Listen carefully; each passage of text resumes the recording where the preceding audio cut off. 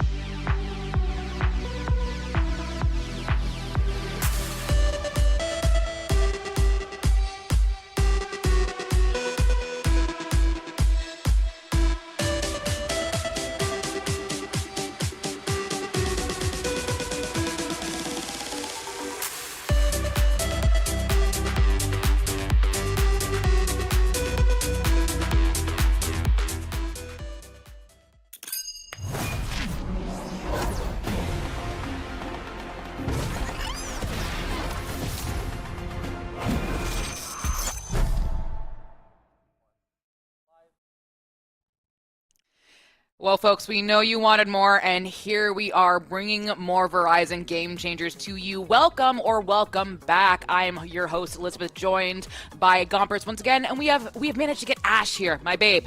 My babe Ash is here, back in the Game Changers seat with us. It's just the ladies were holding it down on the desk today. Ash, I'm gonna go to you first. You weren't here yesterday, so how are you feeling about joining us today on the second day?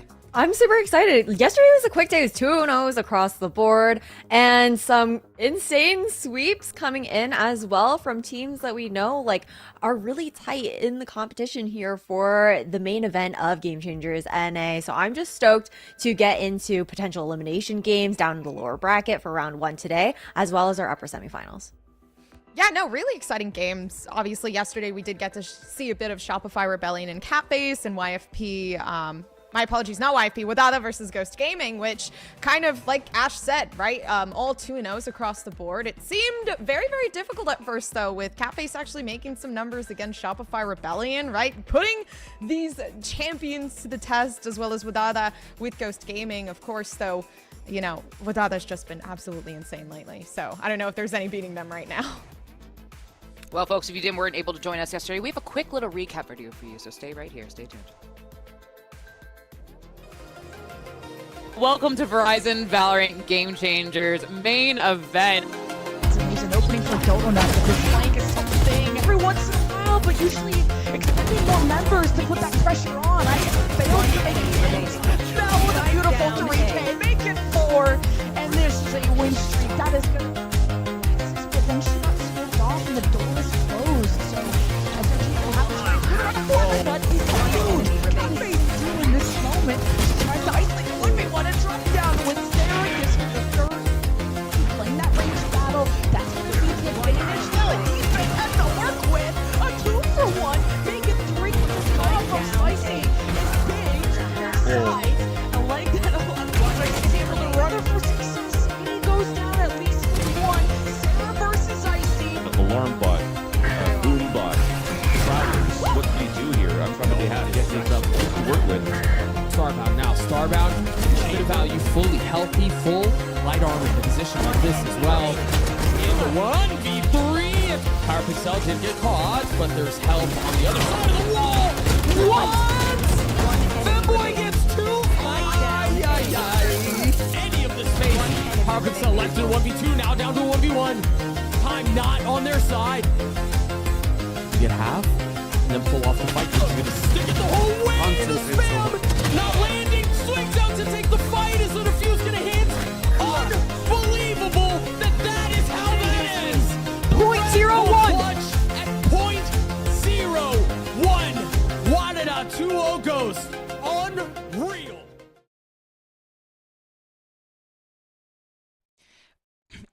Well, folks, if you're just joining us today, you saw how much you missed out on.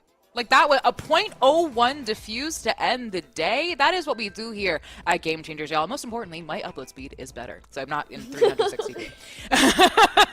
But thank you for your patience, and thank you for joining us here on the second day. But if you want to see how things have shaken out, how did we get here, let's check out that bracket for us. As you can see, we have some nice lower matches, but also we still have our upper semis to talk about too. It is a classic double elimination bracket. You know, you lose once, you have one more chance at redemption, but if you lose there, you are out. Classic double elim. Ash, this is something, it's a forgiving bracket. If you mess up and things don't go quite your way, you have a little shot of redemption in the lower bracket, but it is more work to go through the lower bracket. Oh, it definitely is. You say forgiving until today, because we do have like the first elimination matches coming out, but yesterday was very forgiving in that sense. I think that when we're looking at who actually made it in the upper bracket as well, it was pretty crazy to see that YFP actually ended up taking that series up against FlyQuest Red in that 2-0, when the last time these two teams faced off during kickoff, it was that 3-0 there in the lower bracket final that FlyQuest was able to take for themselves. And it's just insane that it shows, like, honestly, anything can happen right now in Game Changers. All of these teams are so good, and the upset potential is going to be massive here for stage 1. Oh my gosh, yeah. I mean, being able to take a map off a team that originally had gone, I believe it was like, what, 2-1 before on you. So you can see actively like the development that we're facing within the main stage. And it's nothing like Swiss. It's nothing like closed quals, right? People are changing their compositions. So it's super exciting to see. Well, it's gladly, I think, you know, it's one of those, it's the main event, right? Put up or shut up. Show us what you got. And a roster that certainly, as Ash was saying, showed us what they had is YFPX. Truly, again, like Ash, you were saying, this is a team that kind of had this kind of upset moment, a clean 2-0, part of all the clean 2-0s that we had yesterday against FlyQuest Red. And they were convincing score lines as well, Ash. It wasn't just, you know, like, oh, you know, 13-11 or even like an overtime. Our folks in YFPX, like, held it down. Yeah, they were very solid wins. This is a team that went 4-2 during the Swiss stage of stage 1 as well. And I think that what I really love about this roster is the flexibility that there is for this team, right? The fact that you've got players like Melia, like Corrupt, who have just so much depth when it comes to these roles, to their agent pool, and how that all comes together for YFP to bring out some crazy compositions, and change them up. Like sometimes every single time we see them on a map is something new, and it makes it really hard to prepare up against this team. Yeah, it's cool too, because this team isn't just, you know, it's not just YFPX. It is the core, I guess the main 3 core people of this roster, Corrupt, Nor, and Melia, have been here for quite a while. And back then, they actually did manage to take a map against Shopify, Rebellion, Gold. So to see the progression to, hey, we're not afraid to swing at this big giant that's facing us today. We've taken a map from them, and we've improved. You can see it within their gameplay throughout the Swiss stage. You can see it within the closed qualifiers. Today, especially, they've made it to the upper bracket, so it's not like they're going to go down without a fight. Gompers, I'm glad you mentioned Melia, because I want to bring her up and talk about her with you guys, because she has just been so impressive in this stage and this game. These stats are from specifically map 2 yesterday of Lotus, and even on KJ, nonetheless, on a agent that, you know, typically isn't the hero agent that we see, but with that 2310 KD, Ash, what a star-making performance yesterday.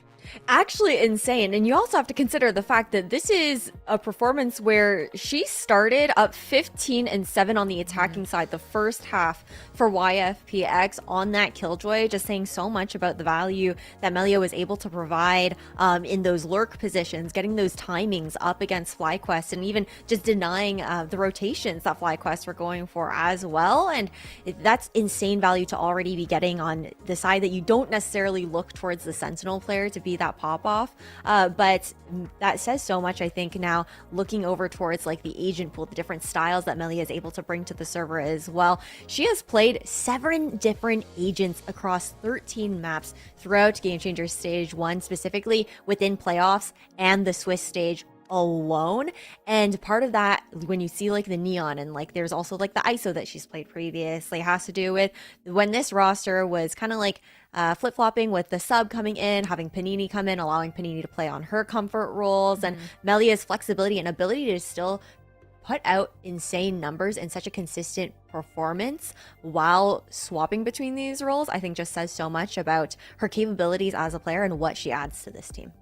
It's good too to have that dynamic flexibility as well, because this team is kind of known for not being able to follow like a set frame of a composition. Hey, we're going to do this, and you know what? We're going to do it more than once and keep this comp because it's working. No, a lot of the time they actually like to kind of change up the dynamic of what they're doing, whether it be switching up the duelist, the initiator, and whatnot. So I'm not so quite sure if that's just because, again, they're trying to find their footing and see what works and who's comfortable on what. But as far as it seems, it's been working every time, and no matter what the change may be, Melia is there to just secure the win and be that confident player. I think also, like, what a boon to have on your team, like you're saying, right? Like, as someone, you, like, when you're going up against a team, you know, like Shopify Rebellion Gold, as they will be doing today, you know, being able to, like, say, oh, what are we going to do? We're going to do this, are we going to do that? That is really hard to prep for that against Shopify Rebellion Gold. And Shopify Rebellion Gold, of course, are a great team. They have FAs, they now have Veer, of course, all that. But it is, you know, Shopify Rebellion Gold doesn't know quite what they're going to be heading up against, but we do know we have Strawberry Belly and Gold here. I can feel like I'm going to say their name all the time. SRG.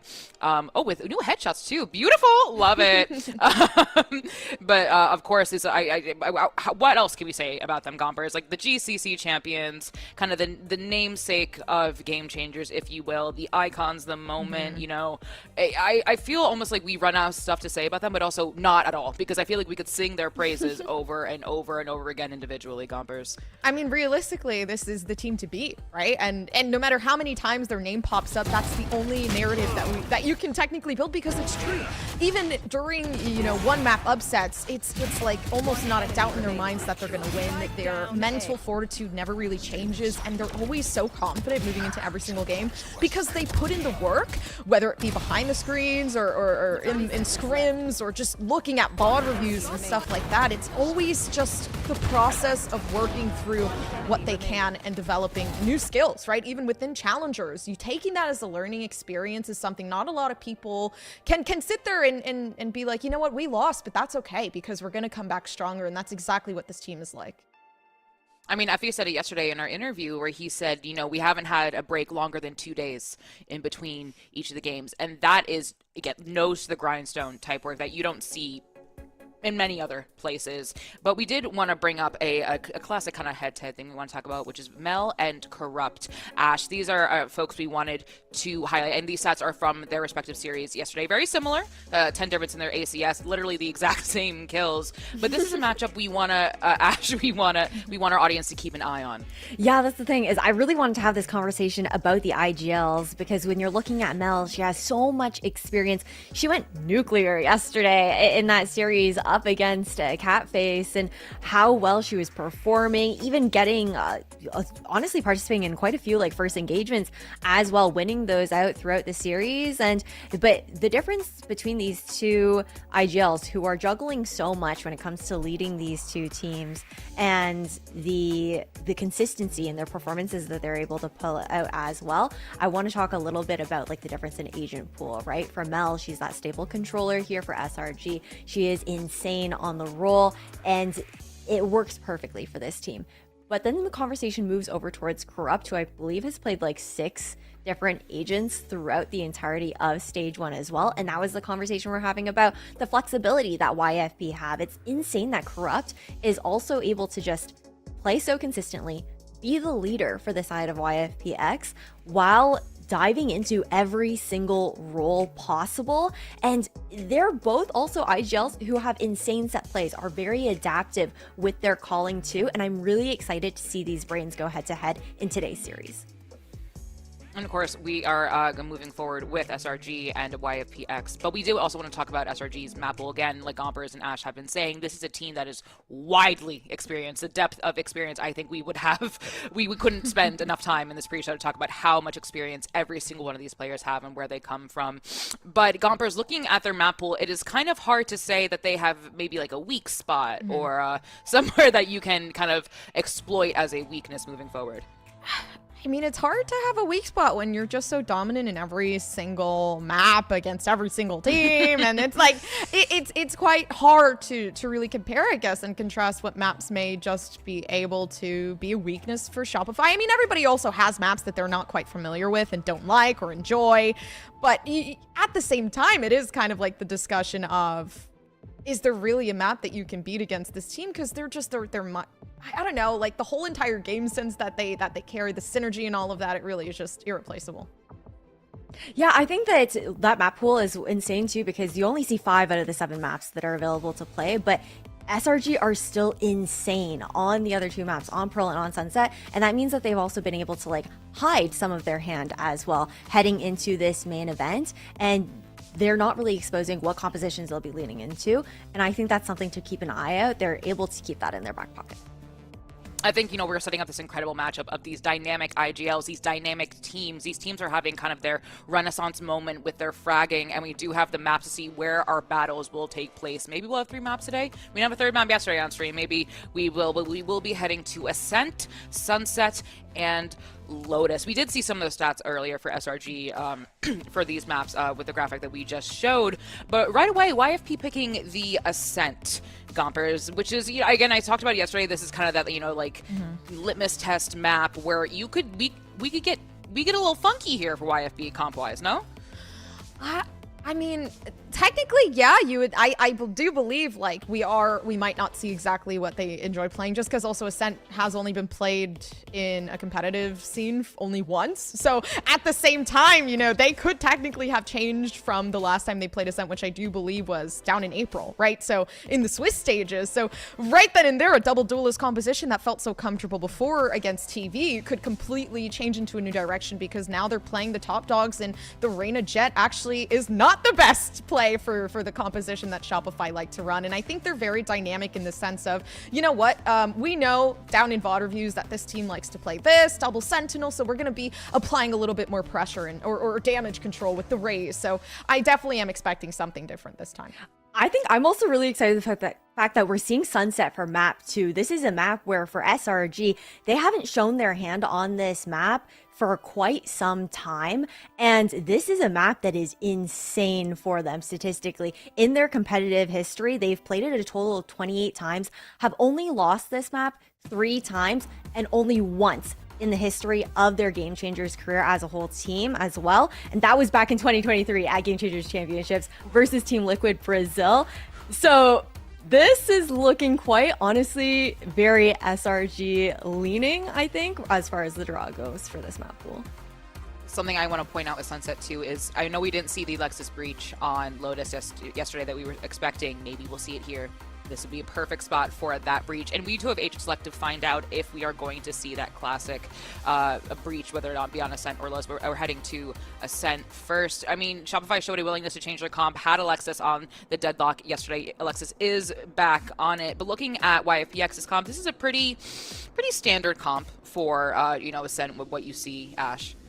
Yeah, it's pretty standard. I think leaning into the Killjoy is something that we don't get to see as often anymore. I think in Game Changers, we do see a little bit of a lean into it's the KJ pick here on Ascent, maybe some of that comfort. So a different look compared to the Cypher Reyna comp that we saw YFP using before. So a lot more, like this is bread and butter Ascent, right? So I'm going to be interested to see how this kind of pairs up with SRG, who are running the new style Ascent, right? With that double sentinel. We saw Alexis debuting on that deadlock, which I think was really cool.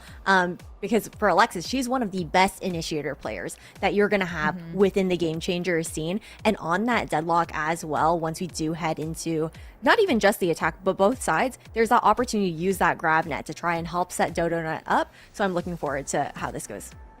I like it too, because this is completely different from what we've seen from YFP before, right? Before they ran like a Jett and a Reyna kind of double duelist composition where you're also running the Cypher as your sentinel, and it almost felt more as though they were playing for the attack, as to where now we're finally getting to see a bit more into that double initiator comp. And I'm assuming it's just because they want that extra stability in terms of knowing that Zoriental can handle themselves. But Zoriental and Corrupt actually as a duo ship play so absolutely amazingly, and I'm excited that we get to see it here, because whether it be the Omen blinds just pushing forward to allow Zoriental to kind of push for those extremities and maybe those outward attacks on the defense, we're going to be able to see it. But with the addition of having now 2 initiators just back to back, I really do think this is the best that YFP could have done with what they were given. I also want to highlight that we have that Mel and Corrupt head-to-head that we highlighted, and they are both on Omen, which we could not have asked for a better agent select for this, but we do have our game ready, and I know just who to send it to, our favorite casters, Van Silly and Lemon Kiwi. We're favorites! And we're in Dallas. Isn't it so fun in our little casting dungeon? And we're going to have to get loud because it's the semifinal. I like being called this a dungeon instead of a jail. I don't know which one's better, but I think it up from yesterday. Dungeon sounds cooler.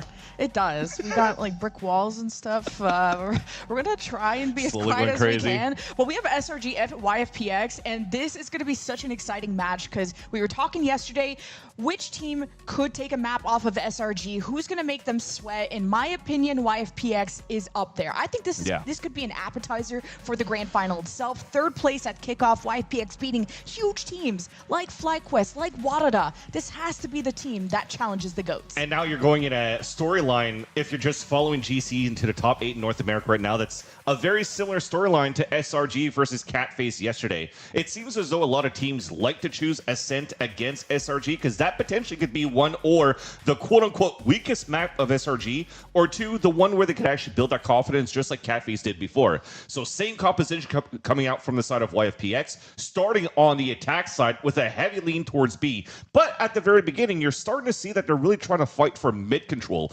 Already pinging, watch out for the catwalk, watch out for M2, where Pizza already has 2 players of SRG. So get ready for an early fight. Now to figure out also where those Sentinels are, and just to be playing mid is such a risk. Crossfire, you got Paranoia, you got a Flash, a lot of util from SRG to be able to fight back through this. Already some action, some contact. Your teleport's out. Good luck, Mel. It's all up to you. But actually, YFPX are not even going to go through market. So there's always a chance for Mel to backstab. But YFPX not going to slow down, making progress to the site. And there's not going to be any tripwires to worry about. And this jet has to go through an obstacle course. And there's the backstab from SRG coming from that market side. And YFPX get tripped up over their laces, having a game plan, but that's about to be squashed. It's just Corrupt against the army of Shopify Rebellion Gold. Great preparation coming out from Shopify Rebellion Gold 2. Very slow starts that they had versus Catface yesterday, losing both pistol rounds on Ascent. But this time around, you're starting to see really the beauty and the strength of having the Yuri in your composition. How quick they were to rotate Dodo out to help on the tree side once you had YFP thinking that they create this ruse and rotate from the mid to catwalk repositioning. But they met up with 3 players already there from SRG, and they were in for a rude awakening to kick things off. So unfortunately, a slow start for YFP. They really want to focus a lot of players towards the B side just to try to control some orbs, where Noya is looking to fight close range. And Noya gonna have some assists here. You got 2 shock bolts for the Seraph. They wanted to push this back, but it's the judge and the executioner from Noya. And you just dismantle this, and this was already a flawless pistol.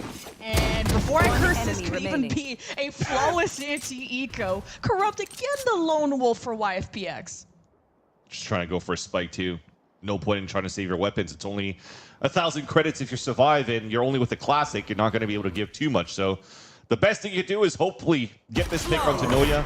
But it is Sarah that's going to peek anyways. An easy anti-eco, as you just mentioned here, Jen. But not needless to say, you're seeing 2 rounds for YFP that they had a game plan as soon as the barrier came up that was immediately snuffed out here by SRG. So this head-to-head battle that Ash was mentioning between the IGLs, Corrupt and Mel, is currently leaning on the side of SRG as they've had correct reads, correct positioning too, to just not even allow YFP to get even space control, orb control, or any kills.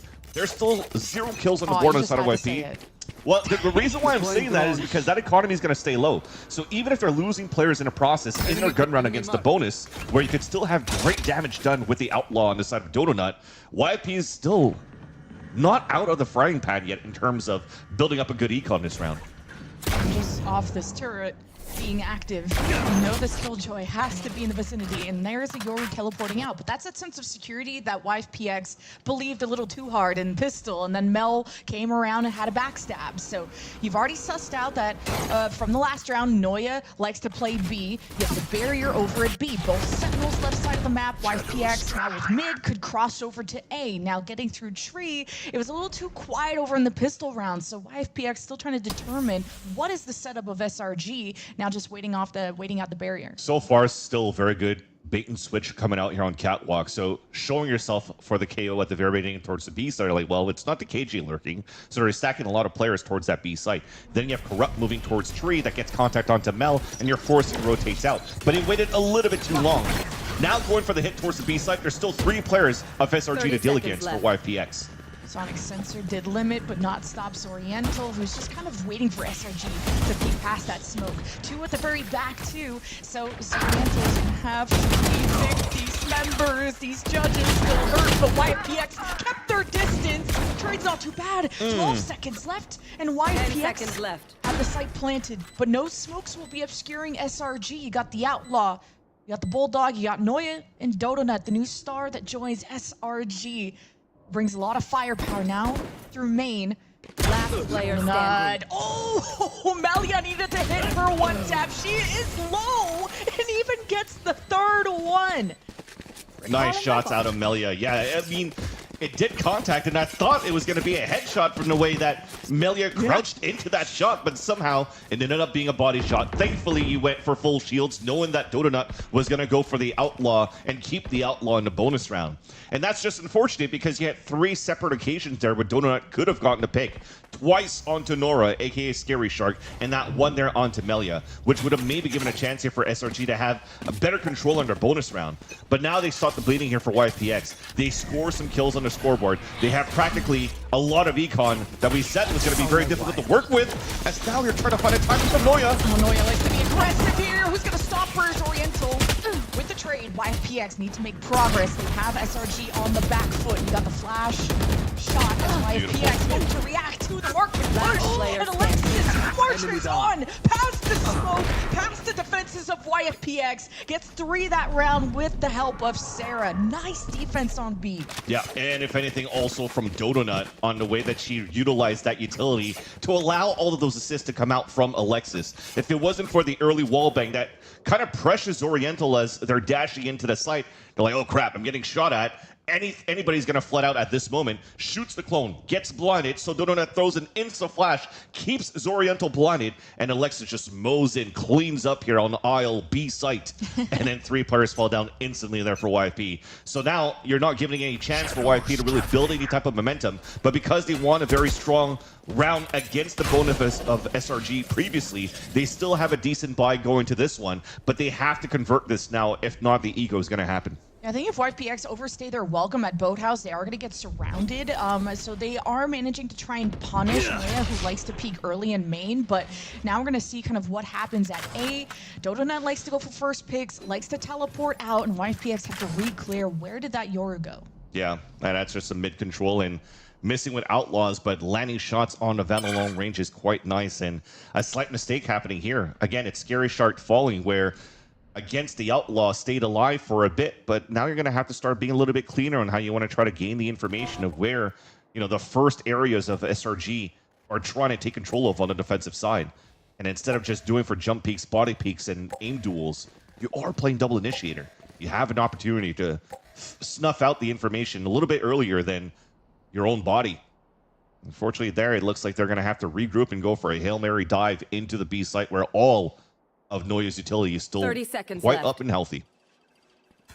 And if they just go right to the site, and maybe these trips won't be too bad, but it's kind of the same dash play from Zoriental, this time not as affected as YFPX start their infiltration, and Sarah continues to be a nuisance. She's always good for one. We'll be at the very back of the site in 11 seconds. Sarah may just prevent them from planting, and there just goes the whole round. Util's too good there.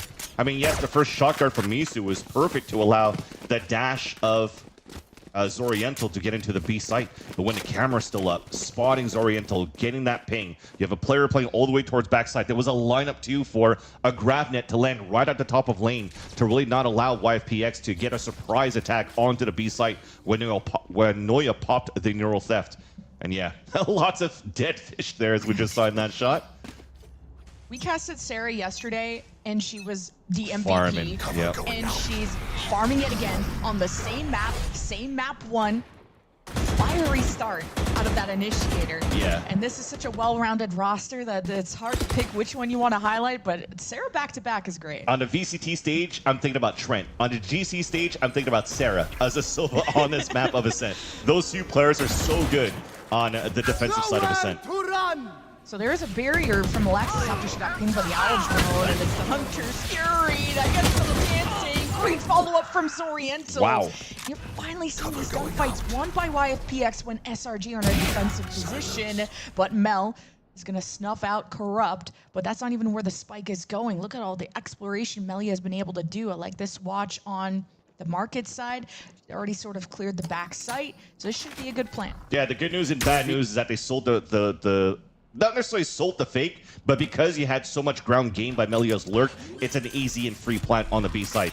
The bad news, though, is that whatever they were trying to create and were able to create in terms of opening towards the A site didn't render into any weapons be able to get picked up here by YFPX on their eco. So they have to hold together with Sheris against a double rotate. This is all going to get heard, but even if it gets heard, it's still Sheris versus 2 Phantoms, and you're playing to perfection for SRG to stay as a group, to utilize the weapons to your advantage. We have Recon too. But now knowing they just don't have time to go for the scouting, needs to have a lucky flank, and it's Melia working with her in Boathouse, but Mel slipped past her defenses. This is a thrifty opportunity for YFPX, and time is running out. Mel is gonna try to get it to halfway, and YFPX have finally humbled SRG. And that was looking so good until you kept the patience for YFP to not overswing. One person was beating with the Sherry shots, but the second one, being Melia, tucked inside the shed, did not swing out to overextend herself to try to get the pick. Right over here, that kill onto Sarah was everything, because they stayed as a group, and then once you realize for SRG that you're pressed on time, a mistake is bound to happen. And thanks to that, all that util coming out from Misu on that 2 versus 2 was beautiful for YFP to convert a thrifty round. And that's going to have to hurt in the economy of SRG. They have a pretty decent buy. It's a full gun round. The op is back out with an Odin this time around from Sarah. But overall, this is going to be a save for either team that loses this round. So this is a huge swing round in this round number 7. The barrier almost hit this Jet in the noggin. If it's not that, it's a bullet. Zoriental down for the count, while the rest of YFPX have to pick up the pieces. There's Alexis in the background. She's so well protected, and I guess she just exposed herself, and YFPX hunt her down. Mel's a continuous nuisance from the glass side, and YFPX are aware of this even from back into the pistol round. And Noya continues to let it rain. YFPX, even with thrifty, just couldn't carry this momentum into this rifle round. It's Melia in a 1 versus 4, and then the silver lining, she's got this quite planted. Catches Mel trying to throw out some util. No more. Noya, that tree, staggering in. Noya keeps calm. And thankfully, finally, somebody's decide to step through to have the better timing. It wasn't cleanest timing for that trade towards the end there from Noya that got that pick, but it should have been way cleaner in a 4 versus 1. At some point, it looked very doable there for YFP to clutch that out. And those pings, silver linings, and what helped SRG to propulse the retake to this moment where Melia almost clutched it. Great movement in isolation there. And that's something that was highlighted on the desk for YFP's side. Playing as a Sentinel, playing quite well and understanding it too, where the timings would be, and something to look out for here for the rest of this game on the side of YFPX if you're hoping for their comeback, hoping for the upset against Shopify Rebellion. YFPX are keeping these rounds close and even clutching every once in a while without their duelist being the one that is muscling all these kills. So YFPX not giving up until it's over. Great first blood out of Melia. They got one thrifty. Could they even do it again? Now there's a lot of sonic sensors and a barrier to get through tree. And YFPX knows a big threat on the flank is these players on defense around the tree area. So YFPX will have this util drone up, see what's in market, force a teleport out of Donut. We'll see what's next. And that util's still up. Right now, similar storyline of before, YFP's just waiting for the wall to dissipate. As soon as it's about to drop, oh, I love it, the net's getting ready. As soon as some noise is being heard. I mean, we are kind of nerdy playing this game. Annihilation. Actually, Cocoon, but it's also good protection for someone like Alexis at the back. The Annihilation is confirmed, and it's the last one left. It's a whole squad of SRG also not staggering in, not going for 1v1, so really securing that round. And you have to give the props to the conversation of what's happening inside the map here for SRG, despite them being in a 4 versus 5 scenario, losing Noya in the very beginning. At that mid round, when they hear the drone coming out from Donut and she TPs away, the counter drone from Sarah goes out into the B main. So once you realize that there's still no pressure on that B side, that it has to be leaning towards A. So that's why Alexis was propped up with all of her util. Stall from the grab net, Annihilation to grab one as well, allowing Donut to reposition to even get an op kill. So great calmness being shown by the side of SRG on the anti-eco. You should run. Melia continues to open up these rounds, set up YPX for success. I want to see a bigger impact from Scary Shark. Hasn't registered any assist, so these pop flashes, these KO knives, can you suppress? Can you do anything? Well, at least playing for now is the lockdown. You've teleported your Omen into the back site, so YPX have the space, but SRG are lurking around the other side of smokes, either waiting for these to go down or swinging at the opportune time. Now nothing obscures SRG, and wait, this flight from Scary Shark got called upon her. Roll call has been heard, and YFPX starting to take angles around SRG. And look, Scary Shark is about to come up from behind Mel, but she's gonna hear it this time. Mel stays calm, and that's what we love about SRG: composure and consistency. But the teamwork from YFPX, the barrel gets spotted from Zoriental. No escape. Instead of staying within the site, now over 2 within the chaos. It's corrupt. That wins it. Kind of wish you just waited that extra 2 seconds because you know the smoke was going to dissipate. The sixth sense was there from both of the players of Mel and Alexis that there has to be somebody or behind the smoke or inside the smoke. And it was played to perfection on Mel's flank. She smoked the turret on the side of Melia, got the backstab kill. Scary Shark made way too much noise to try to just keep, Mel at bay. But so many mistakes came through here from YFPX on a post plant, and they looked very doable in a 2 versus 4 until finally we decide to pressure a little bit too quickly on that 2 versus 2 once again for SRG inside that smoke, and they both get punished. Even if the net caught both of them inside that smoke, there was no opportunity to trade. Money's getting low for SRG, but they got the dimensional drift, and now Dodonut doesn't have to teleport out. She can get in YFPX's face, but first, what is the first move? Where are the pawns being placed from YFPX? What is your opening play? Now, it's the paranoia that is going to limit YFPX. They've really tried to pressure Tree time and time again. That's being recognized from SRG. They're taking a more forward position and staying, instead of being back at glass. Great shock bolt gets Mel down to half. But it's still a crossfire. Good setup from SRG. That is going to be a threat as soon as YFPX do charge in. You have one flash from Scary Shark, and it's just going to be the crash with the pistol. And Donut doesn't get the teleport out. The timing. Zoriental had one chance, and she took it. No surprises. YFPX still knocking at the door. Alexis at the back. Her back's against the wall, but she bites even harder, and we're in a very familiar 2 versus 2. Scary Shark on her last leg. Alexis 30 is seconds injured, left. but SRG will stay at A. YFPX going through market. We'll see if they can spot the rotations of SRG from that right side of the map, but it should be a plant soon. Yeah, I mean, even getting the plant will allow Scary Shark to get the ult available. So once this turret gets broken down, you know they're rotating from that spawn. They have Nanoswarm to delay even more. And yeah, I'm down for this. Pop that ult right away, the null command. Even if it pings and gives you position away, you're not allowing a recon dart, the owl drone, to re-get the information here from the side of Sarah. And Alexis can't really move in with the net either. I cannot use that. Take flight. His suppression is over. So you have a little bit more time to play with compared to that last 2 versus 2. But this market side from Melia doesn't pouring strikes through both. SRG thought they'd be within the site, and Melia says no. The first half of every of these rounds are always on the side of SRG. Macro-wise, when it comes down to the chess game between these two teams, won by the protocols on the side of SRG. But when it comes down to 2 versus 2, and the micro calls, the mid-round rotations, and the positioning, it's all on the side of YFPX. If it stayed clean and you're a little bit on point and on par on how you want to play these 2 versus 2 scenarios for SRG, this probably should have been like an 8-2 so far. But YFPX has so much fight, and they finally broke the economy on the side of Shopify Building Gold, forces them to play an eco, forces Mel to play a Bucky close range here to take control of the A side, which is great. This is a great start here on this side. I would probably start rotating out Dodonut to try to support more towards like Tree or try to go back towards middle. They're just going to wait here.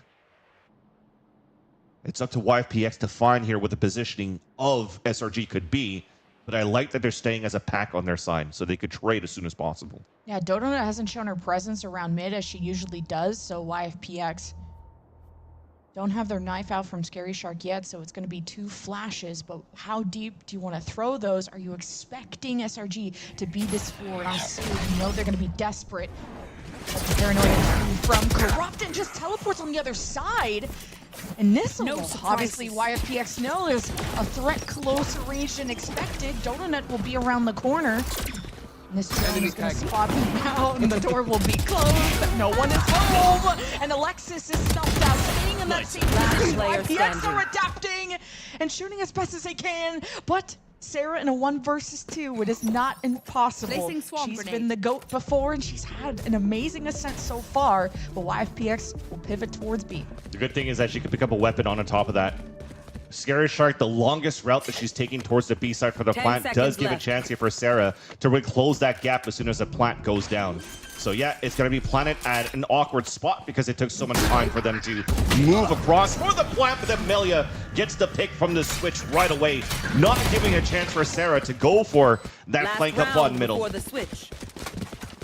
the desk talked about Melia's impact against FlyQuest as a top fragger, and just in the post, she knows exactly what to watch and where SRG is going to come from, whether it's keeping her turret in markets, watching the backside, and listening and trusting her teammate. And that's what's really great about YFPX. They've built this roster for a reason. They bring in new players like Zoriento, who really started competing this year. Corrupt and Melia are a strong core, even back from the Solstice days. And we kind of forgot to mention Misu, who subbed in for Shopify Rebellion, I believe, last stage. So maybe there's some familiarity of Misu knowing the weaknesses or knowing how they like to run things. And that's going to be important to communicate in this timeout. Yeah, definitely. SRG after this timeout, it has to be a conversation from FEs here to just tell the girls to really be more on point in these mid rounds. Especially now when you're seeing these over rotates happen and they're really strong on anchoring and trading on those fights towards the A side or B. It doesn't even matter what side they fight on, but the over rotates that they have gives up so much on the other side of the site. I would probably like to start seeing maybe SRG keeping one player behind on one of those sites to really go for that one-on-one against Melia. And we've seen a lot of that between Melia and Noya at the beginning of these rounds. But you do need to find somebody to just stop the lurk of Melia to give a chance for SRG to have a much cleaner mid-round on the defensive side here of Ascent. There's a ton of ultimates, and this is the last round of the half.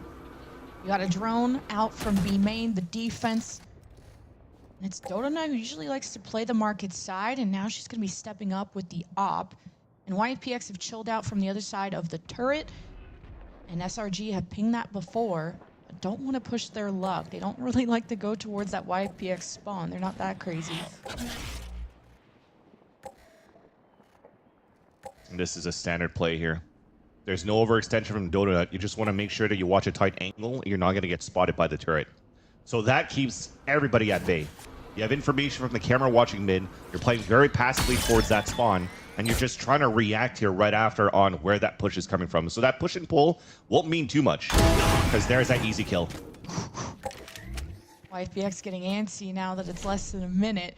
And of course, Misu just droned through tree and just got some of the trips down, maybe hearing some of the sonic sensors. So the Sentinels are very stacked on the right side of the map, but there's also some trips at B, and this hasn't hindered Zoriental too much.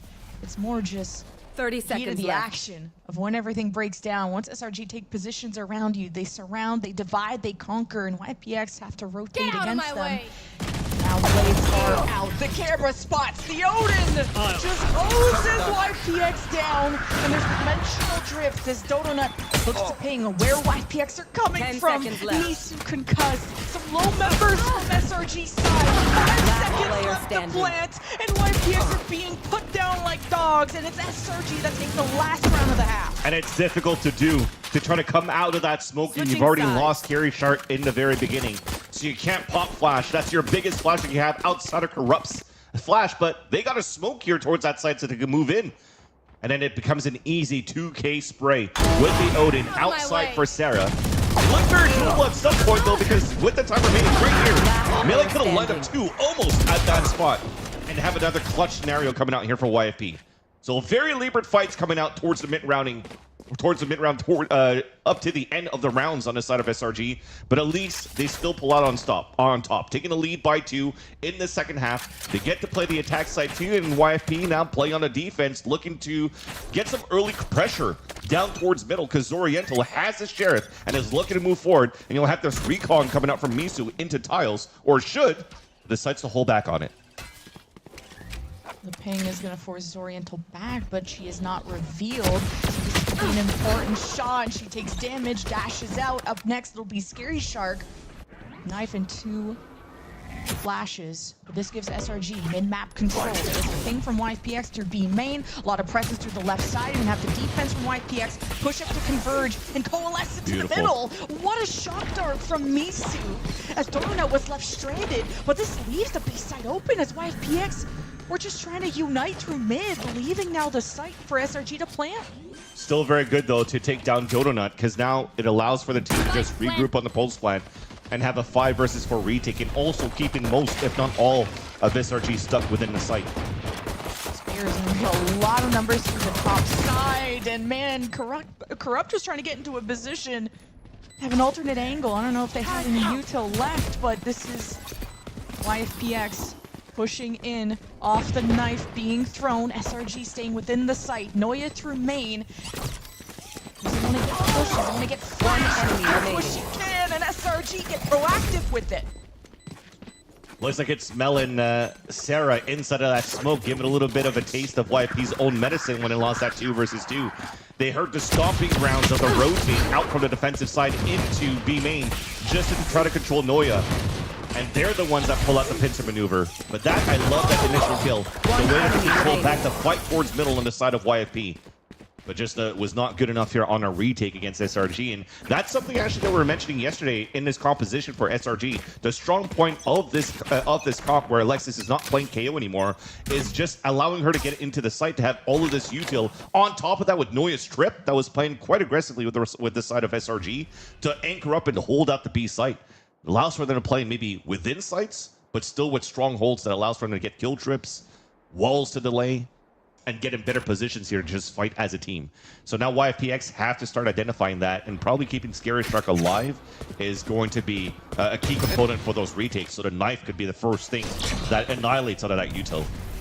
Oh, the recon revealing SRG in main, but that's the clone, so YFPX are not going to bite down on this bait. Look how quick they are to rotate.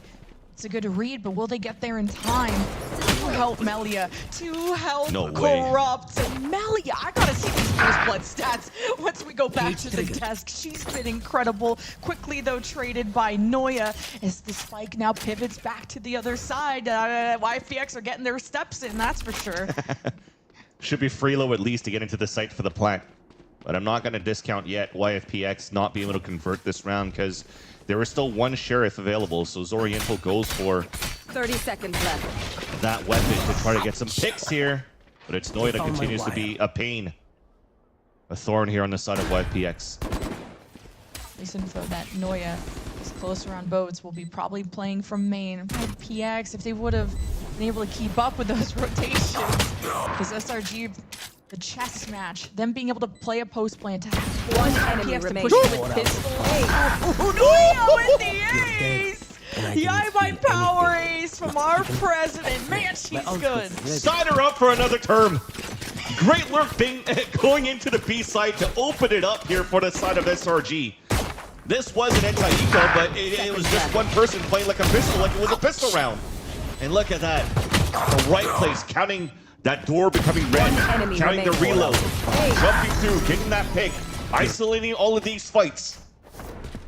And Noya, again, has been one of those players in GC since probably the tail end of last year that really started putting up consistent numbers as a Sentinel player, and definitely a strong point in terms of firepower for the side of SRG. And Vesk were right about highlighting these IGLs and also just the supportive cast around a duelist and how they've been able to really carry their teams to success. Now SRG the front. Oriental hoping to play bodyguard, but currently netted. I know exactly. Flash trying to find the right timing and not flash your own teammate, of course. No, flash twice. Picking up the Toru clone. It's Noya coming to the tree. And wait, Scary Shark! Woo!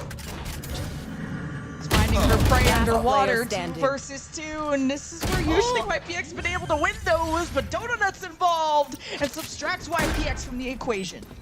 This is where it starts getting Move in dangerous after too when I strike. Donut is also wins. warming up. Very clean, not given a chance here for YP to even react when they actually spot players, when they actually spot Donut into the duel.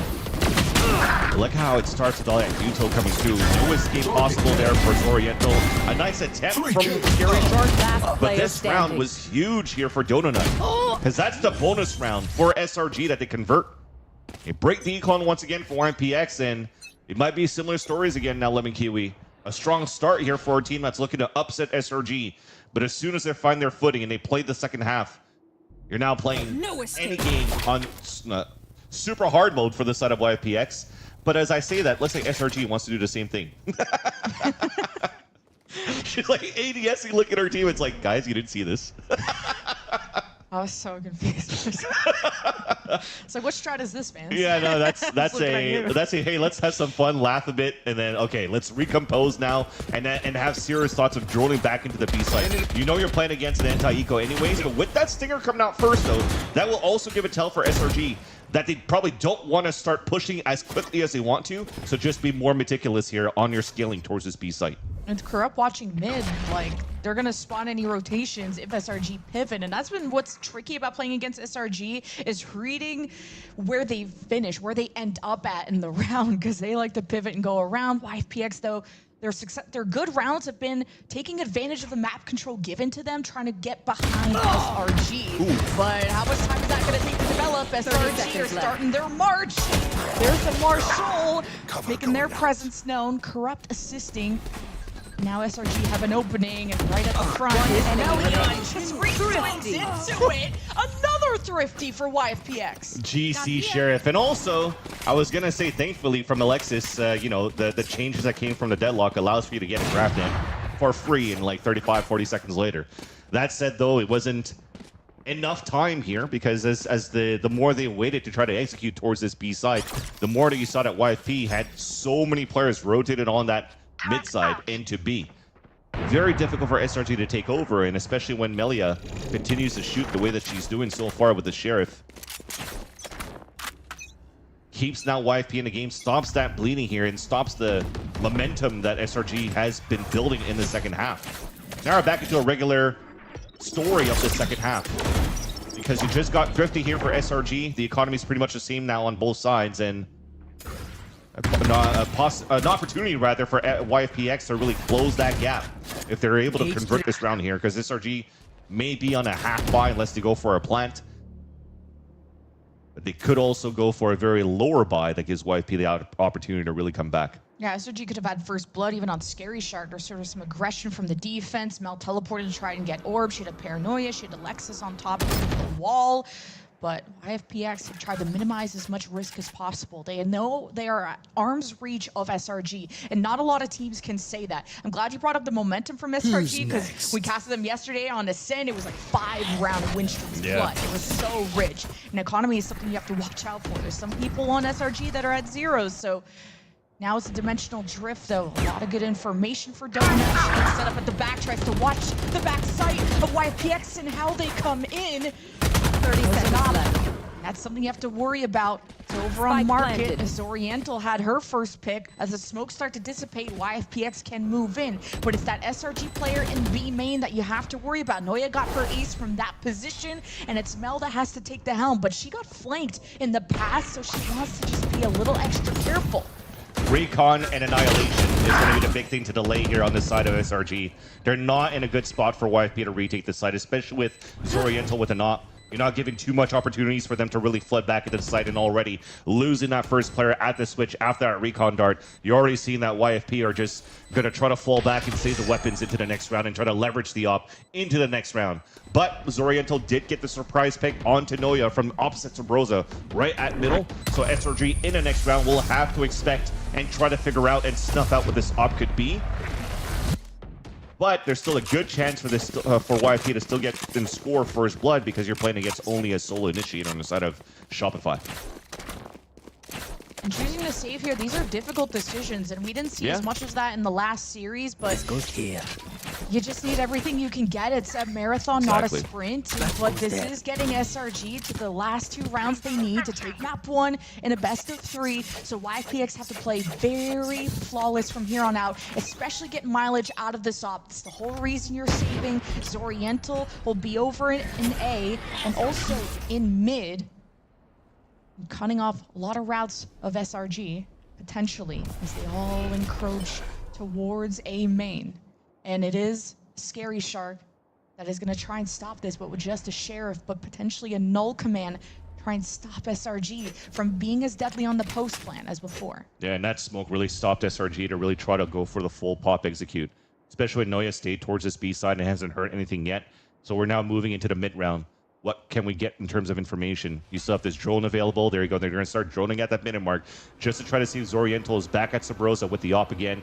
Clear as that spot. And now he could just start isolating, taking control of middle and pivot in the last second. And Zoriental just waiting for that timing. We were missing that smoke on Catwalk. Yeah, and Zoriental is still there, but SRG, they said before, not going to fall for the clone yet. SRG now move towards market. Hunter's Fury from the very back of the site is going to create a bit of an obstacle course, and SRG are away from their spike carrier, and Zoriental and the rest of YPX are left with SRG. A must-win round for the defense, and it's just Alexis against the 4 of the defense.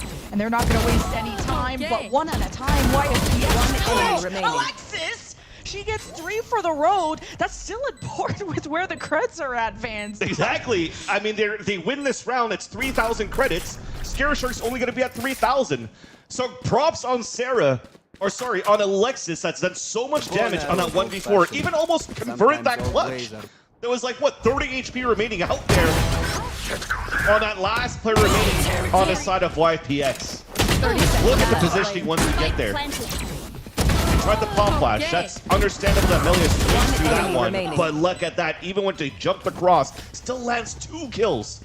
But thankfully, they're able to stay alive in this round. You talked about it. This is a marathon, not a sprint, but your opponents are definitely about to cross that finish line. So you do definitely have to start picking up the pace here on the side of YPX. And they are with a shark attack down towards B main. Hey, Zoriental, I love to see the confidence. She's found the gaps in SRG before, but it's Dodonut with first blood. Zoriental can always respond, though. Her presence in mid is going to cause problem. This SRG, though, they could just commit to A.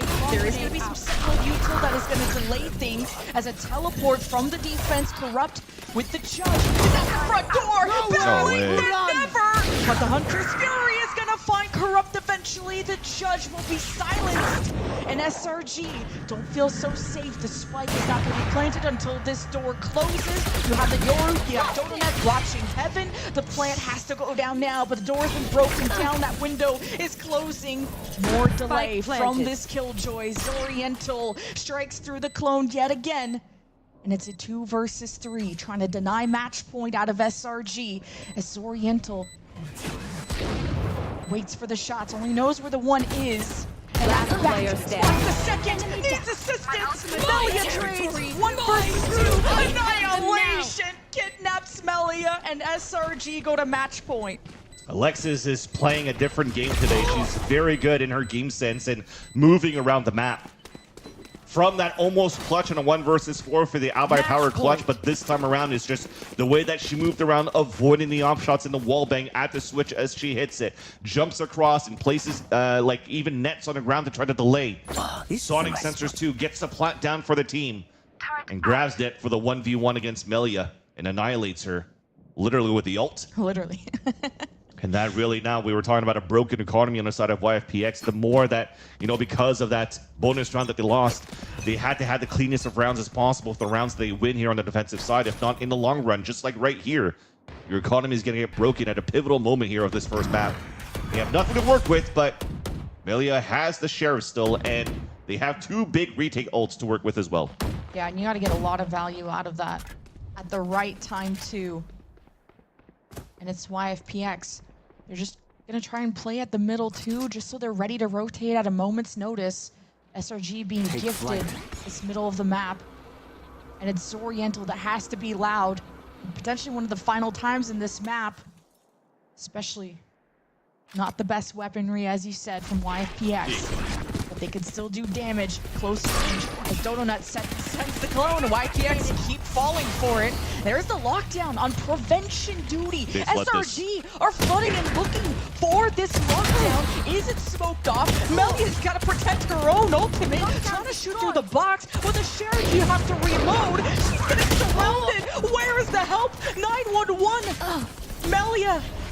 Has she done enough? SRG evacuated the rest of YPX, but the chemistry is there, and YPX live on! What a play coming out from YFPX. It's just the little things too. Melia went for the ult inside of that B site, and I'm pretty sure it was corrupt smoke to try to block it out and try to block too the lockdown, so you can't really spray it moving down there for the side of SRG.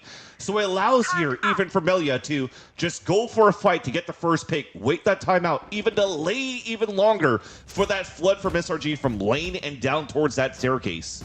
Allowing here YPX to initiate, engage the ult from Scary Shard, not give too much for SRG to work with, and for them to win here, the lower buy. Looks like SRG, they still want to close this round right away. A TP into the spawn and a split into the B site. Mel, she's done this before, but found by YPX, they're quick to rotate. And help is on the way towards B. And it's up to Melia once again. And she's got Misu. They have shot pulls. No time to use the drone, but they swing at the right time as SRG stagger, trip over their laces. They watch for those reinforcements. That's what cut off Mel in the first place. But the spike is down at the worst place. And you gotta walk into the sightlines of YPX. And what a paranoia too from Corrupt. Seals the deal for that round. Yeah. Lower buy that you have for SRG, and I respect the idea coming out here from Mel TPing towards that spawn, but I think she forgot to throw that smoke before she even repositioned on the other side of where she TP'd. Because I would understand you want to try to play that extra smoke as an obstacle for you to try to fight into the long-range spawn, cut the rotates with the Sheriff, and then hide inside that smoke. But instead, just peeked out, got picked off, and really the rest of the SRG was just stopped by Melia's Nanoswarm in the front of that B site. So now I think it comes down to the macro game out of this timeout for Shopify Rebellion here. They got to be a little bit cleaner on how they want to split towards these sites, because the last two was definitely snuffed out when it comes down to the chaos, because YFPX always has the right amount of players going into these fights to fight against SRG. So you're going to try to manipulate the map a little bit more here. You're looking at this round, could be a very simple one as well, to just try to get this orb for Dodonut and just go for the full exec. Utilize the dimensional drift to get that information, to get the players in on top of that. That would allow here Alexis to really have an easier time to throw her utility without the fear of getting shot down, because you found all that information behind the dimensional drift anyways. And they have had plenty of opportunities to take control of the extremities, because YFPX hasn't been doing that too much on their side. They've been doing it a lot of holds here towards middle more. But as I say that, they got 3 players getting ready to fight towards the A main control. I'd like to see Misu fight for an orb too, because they're one away from the Hunter's Fury. But this opening round, if Noya can get a neural theft, if she can get a corpse, this will give such good information as Mel takes a big risk. And YPX holds the line. And even the knife thrown still flashes left. Thankfully, SRG, they're able to recover the spike, and there's already Noya clearing through mid. So it's not the worst case scenario, but this is not good for SRG. And you got Scary Shark holding over in glass, and she could support herself. Was going to wait for Misu to make things easier, maybe with a recon or a drone. Things have really settled down. Big thing here is the president, once again. A pick gets neural theft information for the team, or again, just ult inside the site here to see what could happen, but they realize now that it's a passive play for YPX, that their YPX are looking to play the retake. So they're just going to leverage this time, close that door, try to sell this fake, but there's still just so much utility out from Melia. Alarm bot's down towards middle, the turret's still watching towards B main. Alarm will get sounded, and they should be in a pretty decent position here to try to retake the site against SRG. And there were some corpses for Noya to use in A main, but you just don't want to turn your back when you don't know what's in glass, you don't know what's in heaven. 30 seconds left. Missing a knife there, but they got a flash to get around and at the front. Dodonut tries to get proactive. Noya, her position isn't known. That's the only advantage she has to work with. The spike. Able to have the spike. 15 seconds left, though. She can't stay here forever. Her hand is going to be forced, and that's the window for YFPX to get into the site. No usual for Planted Scary the Shark. spike. Recon is gonna pick Noya. She's gone with her knives out. So YFPX are clawing their way back. This will get them to double digits. Yeah, the idea around there, just to get the plant a little bit out in the open, is that she could pull her knife out and back up faster into the arches, so she could find cover towards that back. And unfortunately, it just bumps the wall as she falls back and gets pinged right away by the recon guard. Could have been a whole different story here if she actually made it through the back of that site, which has been primordial in her performances so far on this map. But it's YPX staying in the game, breaking the economy once again of SRG. And this might be a game that goes into the last round of regulation here. An opportunity now for YPX to really have the strongest buys within the last 2 rounds of regulation if they could convert this one here. Corruptus had flashes of brilliance in that last round to huge paranoias to bring in that experience from challengers into play against GC's best Shopify Rebellion Gold. This is YPX's map pick 2. And out of all of the maps, SRG have only dropped this one, and it was in Swiss and Donut. First blooded by Melia. She is on fire today. They knock him at the door though. The shotgun, it hurts. But Misu strikes harder. And the spike, it's down and it's surrounded by YFPX. They have every angle watched. They're droning through mid. Noya could try and surprise, but wait a minute. These GC sheriffs are something else. Neural theft from Noya. She tried to wrap around, but she knows that YPX are on their tail. She could have a surprise here, but the recon, Noya has to wait this out. Paranoia out from Mel to support Noya. It's not enough to dissuade YFPX from this spike. They stack together against Mel, the IGL, to try to bring victory to SRG. No suppression there. Flash out Mel in safety. And this is a chess match. Mind games. She's not going to check this corner. She's not going to check it. Misu wins that for YFPX. A nice try there, too, for that paranoia. After getting the neural theft out from Noya, playing around, ring around the rosy, back towards that spawn. That paranoia hit on both. That was a free kill coming out from Noya. Maybe a doable round, but towards the end, it's still YFP that are so good on the pivots, on the rotates. You already saw from how they were positioning themselves here on the defensive round was to just leverage the Hunter's Fury no matter where you are. That's where you're seeing Misu currently playing really towards that spawn, back a tree. You're just trying to find information behind what Melia has around the 3 players playing as a group and then leverage the Hunter's Fury towards that spawn to support. And they have an opportunity to do it once again because she didn't even need to use it on that previous round. Yeah. This may go to overtime thanks to this. I'm back. Last round of regulation, as you said. And right at the door, Corrupt has to be big and just gets attacked by SRG.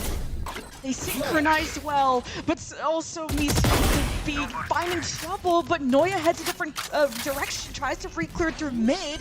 Misu gets a heads up. Numbers are even. Hunter's Fury. YPX could be trying to continue this win streak. They have 4 in a row. And they're trying to go for 5 for the big OT, but the spike has been planted. Mel is flash. Has to take a second. This gives chance for YPX to regroup. Watch their flank. Turret will assess the site. Sarah's in main. She has to watch over SRG within the site. But you never know when YFPX are on the flank, so that's SRG being conditioned. Now through tree, YFPX have a few angles to work with. No util from Scary Shark. Misu with 1 shock dart, maybe to suppress through main. And SRG just have to play for time. Mel and Sarah. Mel isolated. Sarah versus Misu and Melia the M&M. But who's gonna get the L? Sarah just has to play time, denies the fuse. Attackers Red Bull clutch. SRG map 1. A Red Bull clutch to finish it off on the side of Sarah. Just what an ending into what could have been a game that would have gone into overtime. I would have wished, though, Misu using that Hunter's Fury just to counter back against the Hunter's Fury right here on the attack side. But instead, she tries to walk across the cage. Yes, gets the fight on the 1v1, but never really activated with the rest of their team when they were so afraid of Sarah's position of where Sarah could be. Is she going to flank across somewhere? But no, she stays towards that main side, dominates that 1 versus 3, gets the Red Bull clutch, and now makes it even harder now for YFP to even come back in this series, because now you're going to Lotus, where Shopify has been like, what, the G2 of the GC scene, being 7-0 so far on this very map. I don't think it's going to be doable now. Man, but hey, I said that this was an appetizer for the grand That's final. true, that's true. I was not kidding. YFPX have risen to the challenge, but the sun will set on our next map, and we'll see you after the break.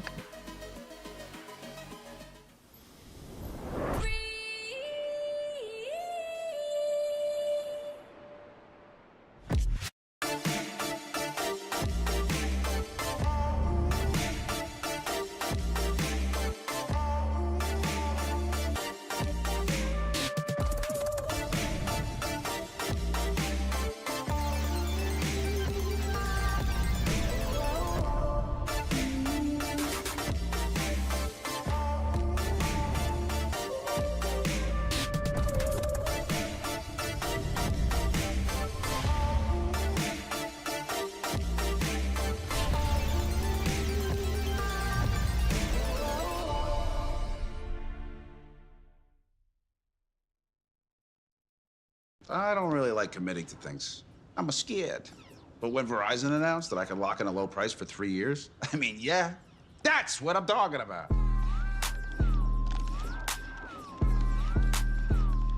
Can you hear me now?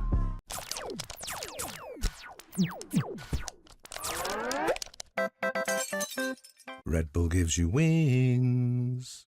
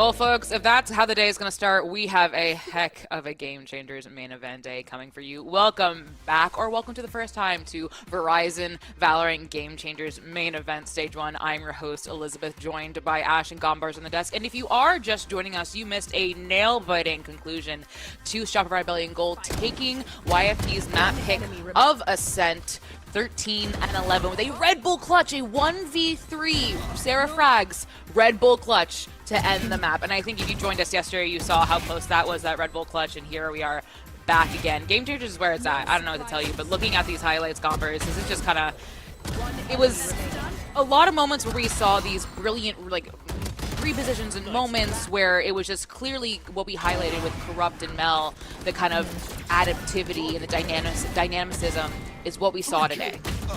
Dude, they were immaculate. And this team in particular just had, I give them kudos because there were so many like big moments where they had an eco round 20, and just the simple act of placing down the lockdown to kind of withhold that push from coming down, or even just knowing that it would force them to rush the site, right? And having everybody else just come around, take their time to give that rotation in, and then be able to play that 5v5 was absolutely brilliant. It converted rounds. It allowed them to have you know, the eco advantage moving forward after they won that round, and they got to get themselves to that 11-13. For YFP, that is such a big feat to just think on the spot like that, and we got to see that a lot throughout the rounds. Of course, though, I'm not gonna lie, Shopify's composition was just better, right? The deadlock, the double sentinel comp, it was almost impossible to get past anything they were willing to push forward.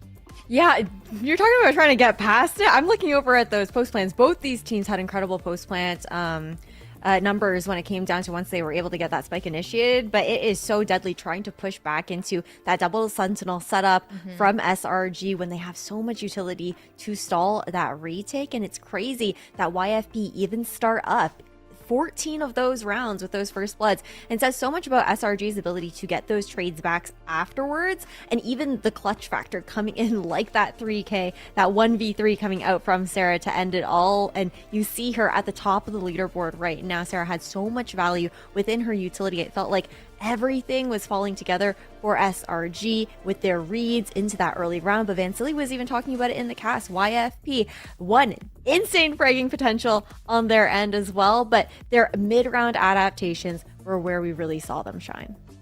Of course, like, talk about that clutch factor. We had a almost amazing clutch from Noya and Alexis on B site Haven. Just kind of this one spot by stairs that just seemed like it was just a little bit closer, but not quite there. But it's one of those things where, you know, it's that sort of clutch factor, those things you can't predict when we have these moments in these games, Ash, where, you know, we can talk about stats all day long, Ash. We can talk about what we know, but moments like these, that's where that kind of like X factor comes from.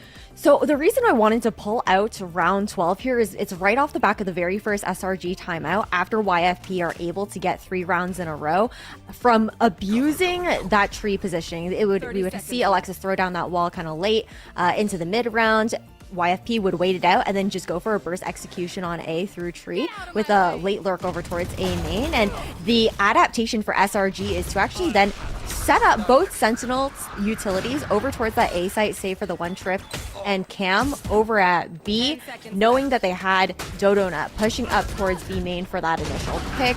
And then it was about that idea of trying to funnel YFP over towards that A site. And for YFP, they were forcing SRG's hand there to make that adaptation on defense, where SRG were able to finally get that advantage going into the second half. But it just says so much about the pressure YFP were putting on SRG to change that up. I don't want to give us a pat on the back, but we did say pay attention to the IGLs, Corrupt and Mel. Just saying, we did on the desk. We knew we foresaw. But we just also wanted to highlight Noya and Melia. I mean, I want to see some 0-7s in chat, as usual, when mentioning our president. But we also want to highlight Melia, where it's someone we highlighted in the beginning of the broadcast, and for good reason, that these two players just, even on the Sentinel role, right, offer so much fragging potential, Ash, where just kind of there's no excuse at this point where, like, if you're on a Sentinel role in your ranked games or wherever it is, these folks show that with the correct positioning, with the correct game sense, that Melia and Noya prove that absolutely they can get it done. Yeah, they definitely can. I mean, talking about Melia, it's just a very similar story to what we saw on that Lotus map when YFP were playing up against FlyQuest Red yesterday. It's the fact that she finds so much value on the Sentinel role when they're starting out on the attack, going 14-8, a big reason as to why YFP were starting to rack up those rounds and keeping even rounds that they're losing close. Had to do with Melia's lurk positioning over towards B, catching Dodona off guard on some of those aggressive plays, and then even breaking down some of the rotations that were coming out from SRG, and then shifting over to the defense. Of course, being able to be that consistent sentinel to lock things down for this team. And it felt like a huge litmus test to see Melia going head to head up against Noya, who's known as one of the best sentinels within Game Changers. This was honestly just like an insane matchup in general. I loved it. I think Melia made history today as well, because it wasn't just like, you know, playing up against one of the best sentinels like Ash said, right? Playing against Noya, but it was also just using your own playstyle and your own adaptivity to your own advantage, which I thought was so creative, because there were so many pivotal moments where I think Melia did kind of carry certain rounds and allowed this team to flourish the way they did. 6 first bloods for a Sentinel, just based off of, you know, using your util and standing back and making sure that, you know, you are giving that information forth while also executing those kills. I think Melia played absolutely amazing today for sure. And of course, that was a 13-11 on Ascent, but that was YFPX's map pick. We will be heading to Sunset, which is SRG's map pick. They'll be starting on defense. And Ash, you were super excited when you saw this map in the beginning when we got our picks and bans, and for good reason, Ash, because this is where SRG can shine. It really is. This is one of their best maps historically. The fact that they've literally only lost it a single time in Game Changers, up against a Game Changers team, that is. So there's high expectations, I think, on the side of SRG. When I look over towards, I'm curious to see what compositions they're going to be pulling through, of course, but when I look over towards the likes of YFP, when they did play on this map, it did end up being that loss for them. And I do wonder what they've taken away from that loss as well. It was that 11-13 up against Ghost Gaming, which is kind of crazy because you think about the fact that the first map that they played that was the first map that they played up against this team, and it was very momentum heavy into that second half. It seemed like they had a little bit of trouble getting started on the attacking side, and with YFP choosing to start out on attack here on Sunset, it tells me that they've changed their game plan, that they feel confident about their approach to the first half of this map. I mean, just to add, you know, like what you said, momentum, right? You know, 13-11 is not bad at all. As you know, granted, the way we lost a map to the Red Bull Clutch is not the way you want that map to end. You wanted to bring that to overtime, but you definitely proved, when push comes to shove, you can put up a fight against arguably one of the best Game Changers teams in the world, the current world champion of Game Changers. Sunset is a pool map that has recently come back into the pool after being gone for too long, in my opinion. We miss you very, very much, Sunset. But this is a real good time to talk about this conference, because we saw it yesterday with Ghost Gaming and where this idea of like working mid was really an issue for Ghost Gaming versus excellent for Warada.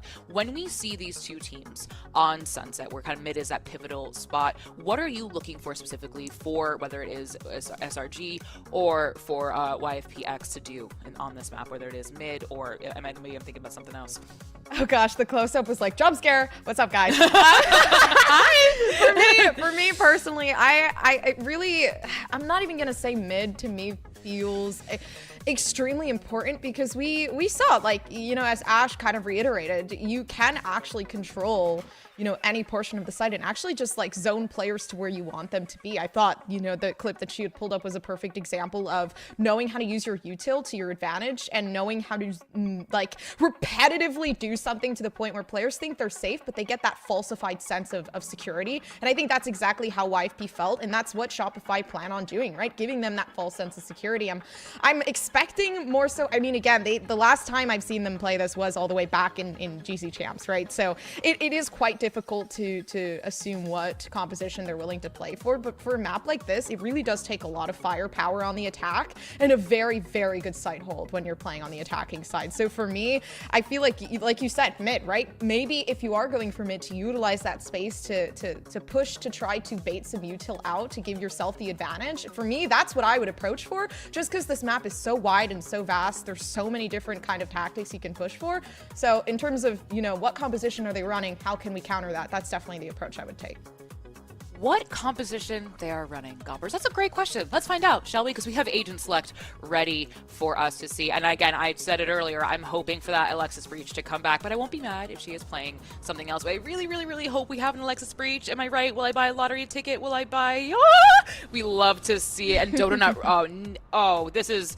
Dare I say, Ash, this comp is exciting, it's explosive, and this is quintessential Shopify Rebellion Gold on Sunset, no? It really is. This is comfortable for Shopify Rebellion Gold. You love to see them just leaning into their comfort picks. This is old style Sunset as well. And I think that that's where we're really going to see SRG shine. Meanwhile, YFPX, they're taking that new style approach to this map. There we have Corrupt, who we've talked about the flexibility that this IGL brings to the table, slotting back into that duelist role with that Yoru to go into the double duelist dive potential alongside Zoriental. I'm interested to see how that synergy ends up working out, with Corrupt kind of playing that disruption and maybe some of the combinations we can see with the concusses coming from the Neon here as well. So I'm really interested to see how kind of like old school versus new school go head to head in map number 2. We've also switched from the meta of having the Breach for YFP. They've actually put in the Yoru, which for me, listen, if you've seen Zoriental and Corrupt play double duelist on Icebox, you will understand why this is actually so insane. I sound like such a nerd right now. No, nerd out. But they are impeccable with a double duelist composition, and to see them play against the championships, right? The composition they won this map on in championships against Shopify Rebellion, to pull out this double duelist comp with Zoriental and Corrupt having like everything relying on their shoulders is absolutely insane, and I'm completely here for it. Well, folks, I mean, I'm looking forward to this one because this is going to be a battle of the minds, a battle of the explosiveness, and a battle of just, can we bring it to a map 3 with YPX and SRG? I have some faith, dare I say. I don't want to cast or curse anything. I'm not a caster, but I do have some faith. But I do know who are casters. It's Lemon Kiwi and Vance in the call. That's us. We're here.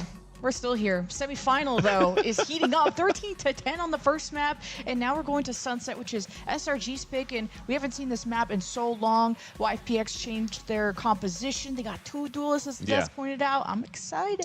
Yeah, the good thing, too, about what Ash was mentioning is that SRG are going back into, like, an older style of this composition on Sunset that was so good during, like, the Breach Neon meta.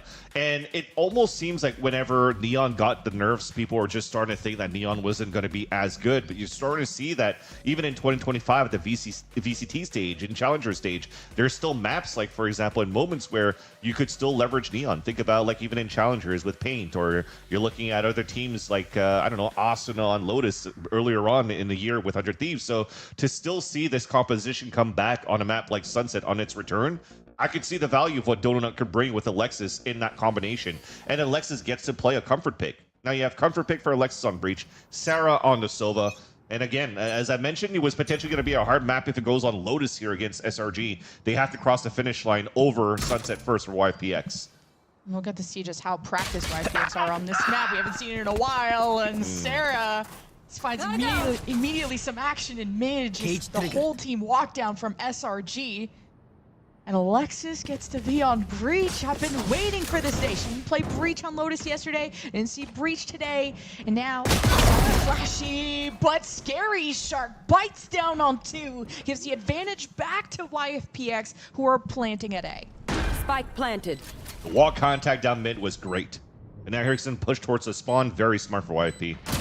Can I spike the one and kind of staggers? The flash is beautiful.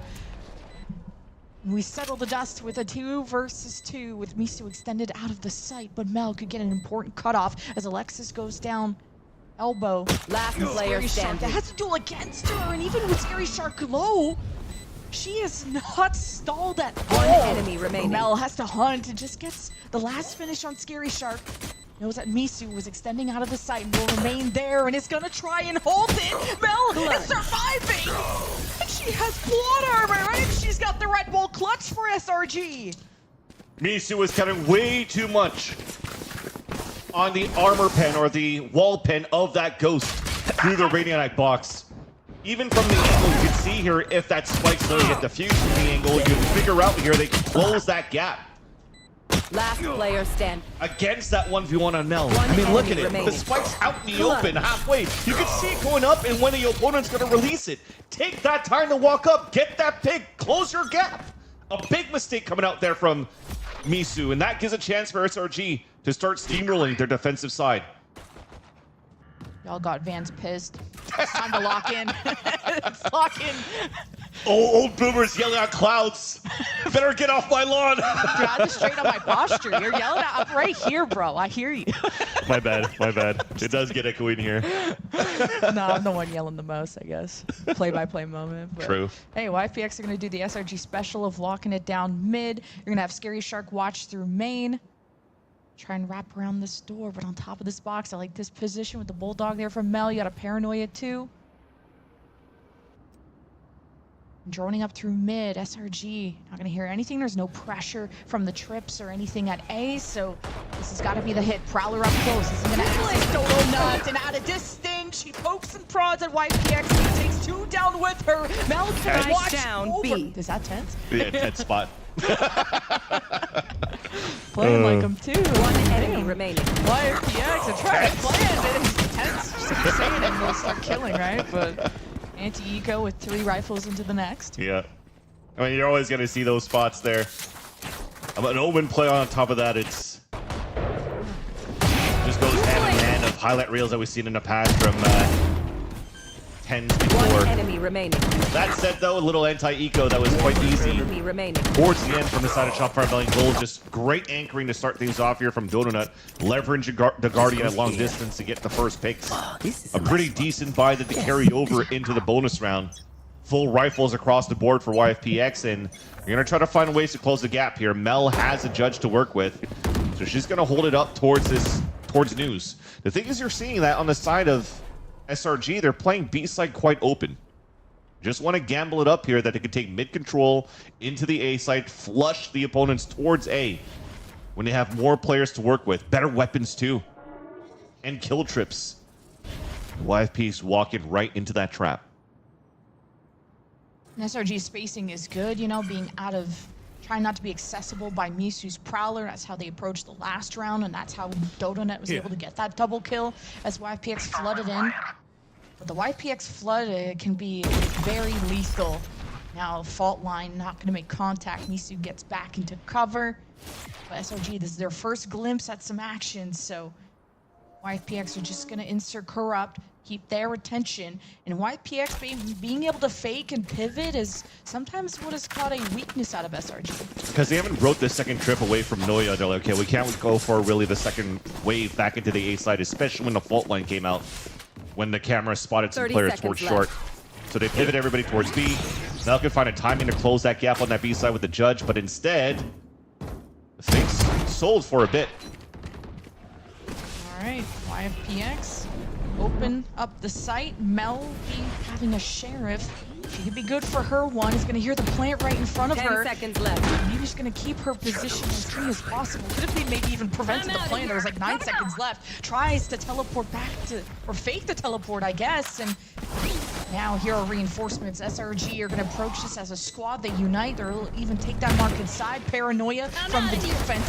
YPX stuck in main and kind of getting in each other's way. So YPX almost aren't even safe. Melia can't get out. SRG going to collapse. Force these mistakes out of YPX. And Misa just trying to keep the spike as safe as possible. But SRG work too well together. Trying to play off-site here with the changes of Sunset. Very difficult to do. You're trying to flush players out on the left side. Too much utility from SRG here to counteract, but there was also a lot of missed flashes coming out here where everybody was just kind of blinded. But the advantage goes back to SRG because they're just tapping that spike. They're forcing the hand of YFP to swing out. And then finally the weapons take him down. So you were talking about here an opportunity for Mel to even stop the planner. And I was expecting that too, because you would potentially won maybe on time if you're lucky. But just her staying alive inside the smoke and never being challenged, it allows here for SRG to flood way easily into the site and not have to worry about a market push or a market hold. And then YFP, unfortunately here, they weren't able to convert their gun round, going back into an eco. But thankfully, because of that plant, they're going for the G2 buy. 4 stingers across the board. And they're just going to flood into the B site. SRG just shot a Yoru clone, so they were expecting somebody to be close there, and this versus a weaker side on the B left part of the map, and YFPX, they don't even get an advantage. They're 5 versus 2, and they've already dropped the body. They don't have the best weapons, but accessing SRG play so close back is so difficult.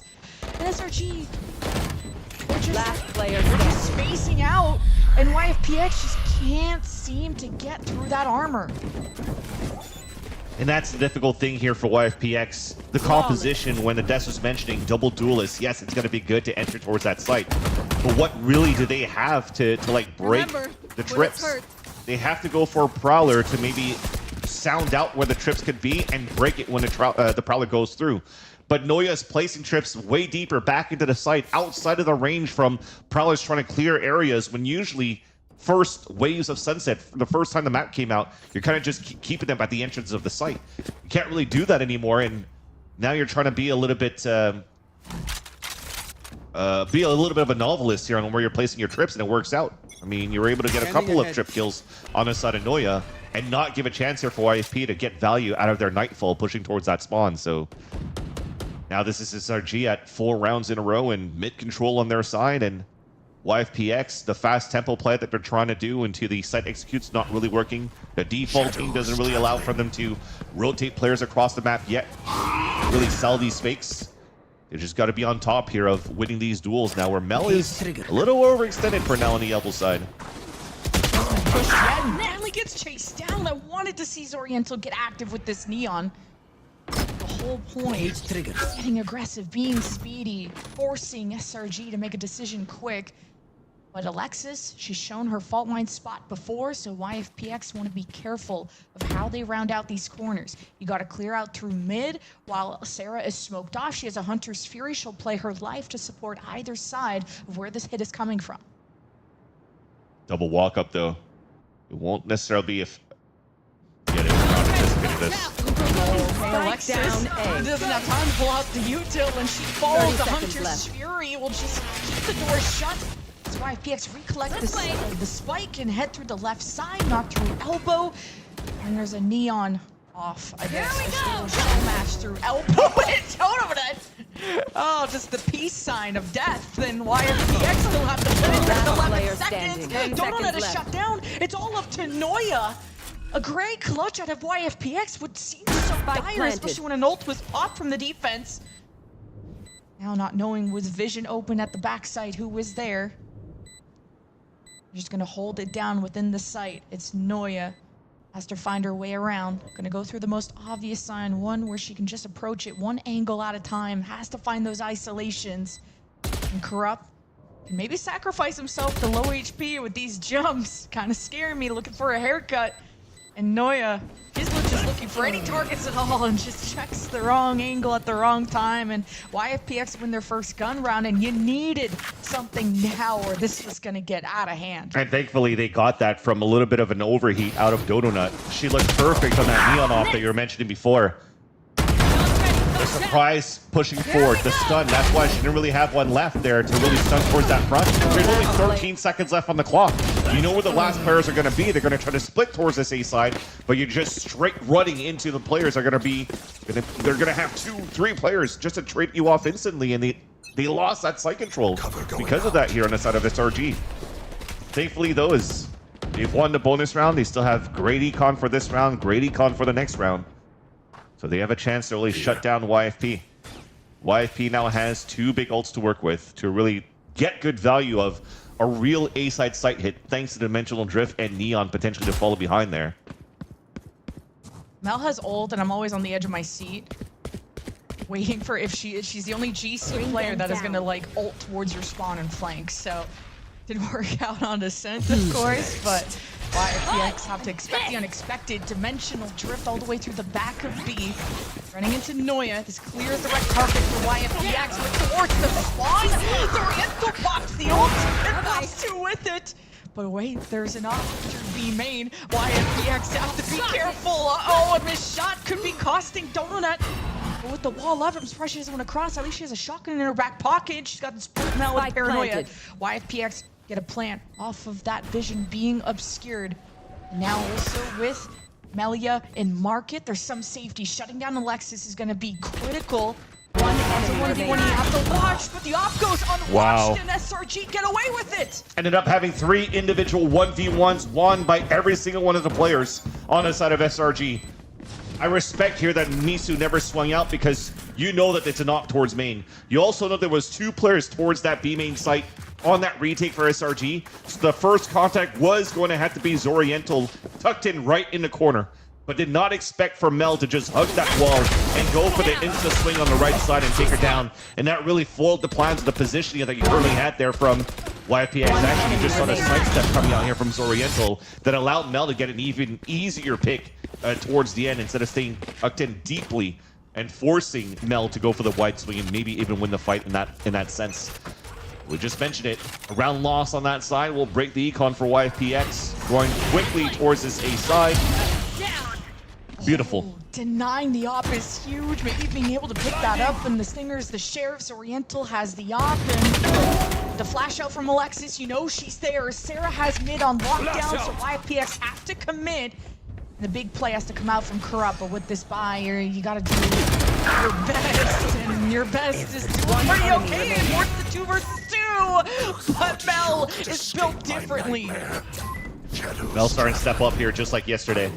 But I do like here how YFPX is taking control of Elbow. That was also the other question that I had of how YFP could really get value of a Neon in the composition when you don't have a Breach to support in that Breach Neon meta. And look how they play it. They go for the Yoru Flash on top of the Haunt so that you get a guaranteed ping if there's somebody playing towards the Elbow. Then the stun that you would have had for the Breach becomes a solo stun out from a Neon that could utilize it while you're sprinting and really close that gap and take your opponent down. So I like that approach. It's just that it uses a lot of utility just to take one side of that map of Elbow. But after that, it's really hard for them to continue to convert towards a split into the A site just because you don't have full control towards the left side. You don't have Breach, stun, or Flash just to really control towards that left side as well.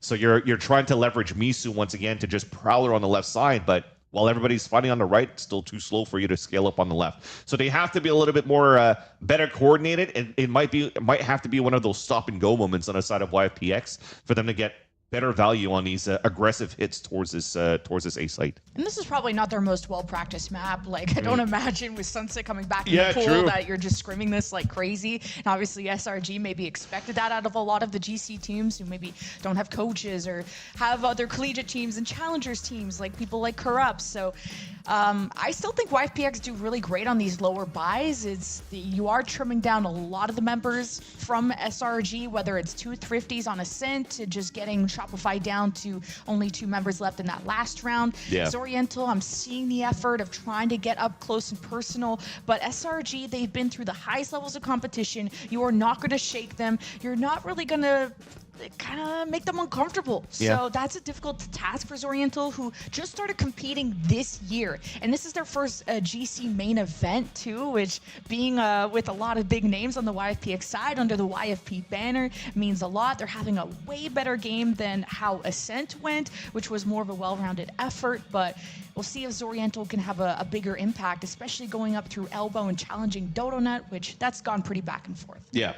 And the one I want to see to get more impact so far, though, as we have this tech pause to be able to talk these through after, digesting the last 7 rounds, is I'd like to see more activation coming out from Melia. One thing that was going very well for YFP on that previous map of Ascent are these lurk plays that Melia was doing here on the KJ on the attack side. And so far, what YFPX are currently doing is, as you're mentioning, stop and go, and then just going for the full site hits without really any lurks moving around and cutting rotations or even being the ones like, hey, I'm actually inserted over here. I gotta pick. Let's just go back and pivot back towards the other side with the mid-routing. They look good in these 2v2s because they were in great positions after getting post plants. So when you're playing this double duelist on the side of Zoriental and Corrupt, it's going to be very strong for them to work in tandem, as we saw from the double ults working back towards the spawn earlier on, a couple of rounds back. But it's also very quick for you to be able to rotate back for a TP on the late pivot if the mid round turns out in their favor. And because you're running this double duelist, I feel like you really miss out on a breach or a second initiator, something that could help Misu. Like 2 and 6, they're having a hard time having the prowlers get deep into site or to have another layer to try and hit SRG. Because SRG are not dumb, they're one of the smartest teams and well-practiced teams in the league. So they know when to play far back, they know how to play against the compositions that they're up against. So the way that the prowlers are not really affecting SRG, they're not even shooting them, they're just playing in cover. Meaning YFPX are not even getting information a lot of the time from these prowlers, so it's not really Misu's fault, but the product of running a double duelist. That's why Corrupt and Zoriental have to muscle their way through these rounds, and it's going to come down to a lot of firepower than sort of the bells and whistles with it. And that's why one of these lurks to activate. You need those two duelists to create that ruckus and force these rotates to happen, and you're able to find better openings that way. And you're already seeing the adaptation coming out from YFPX already. When they're trying to do those hits towards the elbow, it gets stopped right away from Alexis' position with the fault line all the way back towards the A side. So even the adjustment period so far in this game has been all SRG to this point. You've already used your haunt. You've already went for the relay bolt on the side of Zoriental. Now you got nothing left to really try to pressure into the elbow. So you have to give that up. You have to go back and take a little bit of mid control, and they've never gotten that control in the very beginning.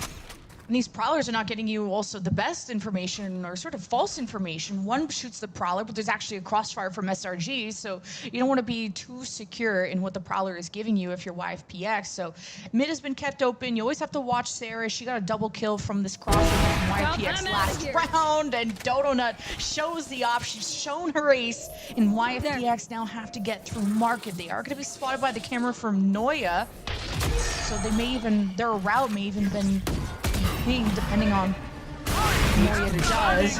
Just the shot through the dark, literally paranoia through the backside. I don't think it got Alexis, so she'll try to support Noya as best as they can. A 2-for-1. YFPX keeps stacking together. It makes it easy for SRG to take these rounds. But wait, Scary Shark putting fear in the eyes, but also running out of time to be scary. And she doesn't even have the spike. She's getting blinded from someone in market. There's no time. You just gotta hope you can keep this rifle and.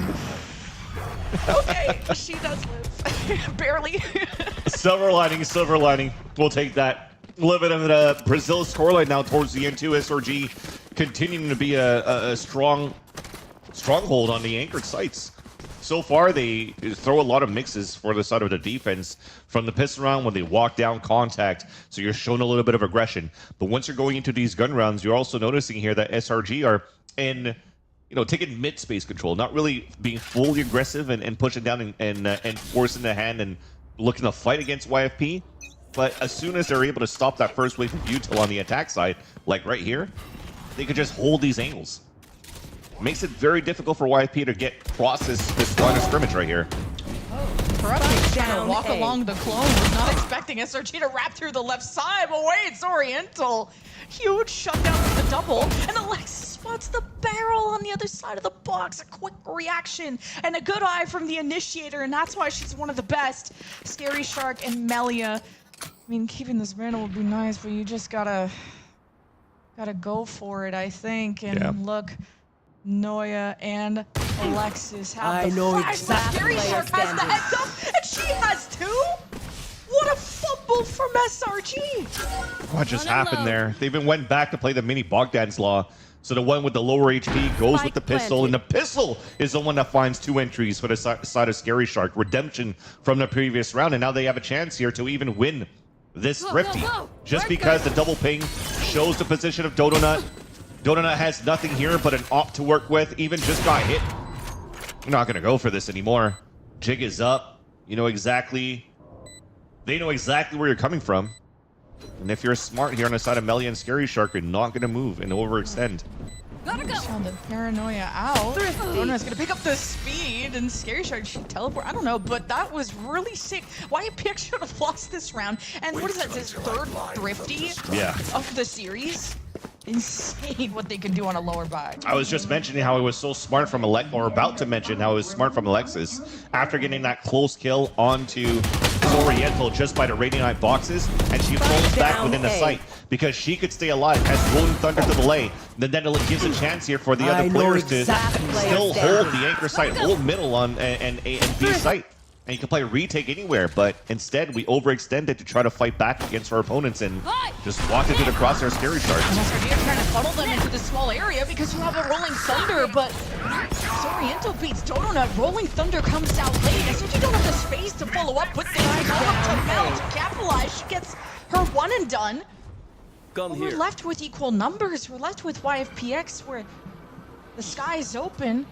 The drone spots one out in the open, so you know YPX haven't left yet. And with Sarah in mid, you'll know when that happens. Yeah, and Scary Shark also TP to meet up with the rest of her teammates, so there's no move into a different side of the map, trying to engage any lurks. So cut the time, try to go for a full site execute behind the Nightfall from Misu.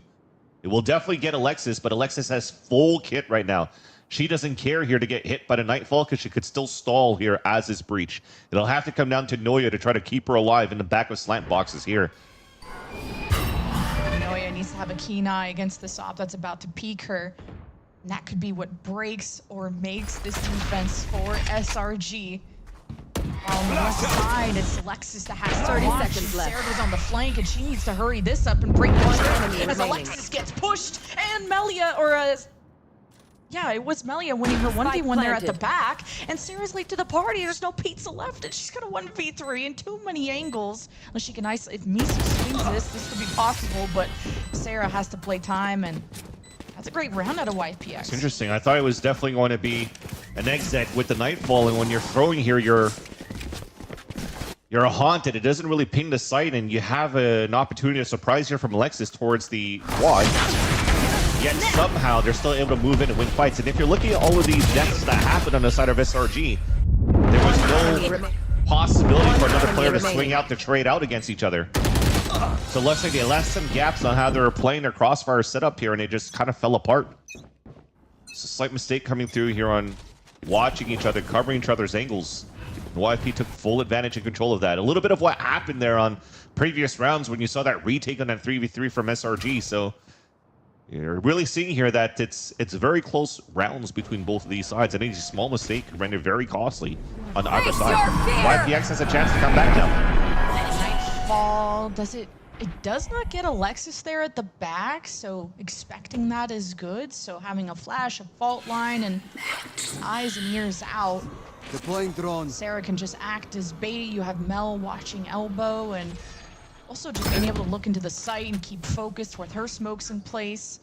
The troops to limit YFPX to give them another hoop to jump through, and Oriental is found. Great win out of Mel to keep elbow on lock. There's also plan B, aka Melia's in mid. She's clearing that. She has her own op. There is an op on B though, so that would be another hurdle for YPX to get through. But elbow is 2-on-1. It's well-timed paranoia, but Mel gets spotted. Great pick from Misu. Now you gotta collapse onto Sarah. One down, one to go, and it's Alexis. She's gonna go for the play by herself. She's not gonna wait. She's the threat in the waters.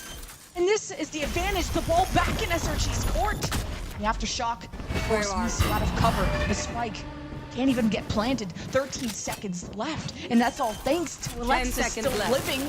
There is no security from YFPX, and it's Dodo with the speed. Wait a minute, Dodo net show. One enemy remaining. What? Last player YFPX is not standing. even over. Both players injured, looking for a band-aid, and it's Misu with the W. And I think it was not only the small miss coming out from Donut, it was a little bit of both here within that round. The cage being thrown by Melia was the key peaks as well that allowed the two players to kind of just stay alive and survive towards that back of the site. So getting that one, playing under the cages, hearing the back and forth, running through the cages for the audio cues, really gave a chance now for Melia, and Misu should have died. Yes, definitely. The stun was perfect and got both of them stunned. on the side of YFPX, but just could not convert to try to stop them down. Finally, SRG, they want to change the tempo. It's their turn to try to regress. Mel is on the flag. I wanted to see this ult. Please don't make me overhype this. Wait, there's a Cypher in the cage. Of all things, she is so unlucky. Mel is at least good for one always, but it sets YFP back at least one. They've done enough work on the front lines with SRG trying to push alongside with Mel. They sandwich YFPX and they bite down on both ends. And look at this teamwork from YFPX. They know they outnumber SRG, and it's just Sarah left to pick up the pieces. That's crazy. What a comeback towards the end here for YFPX.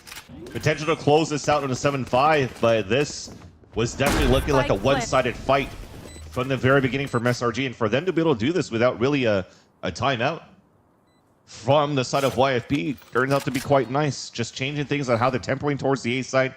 Instead of always fighting towards the elbow, you're taking more control towards the short. And that's what we're talking about. We get into the mid rounds when you're trying to stay alive and you're able to stay alive and not good util left on the side of SRG to play on these retakes. They just fumble the bag here on the side of SRG, and YFP, they're taking full advantage of that. This is now Ascent all over again, but just talked about it in reverse on that half, where YFP was able to play the comeback. We still have a 7-5 half, but good here on Corrupt. The IGL their way out here for YFPX to really not let SRG run away with this game.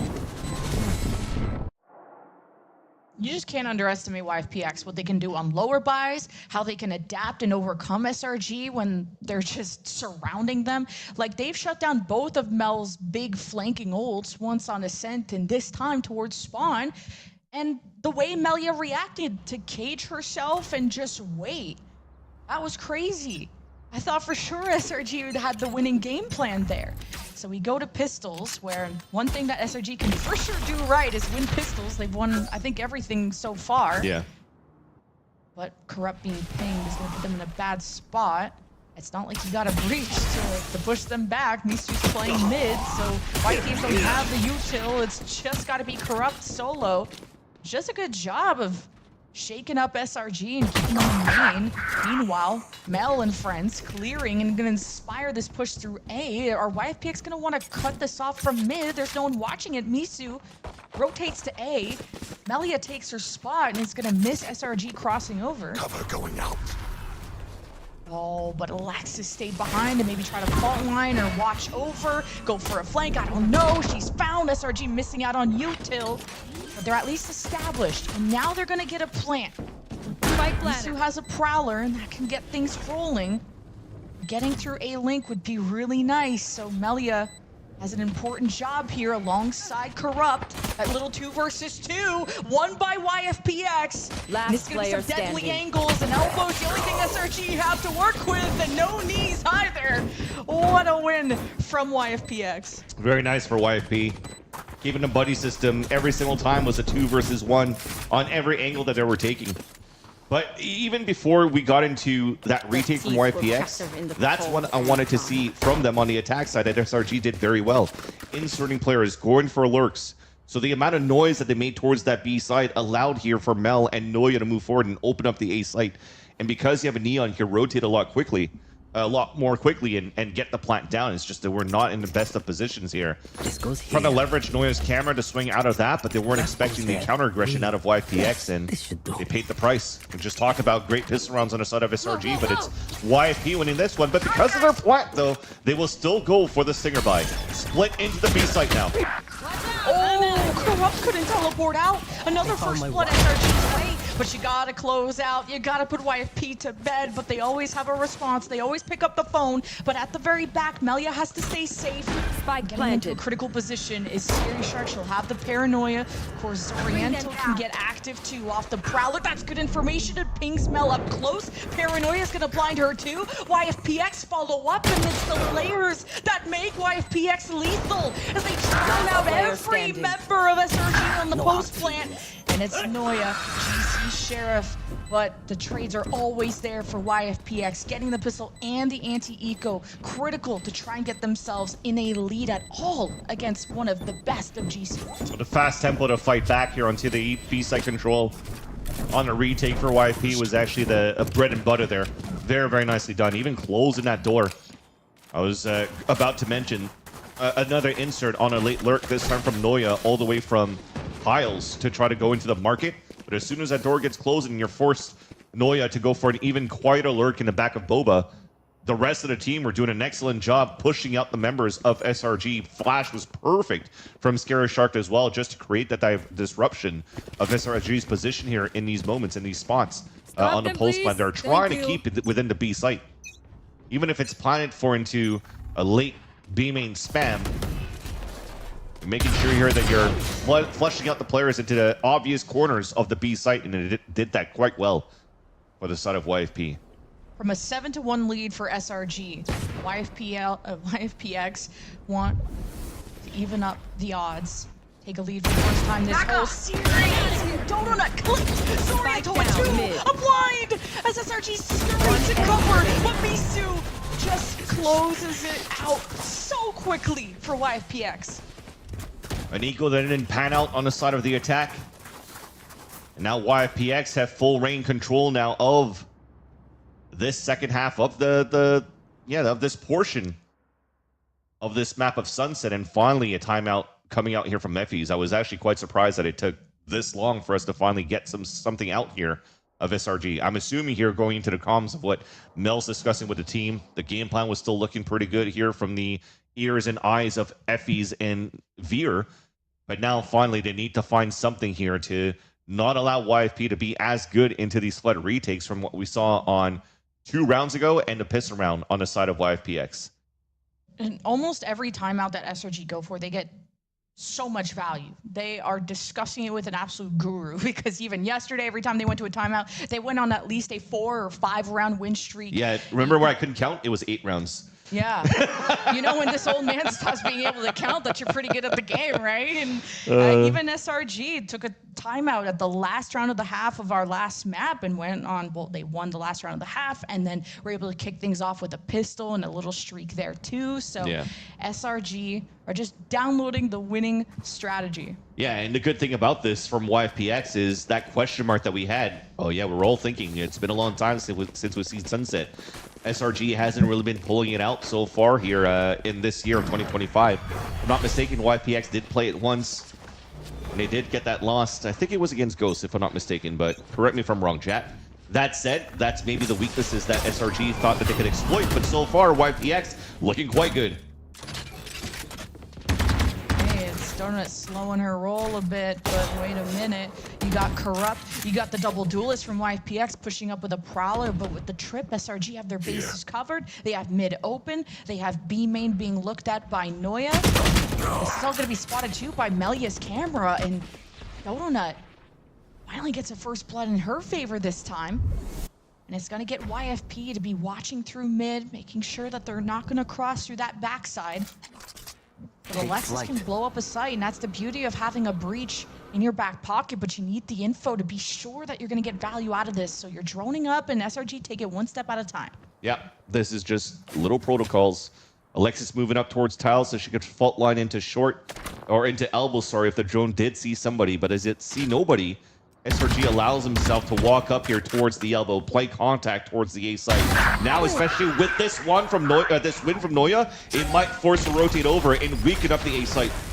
Go, go, go. So good. 30 seconds left. Kills now with a neural theft. You know where the push is coming from and when. And YFPX were just caught with their pants down, and unfortunately leaves Misu to just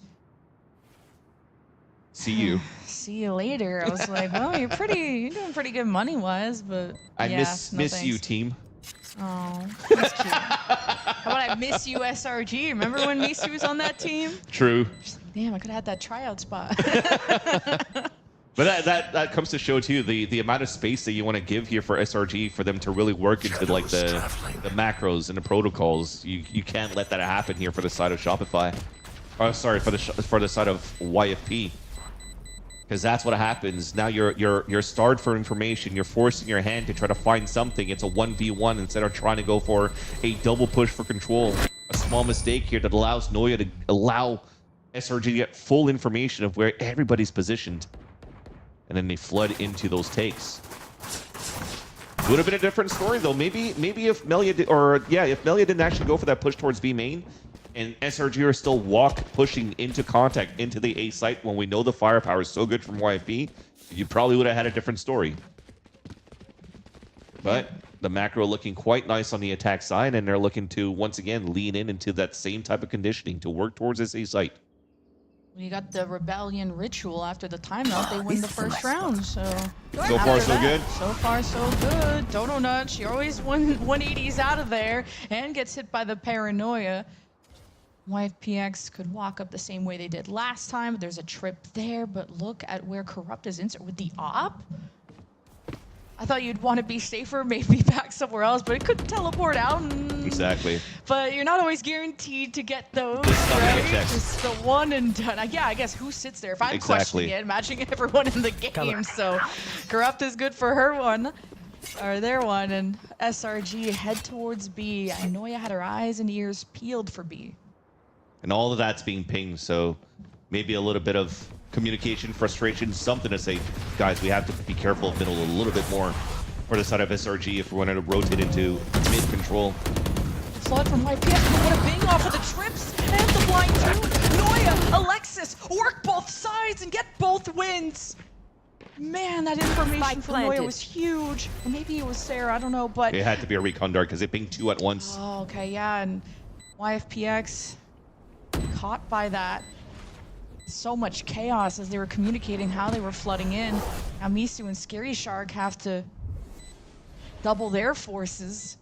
And Scary Shark's already like noping out of there. So SOG get to keep their lead for now, but YFPX have been on their tail for a while. Ever since the 7-1 got closed up to 7-7, who knows who's gonna take this map now? Yeah. I feel it was probably even like a flash, because firsthand you're probably thinking, any recon breakers, dart breakers, what's going on? How are we getting pinged? There must have been some sort of recon flash coming out from Alexis and Sarah that got a lot of value here.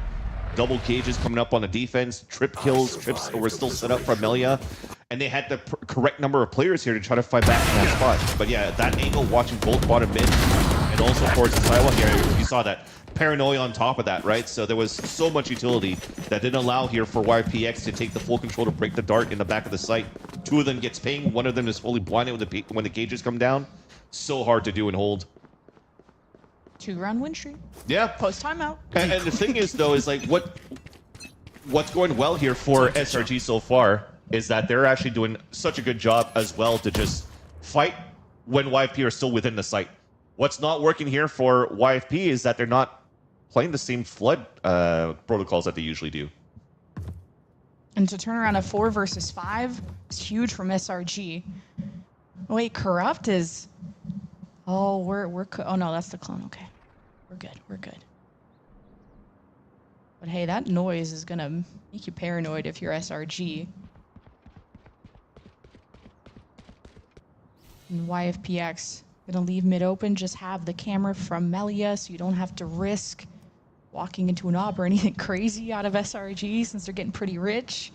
And that's something DodoNut likes to buy every once in a while. Don't think we've seen it on the attack yet, but YFPX also playing so far back because they want to play anti-fault line, anti-rolling thunder. Exactly. And that's why even Melia is staying all the way back towards gate. It would double trips. They could try to fake that and take them down, but SRG, once again, going towards the B site, kind of catches them off guard. That Scary Shark paranoia is what sent SRG. Whoa, we gotta back up. You didn't want DodoNut to go in alone. And SRG tighten up the comms and go for a better hit. But they'll have to turn around a 4 versus 5 yet again. But if anyone can do it, it's SRG. And Noya gets ahead of the game. But lurking around is Melia, hearing the spike get planted. Seemingly unaffected by the rolling thunder. And SRG didn't expect this either. And SRG at a bigger deficit. And they're just hemorrhaging. And YFPX tie it up. What a nice position coming out there from Melia.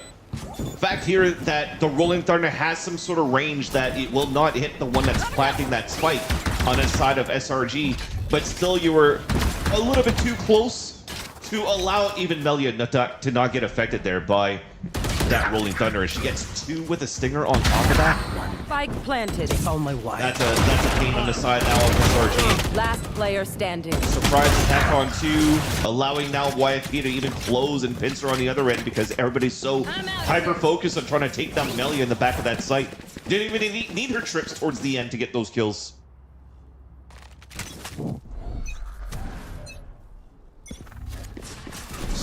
PX gonna dodge a paranoia, and maybe Donut sensing blood in the water, especially off that ping. The Hunter's fury, man, they want Misu to come back on the team. It's 6 feet under, but YPX are always good to trade the numbers. SRG, it's never easy going up against this team. Like I said, I think this could be one of the biggest challengers to go to the grand finals against SRG. If it were to be, if that's how the script will be written. Now on the flank though, Scary Shar has to go up against 2 and is just gonna teleport maybe just to play this from front to back with the rest of the squad. And SRG just gonna still be on flank watch, but also watching the back of the site. Melia, if she can just get the 1, get a corpse, get the neural theft, this could be the comeback for YPX. Not gonna happen. Huge double from Noya, and just 1 left. But Scary Shark doesn't have the HP to play with, so SRG back in the driver's seat. Definitely felt like the win con was that flank on the side here of Scary Shark. TPing across the trip. I'm not too sure even from, because you had Sarah in the drone looking back towards the A side, I don't think the TP would have been heard. But at the same time, you don't really know if you've given your position away or not. So you're just trying to create that diversion to keep some players back here to fight against you towards the orb. And it kind of did work because Sarah was still really fixated on watching that flank. But then eyes on the future, what was going to happen for the rest here for YFP to fight back towards the A side? It just wasted too much time and not enough util available for them to really fight back into A. So now back into an eco on their side. Camera spotting 1. Scary Shark trying to land some shots here. Oh, these shot bolts. Oh my god, so gross out of Sarah. I was gonna say, you just have to get a 4th thrifty against the best team in GEC. No big deal, right, YFPX? But going for a risky play gets punished by SRG. Now time, you have to play against the clock if you're YFPX. And just when Prowler vibes and a neon wall separates the 2 teams, and Misu able to equalize. Wait a minute, Prowler through, no one within the site, market checked. Our SRG have to be in main, but wait, this flank from Noya, a critical backstab. It is being watched by Melia, and there is the camera from Noya to try to assess what are her odds. What are the chances? But Alexis has a good start. SRG remain in main. Misu's gonna test the waters, and SRG are the ones drowning YFPX. As Misu's the last one left, and SRG are now really fortifying this win going forward. You gotta count your lucky stars on that stun out from Alexis just before the smoke dissipated, because Misu almost had a timing when so many players on the side of SRG were spamming in a post plan towards that staircase. Then as it dissipates, people are reloading. Misu gets stunned, tries to escape, and the one that went for the stun, I think, got that kill. That was Alexis coming through. And now SRG is able to play the bun set, the good old bun set B main spam, and win it there against YFP. Now leading by 2 and needing 2 more rounds to close out the series, back into some aggression into the A side. But this continues to just be a sprint, a ring around the rosy for the side of Donut to waste out the util on the side of the defense, but only a haunt was being used this time around by Misu. So it's not too bad, no paranoia was utilized. Scare Sharks playing all the way towards Boba this time around to try to help out towards the B-side hold. Mid left open too. YPX have their camera and market paranoia right through Mel, and they try to stay put as Melia goes to punish in the cage. Buys a bit of safety for SRG. As Mel thinks she can get lucky, and Sarah gets ahead of the game, and they follow through the backside, and it's Melia that has to hold the line until reinforcements arrive, and it's Oriental, and it's Misu. A nightfall for the retake. The trigger is pulled, and SRG pull their trigger as well. It's right through the hearts of YFPX to go to match point. Nice little push by Shopify Rebellion Gold into the spawn. Disrespecting the Nightfall and pushing forward when you're just waiting as the defenders on how many pings they're getting, where the tethers are going to start peeking out and popping up rather. And it's just very similar to when you're fighting against a Euro-dimensional drift. Just catch your opponents off guard. Get for that second player and third player there. They're still trying to look at the minimap where the pings could be coming from, and then boom! Donut gets 2 insta-kills to trades, even though you're getting decayed by the Nightfall. You have the power of numbers on your end, and you get 3 beautiful kills towards the end, even from that double push.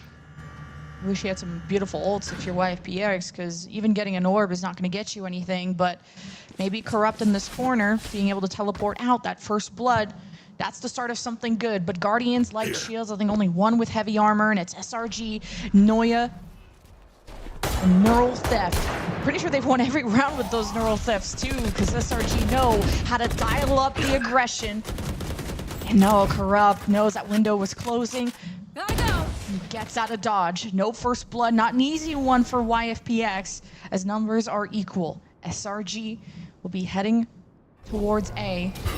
And again, it's just trying to set up Noya for success with a Neural Theft, and the Scary Shark is not careful. Fault line could even teleport out. Will Paranoia to buy some time as Oriental heads to her side, along with Corrupt. And that, the fault line with the noise here. I like to call it the credit card strat. Donut going for the jump across, trying to make the fake footsteps. And they hold the full rotate from YP towards the A side, so it ends up being an open B side to take. The winner's final ticket on the line for SRG. They won all the NAGCs so far.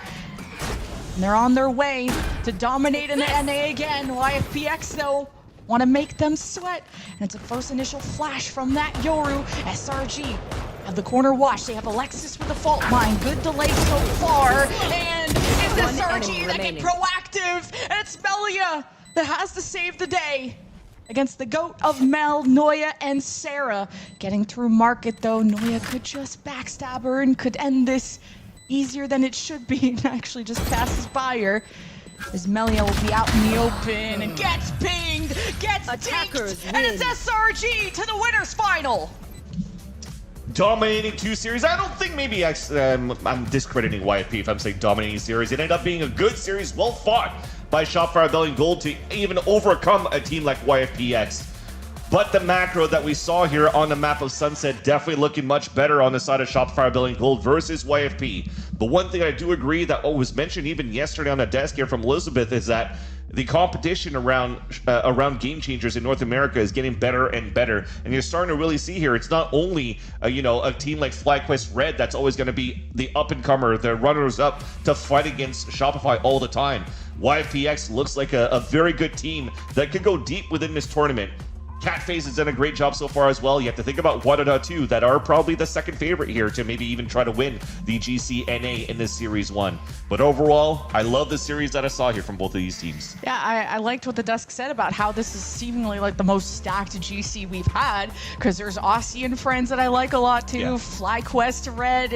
I think GC is looking very open, but SRG have only been taking 2-0s, only taking heads, and I'm so excited to see who they're going to face in the winner's final. We'll be finding that out another time. We'll be dropping to the lower bracket for our next match, but I want to hear what SRG are up to, because man, they only do winners interviews. We love talking to them. Stay tuned for that.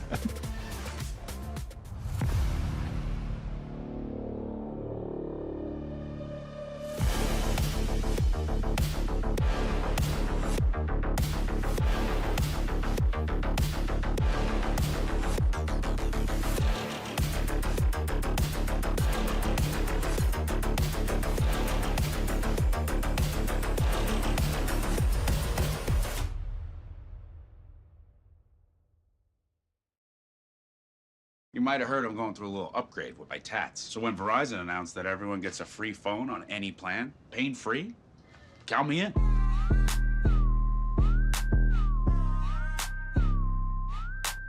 Try and beat it. I'll give you a sec. Red Bull gives you wings.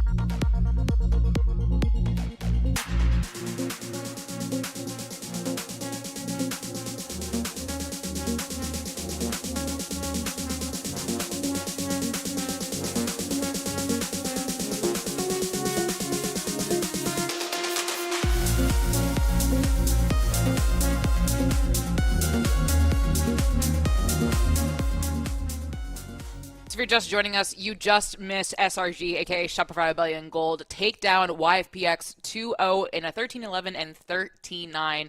Very clean, what we expect to see from SRG, but also a huge shout out to YFPX for really pushing it and pushing SRG to their limit, which is what we expected them to do if they weren't going to win the match. But Ash, nonetheless, this is an SRG that we love to see back in GC, and it's, like I said before, the SRG we expect to see back in GC.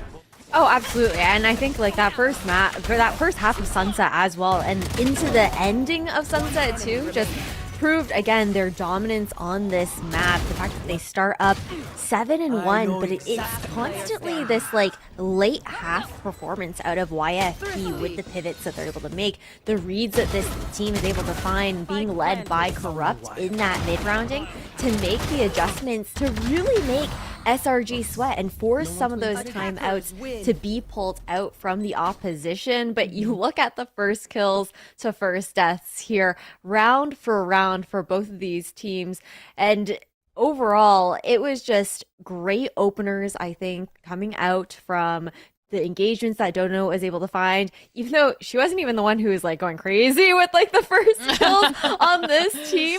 But you just look at the fact that like so many retakes were successful in that initial portion of the first half from SRG until YFP got the read of like the aggression that they wanted to see. And that's also what we saw out of SRG on their attacking side, was once they got that spike initiated, they were so keen on either pushing one of those extremities just to make that retake a lot more uncomfortable and gain a bit more of that map control to allow a better read against the YFPX into the post plant. Yeah, and I did think as well, like with the adaptations that Ash had been talking about prior, YFP just also being able to kind of stop being so aggressive on the attacking side and allow themselves to bait out the util a bit more. They were, you could see like on the leaderboard, right, them actively going for the post plants, rushing it down, using Zoriental in that double duelist composition to just like do as much firepower as they can, but that wasn't working. So what I really liked is that they started to actually actively try to bait the util out from Shopify, get a pick or two to start off the round, and then rotate sites or fight off mid, which was impeccable because they actually zoned these players to fight mid more than they would have liked to, and kind of leading into them obviously gaining more rounds for YFPX. So it was pretty nice to see that they were so adaptable to this team that, you know, is so dominant. For Shopify, this is just another day in the life for them, but I genuinely feel like they made them sweat. I mean, we would be remiss if we not mention our MVP and then our MVP, Sarah. MVP of map 1, MVP of map 2, Sarah. Frags. Again, that 13-11 clutch on map, Red Bull clutch on map 1, that 1v3, literally peaking before even the dart she sent pinged, that instinctual timing. I think we talk about Sarah all the time, Ash, but she truly just like is a cerebral player when it comes to what she is able to do.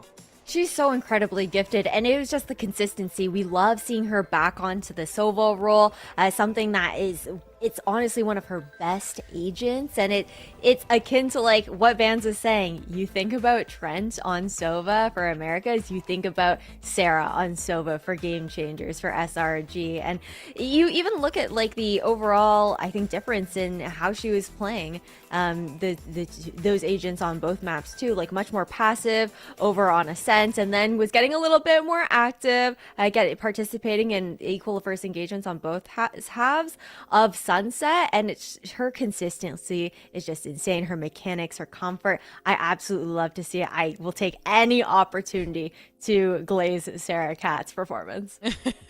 And I think when you think of Sarah on Sova, you think of Alexis on Breach, and I believe we have her for the Verizon post-match interview on the line, and we got to see the Alexis Breach today. My queen, hello, good to see you, beautiful. How are you? I'm good. Hi. How are you? Big fan. I'm good. It's great. It's great to see you. First thing I want to ask you is, it really seemed like YFPX was pushing you guys to your limit today. We saw the timeouts taken over and over again. We saw these close score lines. It was coming down to these almost clutch moments that we saw you have an almost amazing clutch on B-Site Haven originally, with that map ending with Sarah's 1v3. Talk to me about facing YFPX today, because we were a little curious, because YFPX doesn't really stick to a comp. You know, they're not really conventional when it comes to that. So as a team, how did you prep and what did you expect from YFPX today? Honestly, they don't play like crazy comps. Even though they changed their comps, they play pretty standard comps. So it wasn't anything that we aren't used to in scrims. I will say though, they were hitting some insane shots. Like they got some aimers on that team. So we were kind of maybe a little caught off guard by that. But yeah, overall, they're a really good team. I mean, yeah, a huge props to them, but huge props to you, because that was a very, very clean 2-0. But something I want to ask from you is just this GC now versus GC then. I spoke to Effie's yesterday, and he said that, you know, this is a much more like surprising, exciting time to be in GC. The games are closer, the games are more fun. As the player herself, the one person who has to actually play these teams and play these players, the ones that have, you know, some aimers on the other team, what is it like now in GC versus back then, like talking like Cloud9 White days?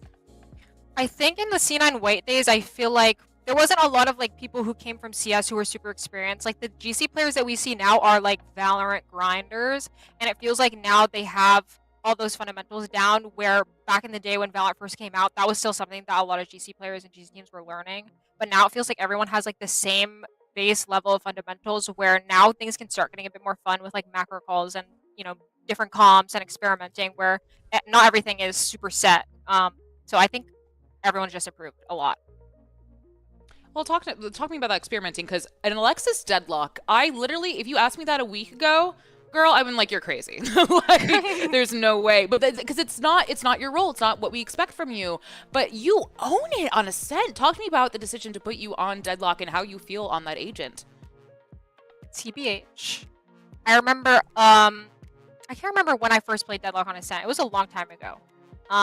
And I remember the first time I played it, I had like dropped like 30 kills, and Effie was like, "Oh, so you're a deadlock player." Honestly, I love switching it up. Senti is probably like my most played role in ranked, because I just get to lurk and be a little rat. I'm just doing the full cosplay every day.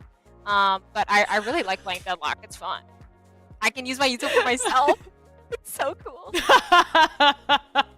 No more flashing for other people. I can use my turret for me. Yeah.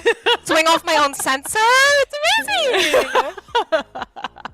I love that. And you obviously have the mechanics to back it up. My last question for you is, I want to ask you about something Effie's also mentioned yesterday about kind of the work you as a team have been putting in. I think he said something that you have not had a more than 2-day break since January, which is insane. I've had more breaks than that.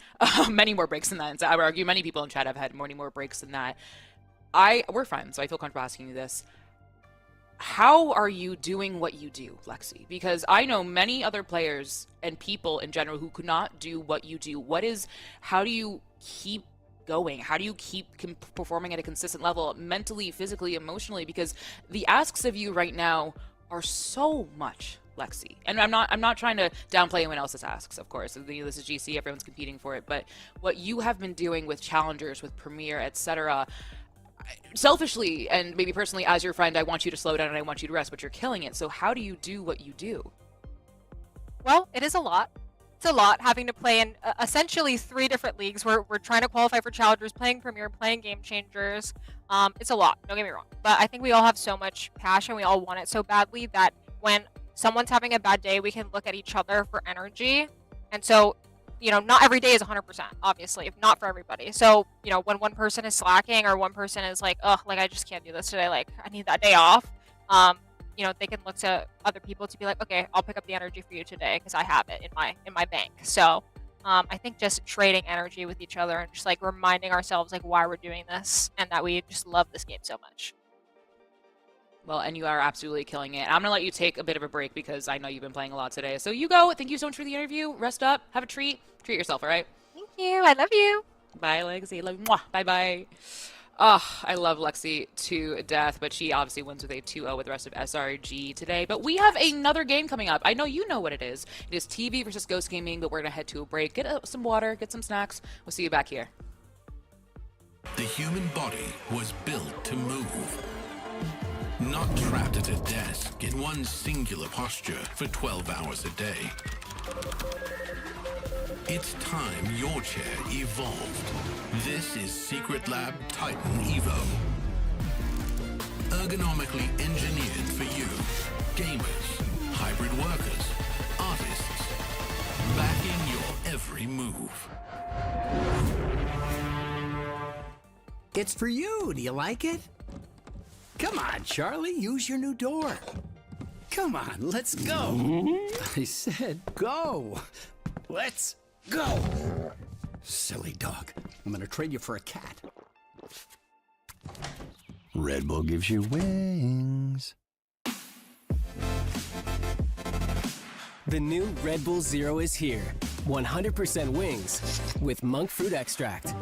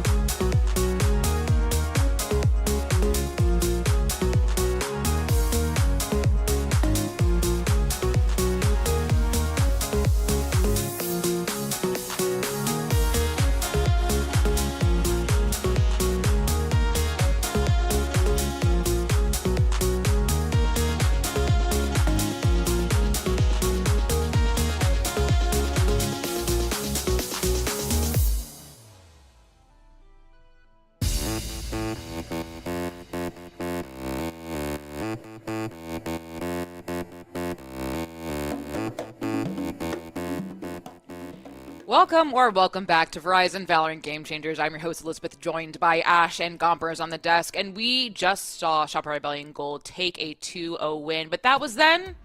This is now, friends. We're going to look at the bracket to show you what we have been working on today, because we also had some other games off stream on the Radiant GG stream shown that were not on the stream. Wow, amazing work, Elizabeth. Whoa, I'm so sorry. Thank you. I forgot the results of the game. I'm doing so good. With Catface taking down FlyQuest 2-1 with Catface moving forward in the lower bracket. Look at that. When I have it in front of me, I know it. But then, obviously, in the lower bracket still, we have Ghost Gaming in TV, which we'll be having right now. And if you're just joining us, you missed SRG defeat YFPX moving forward to... So a very clean kind of day so far. Nothing too unexpected, Gompers, I would say. But still, like, if you look at the scorelines for each of the games, very hard fought on all sides. No, absolutely. And I mean, it just gets very devastating to now see teams actually be knocked out of the bracket as well, right? So it's just one of those moments where you really start to see the depth of the game that you're playing and the fact that I could be next. And this is kind of one of those moments. The nature of competition, that's how it gets you. You know, again, this is a double elimination match, so you get knocked out from the upper bracket. That was the most Jersey way I could have said, get knocked down from the upper bracket right there. Wow. When you get knocked from the upper bracket, you move to lowers, and lowers is your last chance. So we say goodbye to FlyQuest Red today, but Meow/Catface moves forward with another chance to keep it going. And another team, two teams rather, that are fighting for their lives today. It is Ghost Gaming versus TV. Now, if you were watching the games yesterday, you know that both these teams kind of put up these insane games that were fun to watch, were exciting. I think when I paid attention to the stream, I saw amazing plays on the other stream that I wasn't hosting. Amazing plays on the side of TV, as well as Aussie and friends who they faced. But we are in the lower bracket today. Only one team can win. We will have to say goodbye to one of these teams. But we're going to start with TV. Obviously, this is a team that I think the name implies many people are familiar with all these folks. So maybe you see a couple people, you notice, just a few people that Ash. You may know them, you may have heard of them. Nothing crazy. Nothing too crazy. I mean, there are a lot of players. I'm just gonna dance around it, guys. We can leave the elephants in the room. But no. At the end of the day, though, I think what's really fun about this roster is how tight knit they are as a team, and we've heard from interviews with Mizu Babe even during the Swiss stage about how maybe one of their quote unquote it not necessarily an issue, but they get so hyped, they get so excited, the comms get a little bit crowded because they're just having fun together at the end of the day. And I think that mentality is something that is huge to be able to take you far within the competition, is ensuring that you do have that mental fortitude, knowing that you can lean on each other. Even that energy exchange that Alexi was talking about in her interview with you just now is so important for these teams, and it has really shown how this team has also grown as a unit as well, with this being their debut as a squad here for Game Changers. And that's really cool to have a team that, and we haven't had this for a while, where yes, we've seen teams that have been recently developed with people who have been here since 2020, 2022, right? But it's pretty cool to see, obviously, members of which have been streaming and such, content creators that have been here for quite a while but haven't been competing, and players that are now trying to make their debut into Game Changers and finally making it into the main event after not really having that much experience within, a league this big.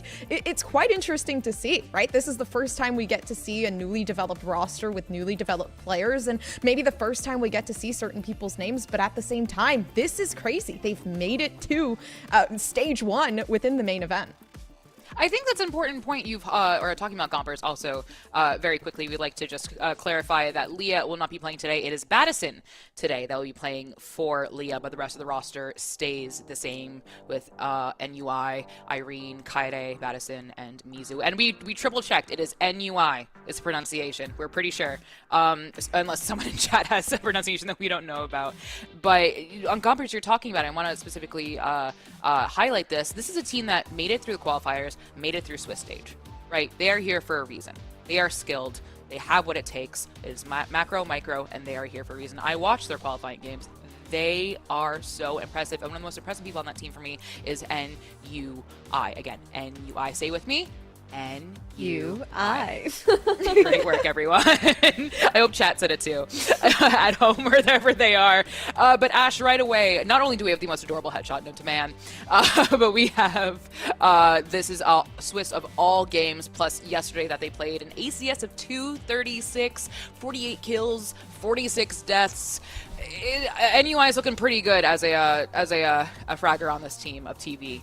Oh, absolutely. NUI is one of the best duelists that we've seen throughout like Swiss stage. And then obviously it was a tough matchup yesterday for TV when they did have it up against Aussie and Friends. And that's why we kind of wanted to give a little bit of a bigger picture as far as her statistics go. She's such an aggressive player, and it works like really well for the side of TV because of the fact that she is one of the top openers for those first kills as well, just behind actually, honestly, I think she is just like the top opener actually when I'm looking at the numbers and who's actually making it into the main event. But it works really well because that opens up that opportunity for the attention to be taken away from the lurks that we know that Kaide likes to go on as well. She's a very lurky, very ratty player that likes to play that 4-1 split with the team. And when you have NUI taking all of that attention, it does also open up those doors for Kaide to try and thread the needle and catch those rotations.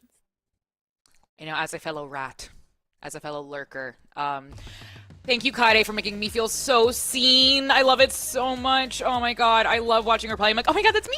That's me! But TV is a team that, again, like has all of these heavy hitters that we were talking about. We could talk about Irene, we could talk about Mizu, we could talk about all these folks. Even Baddison putting up an impressive performance when they filled in, and we'll be filling in again today. So I'm actually really looking forward to Baddison once again today to fill. But TV will be facing Ghost Gaming. And again, we talked about this yesterday when they were on stream yesterday. This is Ghost Gaming's re-entry into the Valorant scene after that iconic roster. And obviously with these iconic headshots, Vanita's headshot has so much aura, like I can't even lie. But Gompers, this is a team that yesterday had a 13-0, then almost literally 0.01 away from bringing it to overtime. And talk about resilience.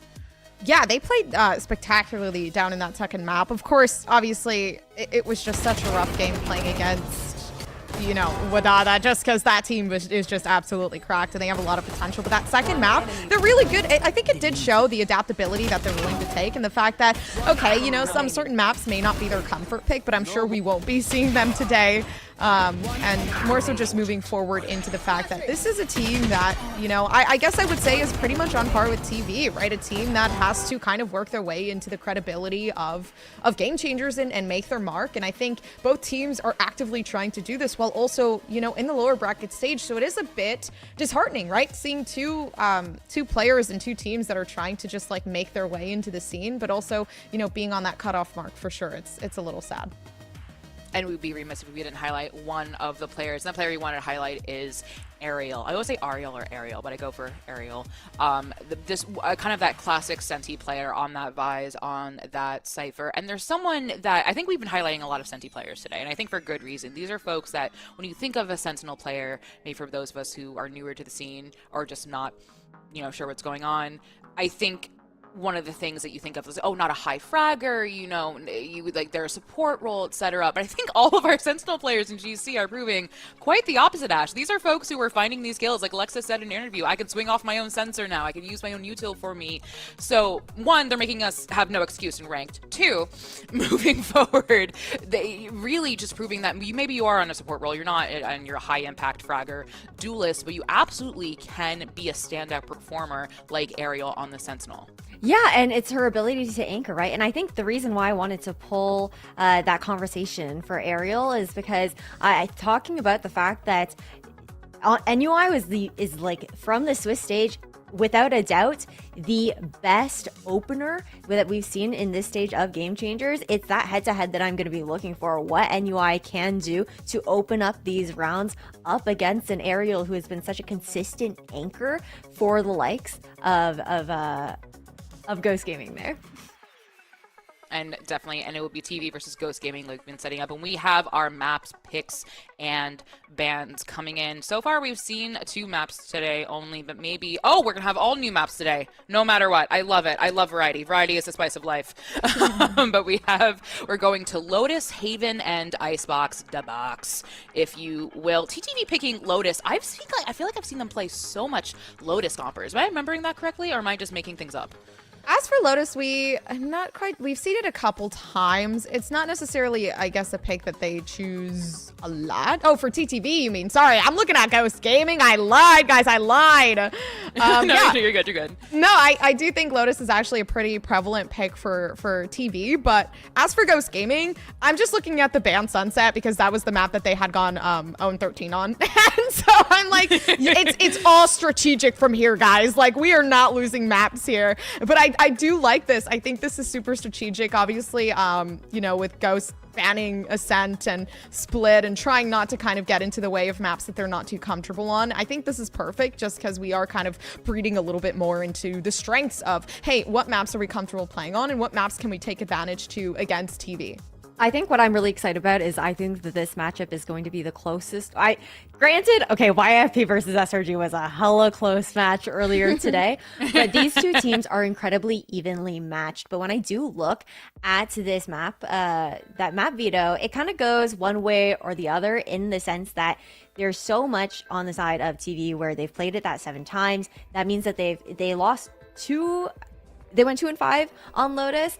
That means that they've been working in the background. Like, they know the things that they want to fix, the adjustments that they want to make going into this. And then into that second map of Haven that Ghost Gaming pick into, that's one of the strongest maps that we're seeing out of TV here as well. So there's kind of like that back and forth of, okay, there is a lot for TV that you can kind of look back and see what can we work on. And then also for Ghost Gaming, if they wanted to do any anti-stratting, to go back and look at some of those VODs that might be available as well to see what kind of ground that they can find an anti-strat up against a team like TV. But I'm expecting this to potentially even to go to that 3rd map. That's what I want to see out of these 2 teams. I think they're incredibly evenly matched here in this lower bracket matchup, and unfortunately one is going to have to go home today. Oh, that's the worst part. I hate that. You know, again, we talk about, again, like the nature of competition. We're going to have to say goodbye to one of these teams, especially these 2 teams. There's something about them. There's kind of this je ne sais quoi about TV and Ghost Gaming that just makes them, I just want to watch them compete forever. And to your point about the anti-stratting, Ash, I believe Ghost Gaming went 4-7 in Swiss, and then TV went 4-6. So these are teams that have kind of run through the gamut in Swiss, losing yesterday, which is why they're in the lower bracket, clearly. But these are teams that have had their fair share of time and practice, so that anti-stratting, there is tape on them. There is, you spend time, and these are teams. I also have just kind of like the eye test, if you will, who are hungry to win. These are tried and true competitors. These are folks who, who are here for a reason. They're not here. It's like, oh my God, we're gonna do game changers and be so fun. No. They're here to compete, and they're here to win. And like, no one wants to be in the lower bracket when you're a competitor. You want to make it out. And I think when you have these kind of like ride or die moments, Gompers, it is one of those things where maybe not the true colors, that's not the right word, but where heroes rise, if you will.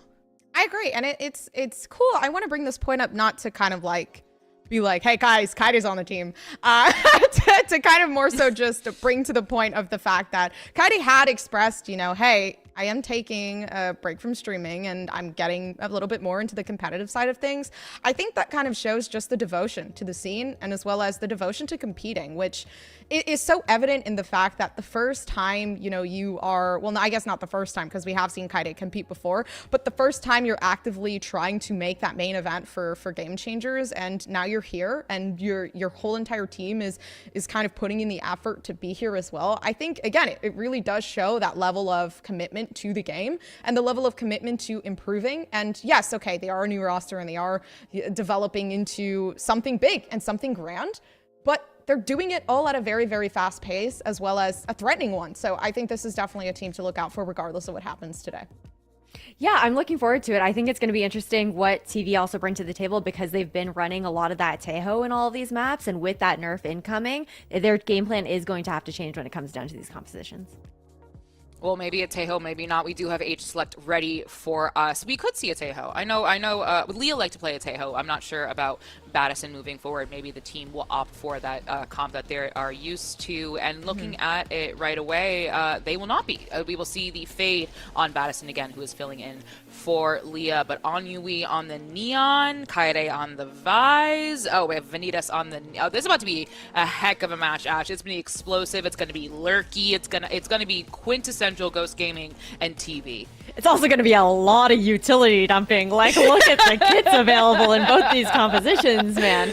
Like, you've got so many flashes on both sides. I think what's going to work nicely for TV is now heading into this double controller composition that Ghost Gaming is leaning into, is the fact that they have so much clearing utility to get past a lot of those smokes, to try and deny the space that those smokes are going to occupy for that map control on the side of Ghost Gaming. And I'm interested to see how Ghost Gaming does handle that defense when they are running this double controller composition with no Sentinel, with the double innie. I have a lot of eyes on the utility from Yaria as well as Bunny B to be able to provide the necessary information to Ghost Gaming to deny any holes that they might have starting on defense first. Yeah, I agree. I think Bunny B is going to be a crucial step for Ghost Gaming to kind of pivot the way the game is going to work here. For Ghost Gaming, especially starting off on the defense, they could stop pushes. They could get early access to information to give themselves just like leeway as to how they're going to prep for the round. So I most definitely think Miara and Bunny B are the two that have to really step up this game for sure.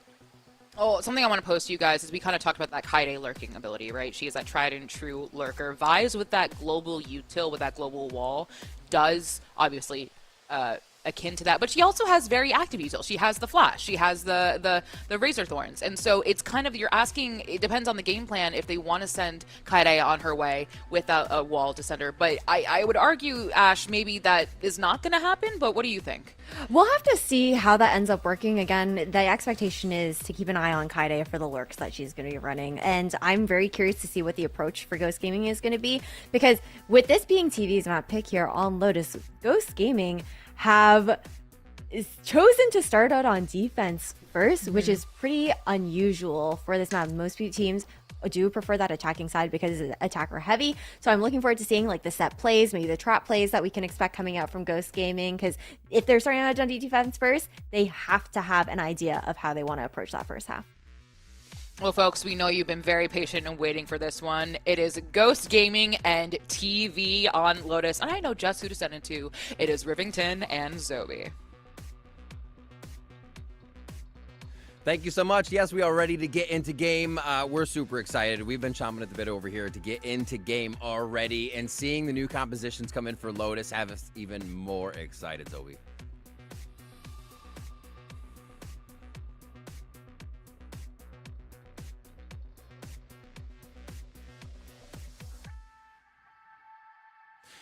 Yeah, looking at what comes in here as we get Zoe back in. Ghost versus TV.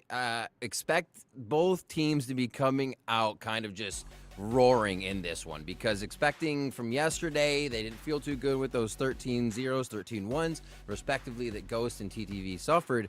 They are going to be hungry for these wins today, and Ghost starting off on one of their best maps could really get an advantage here. We'll see what they do at the beginning as they begin themselves towards C, and then over towards A is what the stack was for Ghost. They were really expecting something to happen on that right side. They're going to have to move back into position. So smoke up. Good coverage, though. They're going to be hanging. Zobi, just let me know when you're back in. I'm going to keep going. Doors open here as TTV start moving towards that middle side. That's going to be a full flash into the site. Dash in, trying to break the crosshairs. NUI and Irene both getting kills. They're actually fragging and trading very, very well to cover each other.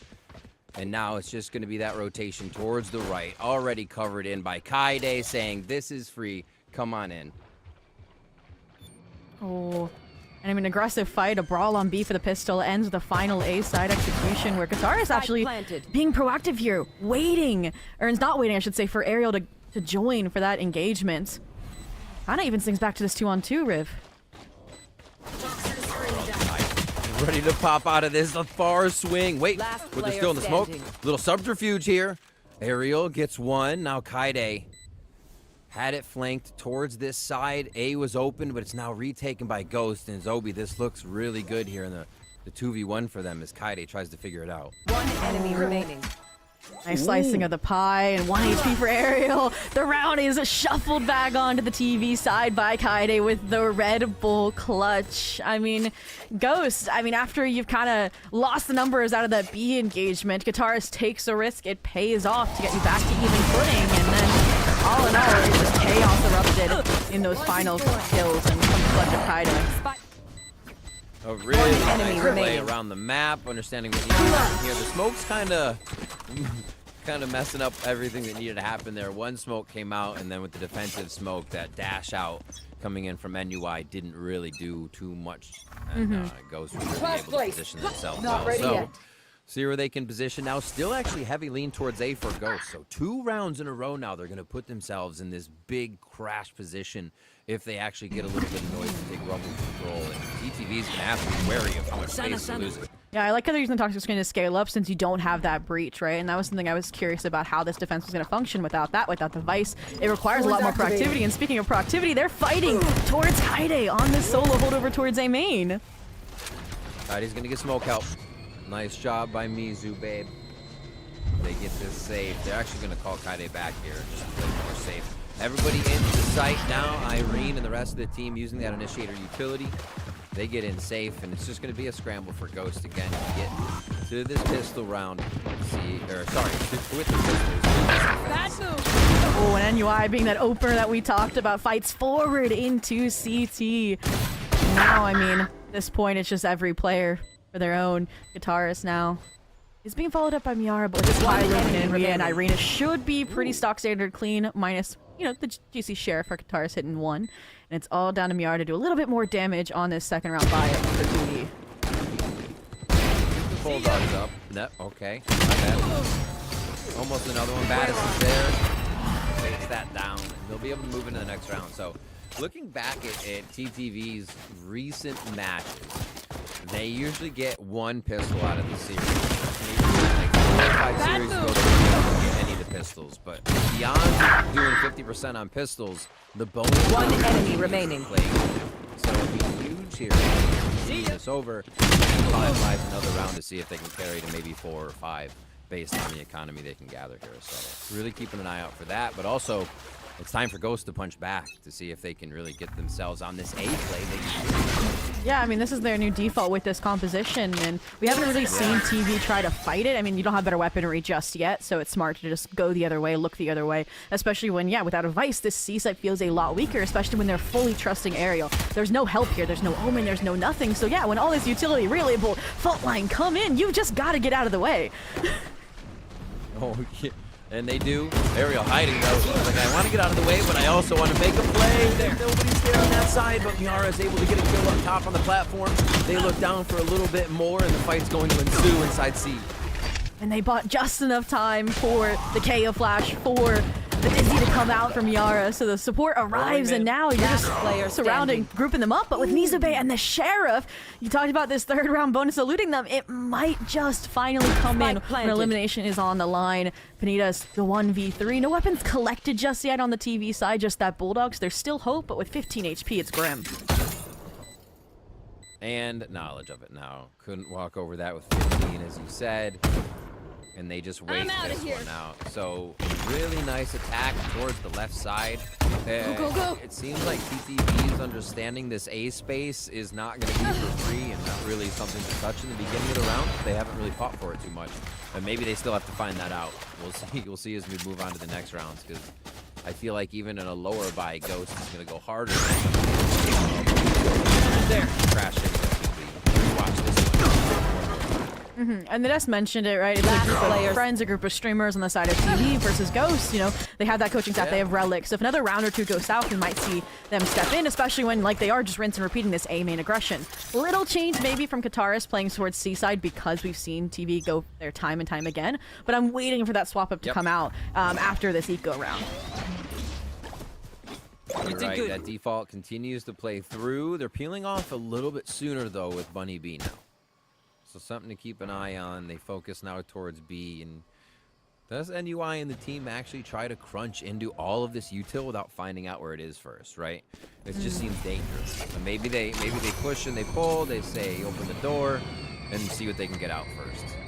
I mean, you know it's Nico round. You want to pull as many numbers away from a fake setup, away from a gamble stack as you can, but this A trap, you mentioned a few peeled off, but it's still this kind of coordination between Vanitas and Yari. They don't even need the dizzy contact. I mean, Liz said that headshot aura during the photo op when we saw the team. There's more headshot aura from Vanitas right there. As they move towards A, the first time that they've really been able to break this side. They also lose one in the process. That Lurker. Ariel comes back around fast enough to make it happen. NUI's actually in the site though with Irene to get another one. And they gamble. Whoa. They gambled the Thrash, and unfortunately it still just doesn't align. Ariel with the stinger in hand. I mean, you saw the panic, but with so many players rushing onto the site, there was going to be a trade, there was going to be a bodyguard, and that even kept, NUI alive. So TTV now up 4-0 on the series on Lotus, a map that Ghost, is so confident in, being 5-2, but the Teo nerfs are hitting. Maybe they need a new strategy, a new default, a new way forward, which is what hopefully this timeout will entail. And for me, I'm trying to debate what it is, because last round, the eco round, we did see TV pretty prepared for a bum rush pillar on an eco round. So the logical kind of restructure would be, okay, fight Mount instead of A main, see what happens there, see if we can maybe take deeper control there, because they tried challenging A with numbers, tried to piece off Kaide. Kaide, like you mentioned, was very aware and just backed out, probably as the call from Mizube. So that's the only way forward in my mind right now, and if that doesn't work, then we'll look towards those ults like the Rolling Thunder and the Overdrive. Yeah, they seem to have every answer right now, and maybe Ghost can come up with something at this point. I think Ash made a good point on the desk about TTV with their record on this map. It was 2-4 or 2-5. That they would have been working on it, that they would actually have something ready for it, and we're really seeing them kind of take control. I wonder if they're identifying that they can, like you said, now that they have ults, they can do whatever, but crashing through just the Gecko ult, or the Gecko util and turning a flash, right? Is it always going to be in the same spot? Is that just getting through a neon? There isn't much to really stop TTV on the floor. Yeah. Util-wise, right? So maybe they're kind of just respecting their gameplay and disrespecting. Now, a little bit more proactive utility here with the Dizzy over Waterfall. It's nice. It kind of flushes out the fast lane, which is usually meant to get onto site. It feels like Ariel has more help here this time for the C execution, and they're more prepared. They're there's 4 outside of Mound. Let's see how we want to play it. Poison's on. It's a little bit on the ground that there might be a delay, but they still want to get through. Mizube actually doesn't look to the right side, thinks the team can see through, but that's not the case, and Ghost starts to take control of the site. Yeah, Ariel is just so slippery, right? From 2 rounds prior to now, able to keep things in a close affair. The 3-on-3, and the backstab from Vanitas is huge as well, alongside Kataris. So now the players are left kind of stranded. Kaide, mostly full HP, super low here towards Battison. So you're gonna try and again take a risk to leverage things back to your favor. And Bunny B says no, but it doesn't matter. You're just blind spraying with the Phantom. Oh my gosh, Kaide gets 2 as they try to position themselves just outside the Nightfall, but the Nightmare is actually on the other side. 5 for TTV when it looked so good, Zobi. They had the info, or they got their early aerial with kills in the site because they've been playing a lot of retail this time. They get some early kills, and it falls apart in the end because 1 kill remaining. Lineup. TP in. That, TTV on a platter with that one, and they send Ghost back to a low buy. Yeah, I mean, I really liked Battison's Nightfall as well, right? Off the kill, they know. And this is what I was hoping for, right? Aggression down, Mound overwhelmed with these ultimates, but the Lightning Fingers have to align to have that impact, and they're eluding these kills. They've mowed down so much HP, but still, the first blood goes the way of TV. And now, accelerate towards that. All these players are coming from C. Knew Mizube should have been able to clean it up, but now 2 share shots go rogue. That's the weapons collected. And even numbers for this retake on A. the read that TTV has right now to not kind of get pulled into this game that Ghost is trying to play with this util heavy team is really, really smart. They're playing patient, but also rushing to the objective when they know they can get there. Already set up here in A towards the tree, and sitting on stairs waiting to explode. One enemy remaining. Addison, just again, pick risks that bracket they work. Bunny be the only player that didn't get that weapon upgrade, left to clutch out the round, and currently it's TV up 6. And I mean, Zoe, this is after a timeout too. Yeah, I mean, the only copium you kind of have here is, okay, it's an attack-sided map, right? And the desk even questioned, like, why did Ghost choose to start on the defense here? And I do think it is because Ghost changed so much at the fundamental level of their composition without a Vice, without a Breach, that I think affects the defensive side more. So they're like, let's get the rough side out of the way and then thrive in the second half. But when you're looking at 06 or worse here, you're going to have to play near perfectly. And I need that momentum change. It looks like they've gone back to the adjusted default of the timeout, and TV, they're the ones getting proactive here, changing up the A exec. Crisscross on the fast lanes there, and it looks like they come out faster on the TTV side. And now they're fighting for this A space. They said, okay, what do you actually have with this take? And it's the time that Ghost doesn't have the default there. We see Miaro is actually over at B. They were expecting something else. The macro right now and the consistency from TTV is pretty amazing in how they continue to play these rounds. And they'll still slow it and cut audio just so Ghost feels a little bit more uncomfortable, and they have to use util to figure out what's going on. And now, I mean, it's been a fake call, right? Dizzy doesn't see anything, so now Bunny B has to use additional utility just to stay alive here on the site, and they will. Spike down A. There's two. Got him. Yara with a nice shot onto Mizu. And now it's a scatter. Ghost wants to play this comfortable, and they really make sure they don't peek out too much. Numbers up. And TTV has to come to you. Oh, there's one, though, for TTV. 30 seconds left. Yeah, that was so smart from Irene to play, to get out through revolving door, group up with Kaide, who found and capitalized off of that lurk play. And now, I mean, that's your C player, right? Aerial down. Let's head to that site. We know there was at least one on A there, obviously being Miara. Guitarist was still that question mark, so some caution. Time, little low, but plant should get secured, and all you all to do is cap off the 2v2 with a steel guard in your back pocket. Kaide has been so pivotal on these lurks, opening everything up. The team from pistol round here to round 7, we're seeing the same thing where the team's allowed to go back to the other side of the map due to an opening kill here from Kaide. And now they hold split sides of the site, which makes it even harder for Miara to find. 3K. Nasty off angle, yeah. I was like, wow, they got the timing on the arc rows. They're good. Maybe you can piece apart these divided players, but it's on top of it. Little nod saying, yep, I'm locked in. And to me, I was going through and I was like, I feel like TV would be the one to upset Ghost, just looking at the teams, the repertoire they built up during the Swiss stage. So this is very, very refreshing, especially on a map that to me should have gone Ghost's way. It's their pick, they have the reps, the success, but I think they're just changing a little bit too much too soon out of the Tejo nerf versus, kind of like the Desk mentioned, the work behind the scenes for TV, changing only that one role, the Tejo for the Fade is paying off. Exactly. Retrieving flash. Exactly. Too much too soon kind of thing. The pieces aren't coming together. Every player can play that agent. It's just the pieces need to come together, and we see that at a high level here. The TTV has that locked in. Cover going out. And now the smoke, or sorry, the pit goes down. Now they hold A and try to force a BC take here. So Ghost will have a better read on what the site is, and they're kind of in a middle ground buy, trying to make something up here on this round. I really like this, right? Your problem is they just broke through your A defense. It was all bark, no bite with that setup, not really coming into fruition. So Viper force them into the stack and get aggressive off of a pop flash and a paranoia. Maybe more? Bunny B on 2? House still alive? Wait.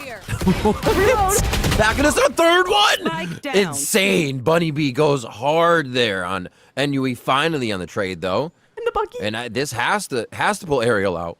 Oh, the Bucky. Oh, no! How? The timing? What? No! Wait a minute! He's got away with the drive-by! And this could be the round finally that Ghost is able to get on the board, but look who they're staring up against. Kaide, clutch master for this map so far, but with Spike down, with that timing cue coming through revolving door and only 15 seconds left. And this Arcros has to go huge, and maybe you have to go for a miracle shot. Oh. Actually created the 1v1s, but it is not enough. Aerial on point. We saw last round, a few rounds in C2, those kills coming through, and now it's the final kill that's necessary. And it is a round for Ghost on the defensive side. On their map pick, as we've been saying, you gotta say it here, it's 7-1. Hey, it's been What a a day. play by Bunny B as well. It's been a day of turnarounds, right? Off stream, we had the 11-2 comeback. We saw in the first series, you know, insane like 1-7s as well from the SR and YFP games. So maybe this is just getting the ball rolling and then starting to snowball rounds after you have an established lead. We'll have to look towards Ghost to make that the reality, but they look like they are really enjoying the change of the Gecko over towards Waterfall, that early information. It helps them kind of inform like Bunny B peeling off earlier, getting to the site where maybe we'll see the null command if the execution actually follows through. But now all that hinges on, okay, Anitas has to win this engagement. If they don't, they're going to rotate off of Kaide's pressure, and all that setup, this triangle of trust over towards C, will fall apart.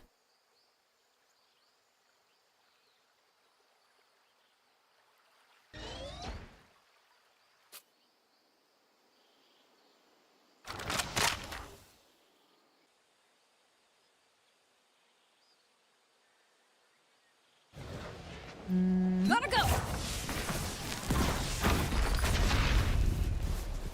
There. All right, and I think that for this, I love that Vanitas peels off. I said it would be really bad if they ended up falling, and you have that null command for the retake, right? So play your life, play the numbers, and pop it when there's 45 seconds left to go. And now it feels like for the first time, TV's kind of run into a wall, but just out of the perimeter of that null command, you use the Rolling Thunder to open the site back up, force your way in, disrespect the snake fight, and all the pieces start coming together, except for Bunny B. The unaccounted variable gets 2, but it's Irene to battle it back, 2 for 2, blow for blow, and just like that, the rest of the players start to engage in their ones and lose them, right? Qatar's falls, Miara pinged down to 30 HP, still has to clutch out the 1v2, but this is a Gecko with a full kit, with a Thrash. There's so much to work around.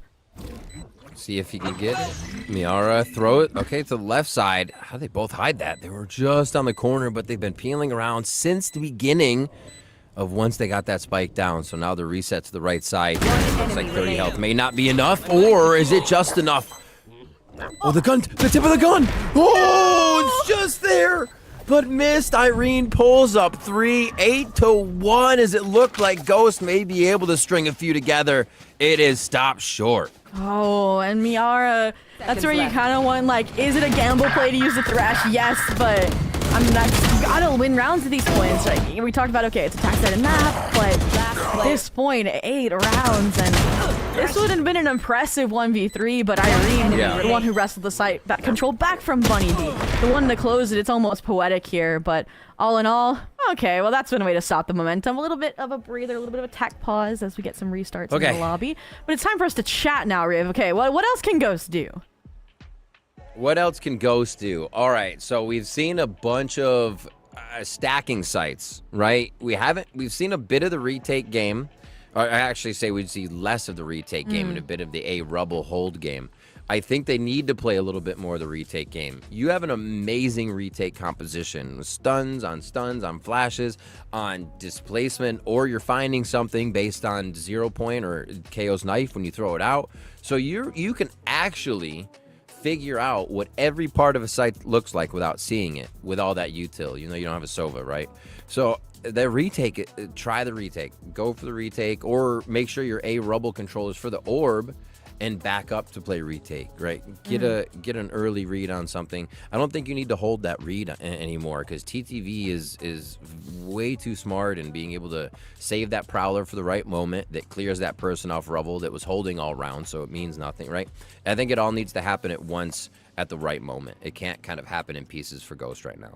And I think that's the issue here is the retakes, right? Last round, I thought they were going to play retake off that null command, and it was used a little bit too early, right? And so they got the site, they got that deep control, and it was all history other than the Miara 1v3 clutch attempt. And on the other side of that, when they have really tried to retake the C site, right? Arrow sticks around, right? Gets 1 or 2, so she does her job. It doesn't matter that she falls in that situation, but then it's Baddison actually, right? The newest member of this squad, he mentioned the Prowler timings, the utility, even the aggression has always been on point and setting up NUI really well.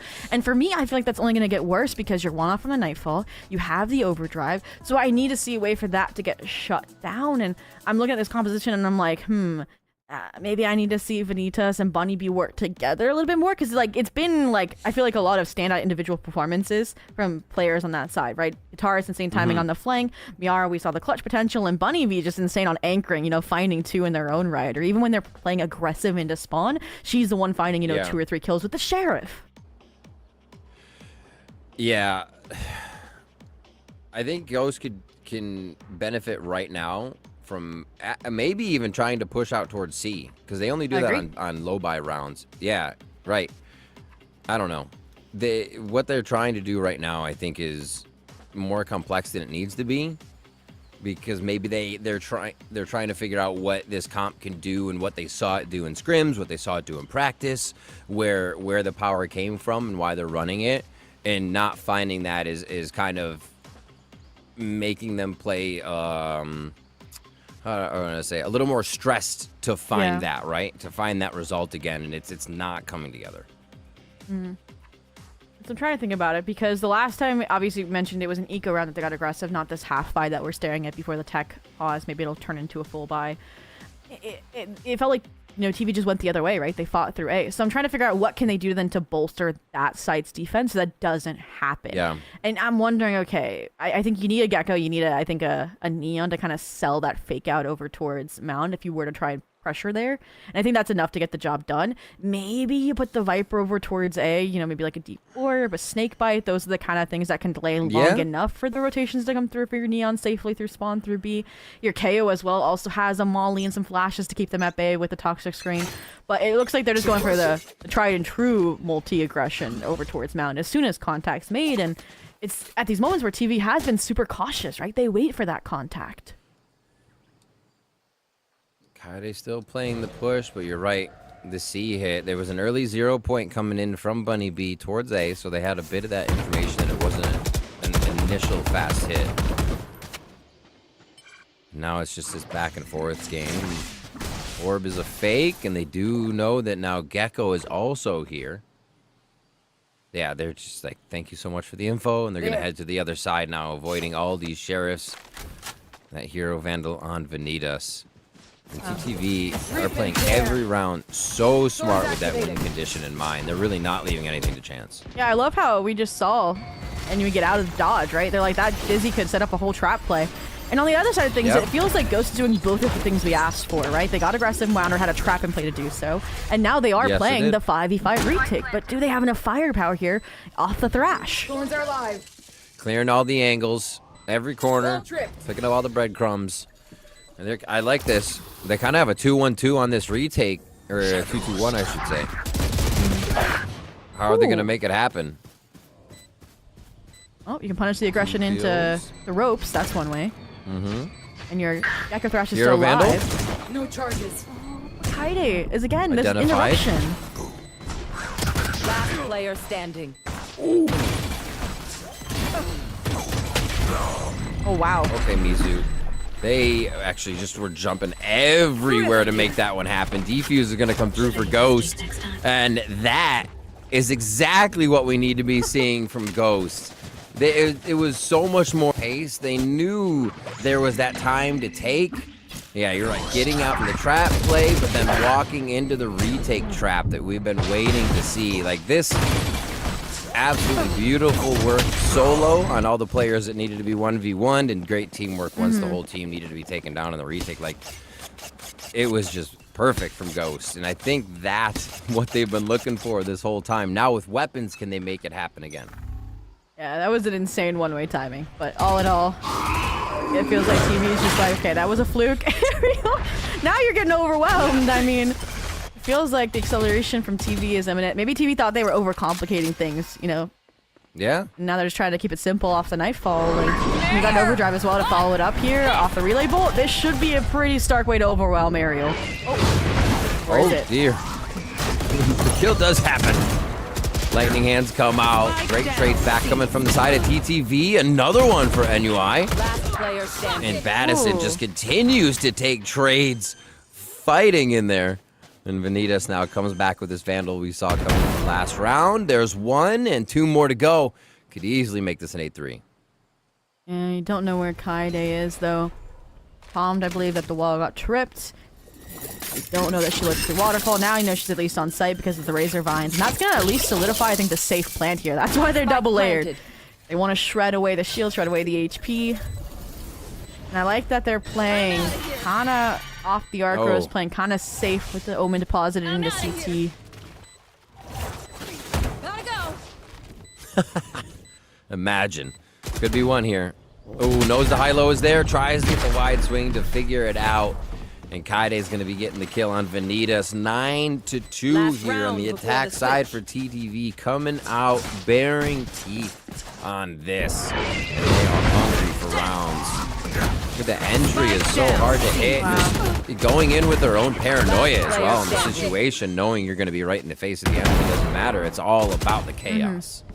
I know. I mean, the coordination there was just gorgeous, I would say, between NUI and Batis with that Nightfall setup. And there was a good attempt, I think, from Ghost there to disrupt the site take with the Thrash. But all in all, I really wanted Miara to get out after getting the initial kill, and she just stayed, got traded, and then it was all left, to Vanitas in a 1v2. So, I mean, in the next round, though, it's a complete change of pace, right? TV never doing the same thing twice, always keeping it fresh, but getting tracked down. And Bunny Bee said it, usually a Stark anchor on this A site falls early. At that point right there, or that situation, I think points out TTV will take advantage of every little situation, every little thing they can, right? They hear something through a smoke, they're all going to be shooting if they have the chance. Like, they're on the spot, and they are just clicking right now here to start off this series. Ghost still has a chance easily to even out the numbers, but not with NUI doing stuff like that. The timing for the relay bolt is perfect, but Ariel follows it up to try and get the trades, but it still doesn't feel like it's enough. Guitarist now the 1v2. There's Neon on site, Badison still in the win for the time being. And they, again, take this buddy system hand in hand, side by side, every single opportunity. Get the high-low last round with Kaide, and now both buddy system up here into tree. It becomes so difficult without a paranoia for Guitarist to slice this pie. Oh. And you're racking up more points for NUI's ult. And 10-2 at the half. Okay, attack side map, but not this attack sided. But we did say Ghost chose to start on the defense. Again, changing up this kind of composition. To me, I didn't see a lot of like space hold potential. I do see that kind of aggression potential, right? You gotta either shoot the Daisy or look away from a pop flash. Your Neon should be able to follow it up here. We gotta see Vanitas come alive here, right? 5 and 11 after the first half. You know, a player that has usually been kind of a tip of the spear for this squad alongside Bunny Bee is just falling a little bit short. So we'll see what it looks like with a joint coordinated effort over towards C, but the issue is TV has similar plans. And they're going to start pushing from B2. They're going to try to get a current from both sides here. They fly right. Oh, that's right. Oh, a kill first. NUI gets that on Bunny B. They're going to try to trade more back, but TTV is just coming up too strong here. They're going to go ahead and get their double pistol, the first one in quite some time. No. Oh, my God. It comes down to a 1v1, Zobi. Oh, and Guitarist like, I don't know how to take this engagement. I just want to get to the site. God. I have the spike. I have the smokes. I should be able to stabilize this round at least a little bit for the time being. And Kaide, I love this plan, right? Plenty of time to navigate this post plant. Go for the cheeky reposition so that you don't know where she's coming from. But this is a Guitarist we're talking about. She's already starting to re-clear the space over towards Ben when you expect her to be deep CT when you were coming from the attacker spawn. So all in all, I really like this position. Good visibility. Obviously gambling that they're not coming out of CT here, but the waterfall angle could be good. Not ready yet. Oh, the flick! Oh my gosh! I feel it from Katara's position there. If you think about it, you kind of have an agent throwing an arc rose, drawing weapon, and it looks like they're not looking at you. So maybe you have a that moment to center your shot, but then they just whip shot you, and Kaide hits it. I think they thought they put the arc rose through the wall of CT after. Yeah. So I think they weren't even looking towards waterfall. So the placement there is beautiful. You can see Guitarist, just wasn't even ready for that lower angle. So all in all, that's a killer for a 10-2 half. Just losing the pistol round, having lost both now.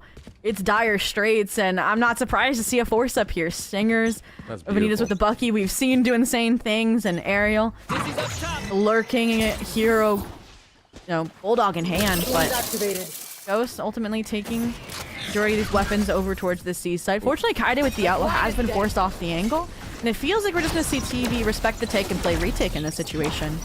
Great side take here by Ghost. Love the dominance going in.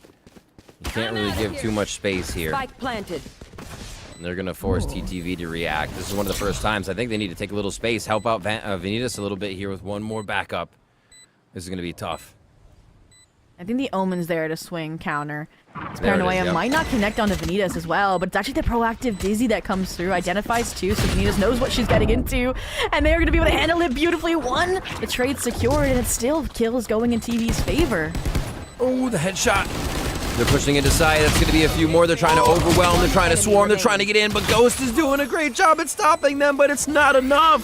Mizu and Kaide still alive to make sure that defuse happens. They continue the rounds on this second half to get to 12, and now they are on game point of Ghost's pick in a quick amount of time, rather.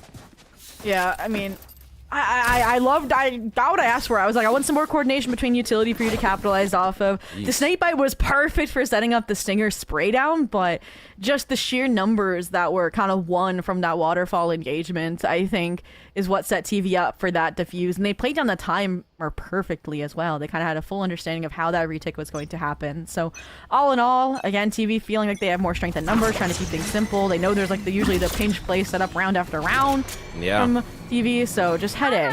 And the concern here is all this Vice utility meant for delay purely, even though there aren't players behind it. They're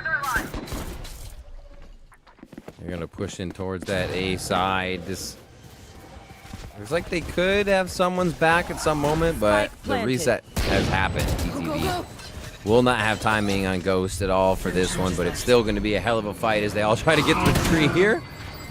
Okay, not only a few. They're playing with the door right now. It's a ding-dong ditch. They're going around.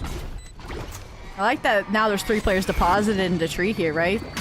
Now you're just trying to keep players outside of tree at bay, but it's given so much site space now over to TV that you need a disruption, and Vanitas will be that with the Bucky running rampant around. The toxic string aerial provides, and just like that, finally the scales tip in their favor. 4v1, it's Irene we're looking at, but even with that, the time ticks away. The Stingers claim their final victim, and Ghost will stay alive for another round. A very much needed round. I mean, honestly, if they can get a groove here, we might be able to see what this composition is supposed to do. You have so much in your toolbox to fake a site, still have a bunch of stuns in util for the other one, right? Vanitas can solo a site by themselves. You could have the flash overhead, or you can have the 0 point to identify where the relay bolt needs to go, kind of thing. Or you can do that with the Gecko and have Bunny be at a site by themselves. You know, there's just so much, and they seem to be packing it all in one basket. Once again, here they go towards rubble. And I mean, they finally broke the bank of TV, and they found the opening kill. So all of this is shaping up towards another 4th round here, but you've gotta be careful. UGC sheriffs in the work. Battison could get a timing since no one's really expecting them to disrespect this 0 point, and see the toying with the timing, just waiting for the dark cover, and it's Bunny B to strike first to keep things squared away, to keep things flawless so far for Ghost. And it feels like it's just TV hoping for a miracle. Kill like one's trying to get forced off a utility, and Kaide is able to find one on the flank. It's now just down to Kaide. Okay, Ghost.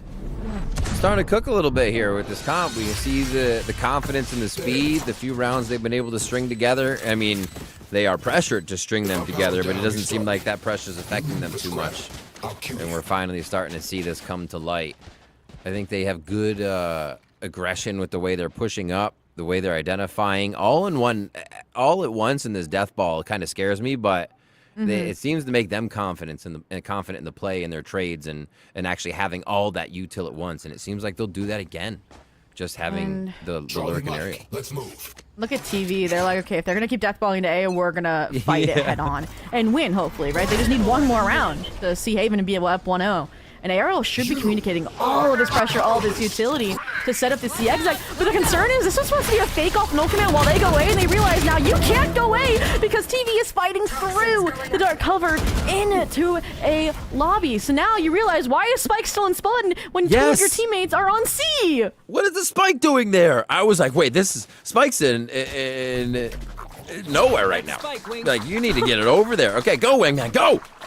Get your butt up there. Holy moly.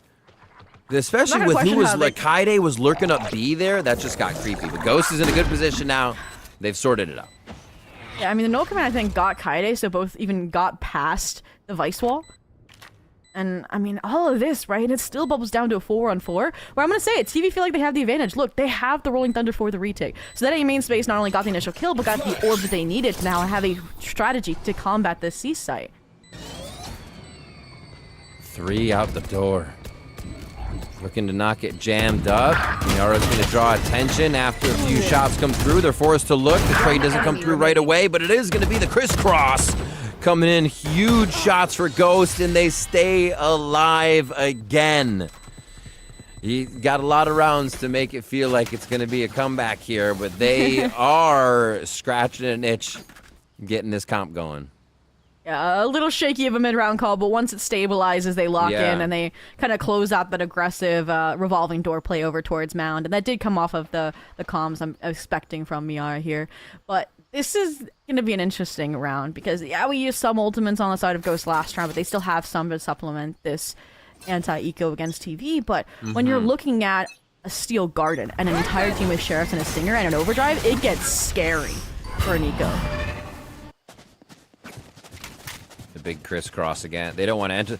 Look, so last time that happened, both teams went into fight. Now it's do or die. Not going to happen for Ghost. They said, nah, thanks. Oh, no! That could have been bad, but Ghost stay alive for now and not even too much damage taken there. Oh, that's not good. That's Steel Garden down. That felt like, again, the core strategy for this round. And now, I mean, I don't expect you to really sacrifice anything, right? You got 7 more rounds. Just try to see if you can win these engagements. And this utility combo is just shredding the HP of the TV players. You're just trying to take any engagement that you can win. And Vanitas, the backstab almost gets caught high and dry. But all in all, the support from Katars out of B main comes through. And it is a 6th round flawless for Ghost Gaming to avoid what, again, had the promise to be a decent anti-eco from TV. Ghosts are upgrading. They're becoming Banshees. They're beginning to take the lives of their opponents. And they're coming out on top in a lot of these plays, making sure the low buy rounds from TTV aren't anything tricky or anything to worry about as they build economy. And they are, I mean, I'd say they're looking great, but that economy doesn't do much if you lose 1 round. So all they have to do is win 6 more rounds here to get to OT. In the first play towards the middle of the map. What a flash. Smart move. And it's just all gonna come crashing down. And we the backstab off the Overdrive. It's all down to Kataris in the 1v3. Let every ultimate loose. And Mizobabe, the IGL, is the one to cap it off. 13-6 victory. Ghost's map pick gets stolen away there on Lotus. That was a really nice showing from the side of TTV the whole time. They were able to control the A, B, C. I mean, we never saw B really as we came out through that entire map, right? How many times planted it B? Yeah, just the pistol, and it was a back and forth the entire time from A to C or double A, and TTV just kind of ran where that we saw Ghost was, and it was a really incredible job by them. We are going to take a quick break, and we come back. The desk is going to break down that map and set us up for the second one, so don't go anywhere.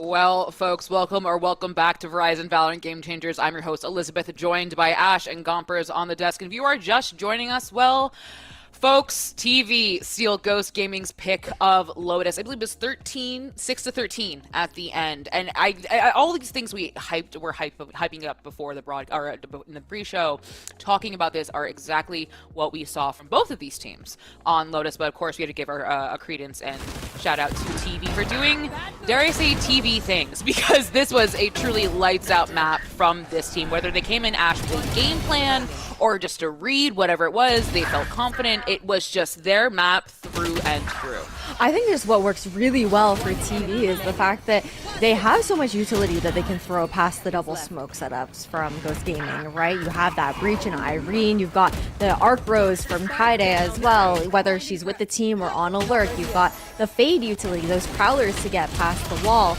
And then it just is all to set up NUI for those entries. And you can see it here. The 12 first kills on the side of TV just tells you how good this team was opening up these rounds and finding so much success, having 10 out of 11 post plants, ending that first half 10-2, meaning that they won every single round that they got that spike planted, except for one of them is actually just insane coming out from TV, and it was that aggression where they're disrespecting the Ghost Gaming setups, while then also then once they get that spike initiated, pushing one of those lanes to deny that re-entry from Ghost Gaming. And NUI was so aggressive, it played out so well for this team.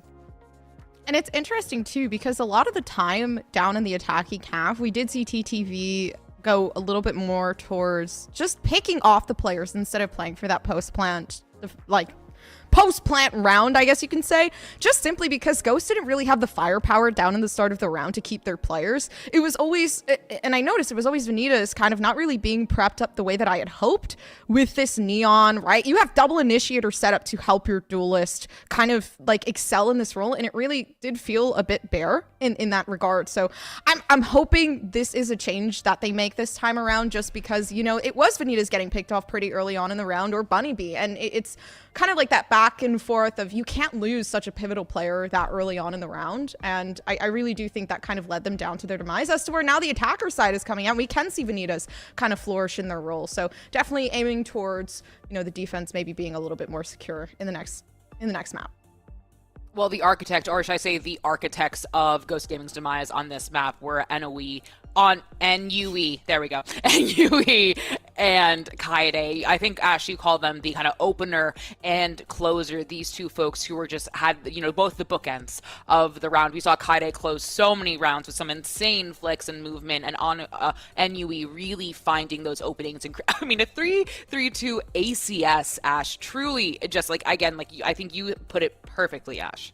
Yeah, it's just insane. Like, you look at NUI, the fact that this team had a total of it was like 12 first bloods, and 8 of them being in the hands of NUI, being so well set up by the supporting characters within Madison, within Irene, for those engagements to open up these rounds and opportunities for TV. And then the fact that Kaide has the lowest count of deaths on either side with only 10, and her ability to just close out these rounds that NUI is able to open up with those multi-kills, just shutting things down in the post plant, being such a great anchor on the defense as well. It all really came together here for TV. I think also we would be remiss if we did not, like, you know, shout out. I think chat called Kaide Lurk Day, I think was the kind of the nickname I saw showing up in chat from her community who is here, which we love to see you guys show up for your streamers. And now I mean, there are competitors as well now, but that's sort of, we kind of had this question of, was it going to happen? We weren't sure with that util, and clearly we saw a Kaide that, you know, with those least amount of deaths proved us wrong. But we are going to a second map, which we have the map picks and bans for you. We go from Lotus to Haven, and we go to TTV's pick. So TTV have stolen a Ghost map pick very convincingly. Granted, Ghost started on defense, which Lotus is an attack-sided map, Gompers, but we move to a Haven where, once again, an attack-sided map where Ghosts are starting on defense, Gompers. This spells trouble for me. Yeah, and I guess more so bringing up the point I said before, you can't just run it down so early on in defense and try to gather information that way, because it is very, very dangerous. You lose someone so early on the defensive side, which is what they're starting off at for Ghost Gaming, and there is a huge potential that you actually lose that momentum. So especially in regards to the fact that we have seen the Neon brought out on this map before, I'm assuming we might, for YFP, especially since they've been running the Jet, we might just kind of see that come into the future. But more so, I'm hoping we can just kind of be a little bit more cohesive with our play, because they are really good. We've seen this 13-6 come through. They managed to get a couple rounds down in that second half. This isn't like we don't know what's going to happen. There is potential for Ghost to win this and bring us to that third map. It really is just a matter of, are we kind of willing to work together as a team a little bit more thoroughly? Yeah, it's going to be really interesting to see how that goes. You even have the fact that with Badison coming in as a sub today for Ghost Gaming, she previously played on Berserker's Dawn, and that is the map that actually Berserker's Dawn was able to take up against TV 13-9 during the 5th round of the Swiss stage for stage 1. So there also might be that level of, okay, Badison might have a little bit of a read, some information that they can share over towards the rest of the team on Ghost Gaming to get an idea of how TV do like to approach this map. Granted, they were also on a different role on that map as well. They were playing that duelist right now, filling in as that initiator for Ghost Gaming. So a different look in that sense, but I'm looking forward to seeing how this is going to kind of work out. I think with Haven coming in as well, we've seen that Ghost Gaming prefers to lean into that double duelist setup. So that is also an opportunity for maybe Badison to feel like comfortable slotting back into that duelist role, because Bunny B can do it all. Like they can run the duelist. They usually play the Yoru on Haven, could very easily slot into one of the initiator roles instead and have that swap over. And that might be a comfort thing that we can lean towards here for Ghost Gaming heading into map 2. Something I do want to bring up for our audience who may be just joining us, who were not able to join us yesterday, is that Ghost Gaming had a 13-0. They lost their map pick of Sunset. And then moving to Waterdust map pick, they brought it to a 13-11. I want to be very, very clear. That map did not go to overtime by 0.01. A clutch, Red Bull clutch diffuse. It could have gone anyway. We could have gone to map 3, and who knows what would have happened at that point. At this point in time, 24 hours later, Ghost Gaming has set themselves up into a better position than yesterday. They have set themselves up into a more successful position than yesterday, than what we saw. So if, history tells us anything, we could expect an upset, stealing their map pick of Haven. For those of us who are not aware of how map picks and bans work, when a team picks a map, the other team picks the side, right? So that means Ghost Gaming chose defense. They are prepared. They are ready from the eye test itself, and they are looking for that moving forward, right? So it's kind of like this. When there's smoke, there's fire type thing, Gompers. I'm not quite correct in my assumption, but there is something to be said that it looks like Ghost Gaming are either prepared or have a very, very kind of an ace up the sleeve type deal. Yeah, I mean, it is, I guess, statistically known. You could say that their second maps do better than their first ones. Just more so, I guess, getting a feel of the team play and the chemistry on TV as well, since this is kind of the first time they have played against each other. So in regards to that, yes, this is kind of a new team, and now we're kind of getting used to the play style and whatnot. As for TV, though, it is immaculate. How well they play together. We're seeing a lot of refract potential coming through from just positioning alone, right? The micros and the macros of this team, they've definitely, you can tell they've been developing it as well with the adaptability that they've had playing against Ghost Gaming, especially when they like to push up towards A. We've seen a lot of that happen, on the side of Vanitas, and everyone there just knowing, hey, that's a potential free pick to take, so we're going to use that. Yeah, and then also I think just looking at the opportunities with those compositions that I was talking about, I did do a little bit of trolling chat with talking about Badison being on Berserkers. For some reason, I thought they were on Ghost Gaming. I know we just watched the map. Seems like I just need to take another sip of my Red Bull to jog my memory there and lock back in.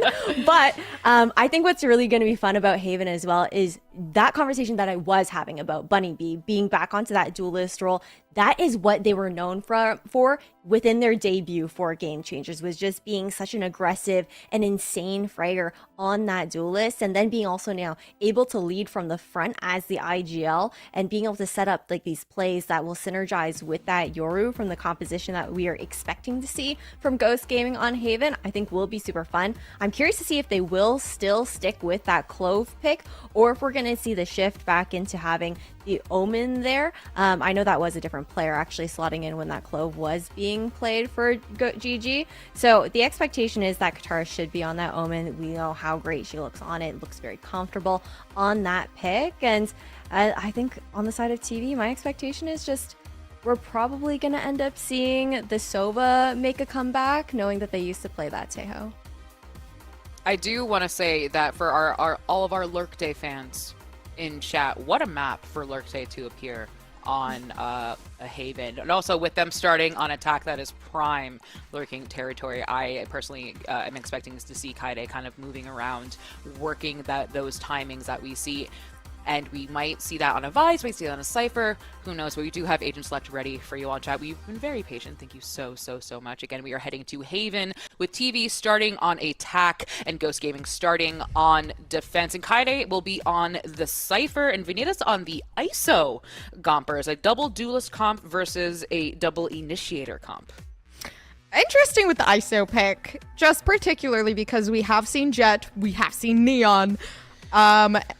And we have seen Yoru, so to kind of see like a double duelist where we're kind of going a little bit more into what the meta has been, it does seem like they are actively, you know, just trying to fit a little bit more into the present mold. But Vanitas obviously kind of being like the, as they said, the W key run it down duelist, and being able to handle these 1v1s, I think is gonna be cool to see. But also, I guess more so in cohesion with Bunny B, as to where we weren't seeing Vanitas get a lot of coverage, but now Bunny B being that second active duelist, I think is going to kind of fill in that gap that we didn't necessarily see filled in before. It's going to put a lot of pressure on NUI as well, being like the solo duelist on the side of TV to go head to head up against that double duelist composition, especially once we swap sides. And it makes it a lot harder to try and get an operator online for the Jet because of that shield that the ISO can throw up. I'm looking forward to seeing the protocoling that Ghost Gaming will come out with here on defense first, how they play that push and pull. A lot of pressure, I think, on Bunny B to find that early information and that map control to help make calls here for those rotations, depending on what they're expecting out of the attacking side for TV. I also wanted to highlight Irene on that breach, because a lot of pressure will be on Irene to make sure that they can set up, and they're excellent. They have to set up NUI as best they can, but can TV take it a clean 2-0 and keep their lower bracket run alive, or will Ghost Gaming take us to a map 3? I know who to send it to. It is Rivington and Zobe. Thank you so much for setting us up so well for this next map of the series. It is Haven, and we do see Ghost Gaming with their shields up on defense, but they cannot rest back here. They have to almost come out on attack from that defensive side and show TV what they're made of. Yeah, elimination is on the line. It's TV's pick, but this is a map that Ghost Gaming kept in the dark for the entirety of the Swiss stage, just to come back in the last round to qualify for your main event by botting Prosperity X 13-2 with a sub in the roster. Now, that did add an ounce of aggression because it was a Clove now for Guitarist's Omen, but we just saw the Guitarist Omen on Lotus. It was one of the shining spots in that 6-13 loss. So with a composition they know they have played as a 5, I am confident that this is going to be a closer matchup this time around. All right, TTV looking to continue their tournament life here with a win, and Ghost want to stay alive in this series if they can take Haven away from TV's pick. Do they trade maps? We've been getting that a lot lately. We really have. NUI is going to look towards short real quick to say, what kind of util and how many people? Oh, okay, sorry. Nope, NUI down. Yeah, that was a quick adventure. Yeah, a quick answer to what the desk mentioned, right? NUI running into both of those duelists and losing the engagement. Losing the first blood, it forces TV to gather, re-execute into the C site where the Cypher's down long. The rotations from the site, the Yoru comes through. This should be a decent pinch, and Bunny B proves so. Right into C. The util's already coming in with paranoias and whatnot. Oh, because Ariel's coming in from behind. It looked like they couldn't even get in from the back of the site, or I should say the defender's side. If they're already on the loop around, lurking in fast, flanking, I should say, and Ghost come up They with push a C-Long. very, very quick one. Yeah. Yeah, Ariel pushed C-Long from the get-go while that aggression was kind of stone-facing the players. They probably heard the stampede down grass into garage, and the gate crash again from Bunny B was perfectly placed. And that's one of those players, and I'm glad to see Bunny B also on the Duelist, because Vanitas needs that pressure taken off of them after that kind of misperformance over on Lotus. So all in all, this is a little dicey. Ariel, you got away with the last round, but be careful with that deep cam, because the entire squad for TV about to roll up off that fault line. And this interesting one-way kind of setup for maybe a Shroud to step in. Yeah, covered now. You can see that Bunny B was kind of reading it a bit too. They have taken this A space. They're going to have to be careful to get this back, though. I think Kaide is kind of sniffing this out, but the rest of the team's going to have to use some util to get through this with that long range and the short range. Ooh, this is nice, though. As soon as the Sova makes contact, I was expecting that to come out. But instead, it's actually the drone just to get completely stripped away. All that information robbed away. And I love this. Contingency just to get out of dodge. Like, you realize you might have bit off a little more than you can chew, and now it's no harm, no foul. It's still 5 players strong. It's still all the weapons in hand. And you're going to play hand in hand here, hopefully with Miara, to handle the oncoming pressure. Oh, all classics. You're just going to get a family photo peek out of TTV right now. Oh. They are going to have to swing a nice hide, cut a little time. They're going to get double scanned. Oh, run, go, get out of my way. Okay, they're good. They're good. And now they're good. They've avoided everything for now. Kaide's still got the backside, and they are still running into the strong site here for what Ghost has set up. Let's see how they do. Nice stun, but the flash follow-up comes in clutch to support the players. For Ghost to try to take these kills, but then we to come alive to overwhelm the shutdown player after player. And now with 10 seconds left, Ariel grappling with, okay, do I wait for the Omen flank? Do I try to deny the plant? And now, ladder taking Kataris. Spotted out by Enwy. They're on for the ace now. On the second round, Thrifty potential.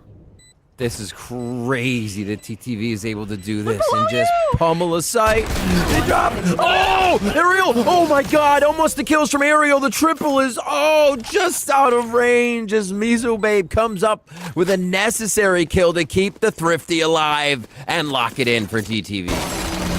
Thank you, production. I need a replay of that moment because that was insanity. And if we saw the final shot as well go the way of Ariel, it was going to be just insanity. You saw the recognition from Madison, head on a swivel, but it's Mizube headshot with the classic to tie us 1-1. And I mean, Ghost, you finally get a pistol this series in the second round. It gets thrown away in the last 30 seconds with a pop A aggression. I mean, all that. Now you have weapons. Now it's the bank broken with Sheriffs for the side of Ghost. You got to get aggressive again in the ISO, toying with the idea. Get Paranoid out of the garage to set her up. I love that play here by TTV. Like you said, the pop play, bringing it down to the pressure cooker when the clock is already red, basically. It kind of makes an ISO and a Yoru feel uncomfortable, right? They want to be in control of the situation, not defending with their flashes and walling up here. They want to be creating the situation, but now they're going to all rotate towards A. It looks like we might get a hell of a fight here if we don't quickly find out, and Kaide calls everybody back over to C. I really liked that, right? The flash out of garage, you expect aggression to follow it up grass, so they want to go away from that when they have the better weapons. So this has been a perfect bait to draw these players towards A, but like you mentioned, Kaide's creeping down C long slowly but surely. The drone likely going to spot out some of these players, and that's when I expect the rotation to come through, but look at this, Ghost. The tempo under their control, they're pushing short, and now you're suddenly surrounded. You can't get out because Bunny B's found Sheriff shots. There's a shield up for Vanitas, who should be good for one, but all in all, I mean, 30 seconds pieces, UFC control. Kaide should be able to even the numbers here. This still feels okay for TV, even though they ran into the stack. Lurk Day activated again. Cover going out. How far to Gong for now? And that's actually going to, it's going to be a swap. Ships in the night. They're not going to have numbers now. Well, they're going to anyways, but as they go to see, it's a little bit more precarious. Oh, Kaide playing for the win factor. Oh my god! Oh my god! What the hell? Madison just ducks at a carnival left and right as the members of Ghost come out there to rack him up with a Vandal. 4 in a row, farming the ecos and bringing the ult 2 away from being online. Let's get a replay of that. Oh yes, my gosh. please. I mean, again, you had Lurk Day set up in the background as plan B, but you didn't even need it. So now they're not going to know that Kai's been able to lurk through C unimpeded on these heavy A pressure points. I mean, one after another, eco frags for dinner. I mean, that's absolutely absurd as the newest member from this squad. And now, I mean, that's just going to be confidence, right? It's going to fuel them in this sort of grass expedition. And Honeybee, you got to hit those because now, I mean, garage controllers get established. Yeah, it's just seeing there's such a good move too, right? Ghosts have very few openings that we've seen so far, and that was a really nice one. Just not enough pen damage on the wall. You can see Irene very hurt as they start to push into sight. And UI up top and drops one, but Ghosts come back quick with 2 and 3, and possibly a 4th. Look at this, Guitarist gets out of safety for the dark cover drips, trying to just play their life in a situation. Wait for Miara to play contact off of to deal with Irene. And now it's all down to the clutch master, Kaide. And again, Ghost playing things safe. No, they can't throw away another round that they've established an advantage in. Wait for Vanitas, wait for the drone. Is he gonna spot her? It does. Oh, just missed. Playing the aggressive position. They're waiting. They're like, we know Kaide. Kaide will push, right? Ooh, the double tap. Being able to save Vanitas just for a moment. Getting that closer shield comfort. up. But the round goes regardless the way of Ghost. And this was interesting. I was curious again because we did see the swap up from the Taylor to Sova on the side of TV, how that was going to function. And Madison clears all the trap wires, allows for the easy breezy entry from Need and Handle, you know, even Aerial. All that should have been a nice setup for TV, but it still went the way of Ghost off of that re-aggression from Miara. The tag team with Guitarist in their own sight smoke. Yeah. Very nice. And they're realizing they have to get a little bit more aggressive. They can't keep giving TTV this space. Interesting to see Aerial stay sight here. It gets the smoke for safety, but they are going to back up to play this one a little safer. Everyone is reacting on this lower buy from Ghost to make sure those weapons get even more efficiency from everybody being around them. And again, if they don't see presence, I think we've seen Ghost have a really good read of when this ship is headed to A on the side of TV. Navigation course set, the drone super proactive. Not gonna spot anybody just yet, and we thought they made it past, but Aftershock more just to keep the players at bay from punishing the ping of the recon. And now, again, you're relying on Kaide to open up a backdoor option, and it seems like they have, but look who's also in your backyard, Aerial! Oh, we saw the Guardian coming into that second round play. Is it enough for this one? Just short on the shoulders there. Knighting Irene as they get the kill. Another one comes through from Miara. Here it is now. It's the garage lurk. We haven't seen too much of this. 30 seconds left. Or stay there. Oh no. Very good pinch though, and Reese coming out of CT, and it doesn't even matter. Side smoke more just secures the plant. And again, buddy system up. Figure out how to take these 2v2s. I mean, you have even the Rolling Thunder online here, right? So at this point, play offsite, play safe. Is exactly the route that TTV's taking. So all in all, could be difficult in my mind, and I think that's why I want to see this contingency. I want to see Vanitas push forward down C long. I think you just heard the reload as well. Both teams' money a bit funky on this, so the wind's always going to help.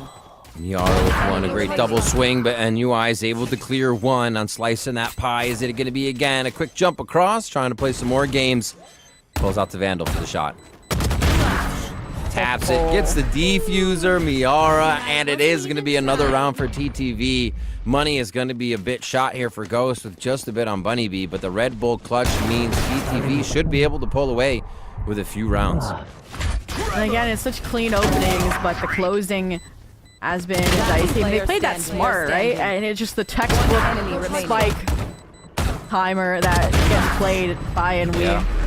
And again, it's like, what could you have fixed? Like, Vanitas tried to get out of dodge maybe alongside Miara after fighting the initial kill, because all they wanted was the Rolling Thunder, right? That's what was going to stop them from defusing. But coming to the next round, it looks like they're realizing maybe we still are being a bit too passive.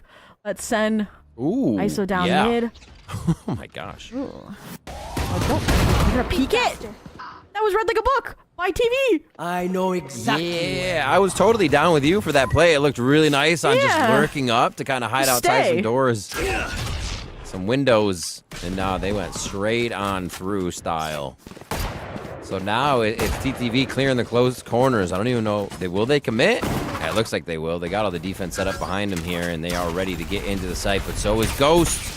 Are the shots there, though? I mean, this is Bunny B. I think it is, and that's why the Rolling Thunder, even on an eco round, has come out on the side of TV. But no harm, no foul. No one dies. Bunny B got the Dimensional Drift online, so all the information to hopefully guide this retake. 2 default, 1 Hell. Ariel looking at a way to combat, and then it's the Cage to try and scale into Hell and take the 1. Oh, these plays are so smooth, and they're almost happening, but TTV is able to rebuttal back with each shot, each trade. Irene's got the final one. These Guardians are singing this game, and TTV is going to be on the winning end of that. 4-2 now as they pull off an A site take there, a little bit spread into the round after a mid push from Ghost. So Ghost is getting active, Zobi, but maybe a little too active once they're in a good position. Yeah, I mean, part of me is like, okay, I really wanted them just to deposit, sit upside out of the window, maybe play a timing, but then we saw the proactivity from TV, right? Unwarranted, they flash and re-clear it immediately from NUI. So, like, that was just like, again, like, what can you do in that situation, even if you had not pushed through? All in all, again, they're doing a good job keeping tabs on this ISO, so that's why you want to see Bunny B have their back, and that's exactly what happens with this A main play. Oh, they get super separated on that flash. Some members didn't get flashed. You saw NUI trying to rotate back in, and it did not work. They all get taken down, and Ghost finally says, "No more getting pushed around. We are going to flex on this round," and they take all that space on A. You have Spike. I don't know where Kaide is going. I mean, you have a trap in garage, you have Omen posted up on B, so you're kind of expecting her to be hold up towards spawn. Drone clears window, the rest holding spawn side. Kaide says, I don't care about your drone, I want to take these duels. And Bunny be playing so cautious, the right click classic to finish it off, and Ghosts are again keeping things close for this defense side of Haven. And again, with this composition, it is so kind of like heavy on the early round impact, the early round kind of success. We're playing full retake here, and it's kind of been one or the other. You haven't really had, again, these 2v2s where it kind of is a close mid-round go the way of Ghost. So they need to keep this up, and I'm kind of worried because TV is good at starting to respond to that, kind of waiting out that sort of pressure like we saw over on Lotus. And hopefully Ghost can rest on the fact that they're back to a composition that feels a lot more comfortable than changing so many things we just saw in Lotus. It didn't click, and we're seeing this come together way quicker in just how they're taking it, how they're supporting each other. And UI goes right in and actually backs everybody off, so Ghost can play a little bit more of the retake, but is it possible with the contract? I mean, Irene says the Snare's not going to get the job done. Pull out the classic, but Vanita swings their engagement. Kaide, the backdoor option, tries to open up another avenue, but that's also shut. Close for construction, and Ghost keep it very clean. And part of that, to me, I think, came out of the fact that they were planning on pushing down C long aggressively. So it was kind of like right players in the right place at the right time for that heavy B aggression. And all in all, TV is saying, okay, we're not getting away with some of the, switched up plays like we were over on Lotus. So let's talk. Let's get a little bit more concrete. Find a way to, again, counter these really kind of stark openings out of Ghost. I think they're doing a good job at reading, too. TTV, it kind of goes back to a composition where they don't get to do much faking either, right? You kind of want to have breach where you're going to attack. Sova may be able to drone fake, and then you can have NUI on that early, or NUI on the early lurk as Kaide calls everybody back again. But I think Ghosts are kind of figuring out they can play a little bit disrespectful in that sense. Once they see one thing, they're able to infer a lot more now. Maybe they have a little bit better read than they did before, especially on Lotus. But yeah, the comfort again for the composition they have starts to put the pressure on, and now we see TV calling the timeout, figure out how they want to play. The ult for Battison is online, so maybe it is an up the gut play where they use that right away, or they try to go for a fast sight, get the plant in post, but nothing really close besides Kaide's ult there, so we'll have to see what they do coming out of this timeout. And I'm trying to think back towards Lotus and like when I saw big changes. They weren't frequent because everything was working really for TV. But I'm thinking back to when they finally decided to fight A head-on for their attack half. And I feel like that could be also the strategy they go for here on Haven, right? They know there's been kind of this duo or this trio fighting towards A long. They lost the engagement kind of surprisingly 2 rounds ago. But what if they're prepared for it, right? Fault line, set NUI up. That's exactly kind of what they're poised for. Yeah. But Bunny B and this ISO have other plans. They're playing a little bit more safe, but still just as aggressive.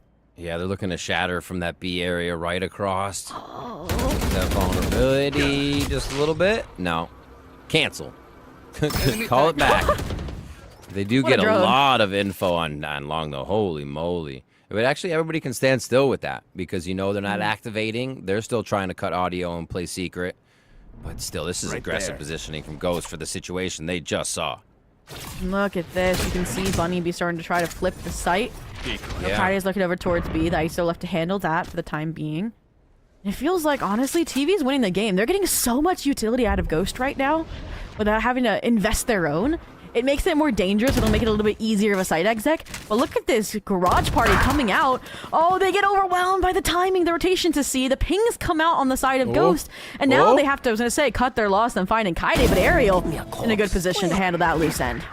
They wondered when it was coming through. Just making sure the team is safe. You're going to have the rotation as well from Bunny B. And they're going to have to act fast. Ghost looks like they're floating in right away. NUI takes down Vanitas, though. Oh, the flank as well, brewing from Bunny B. Do have Mizube watching it, but it's not watching the spike plant. 12 seconds left. You've got to get it safe, so it's planted instead, tucked away in box where Ariel out of garage was gonna play to disrupt, but the timing just misaligns, and now slow things down.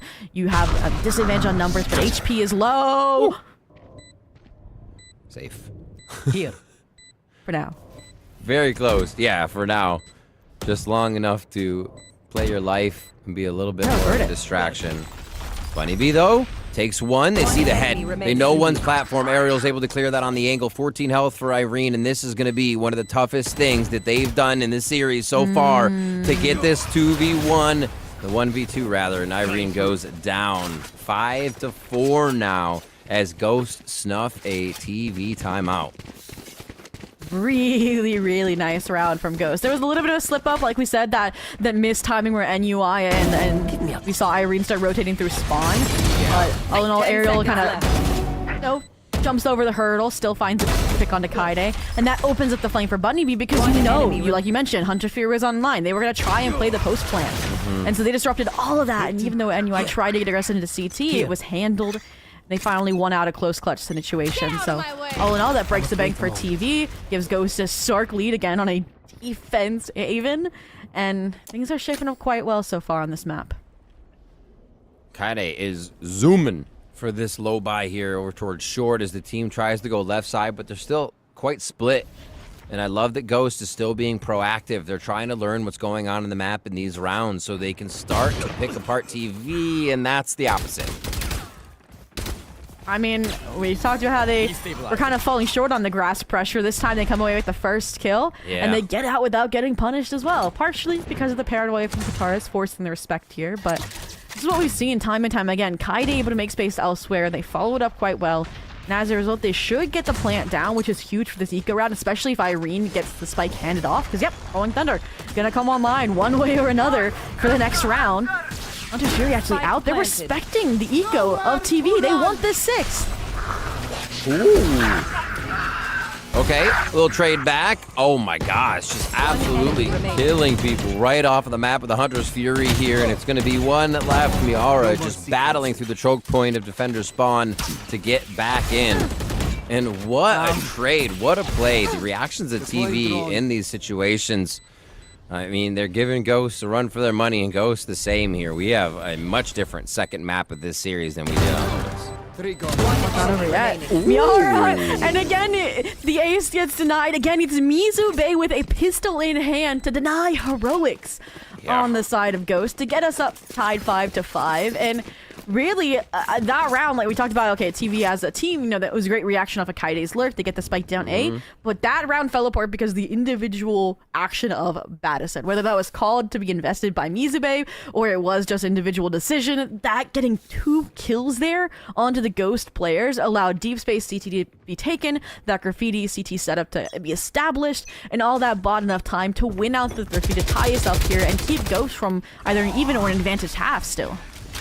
Still, this mid control here from Ghost, but they lose garage control. Somebody forgot to shut the door.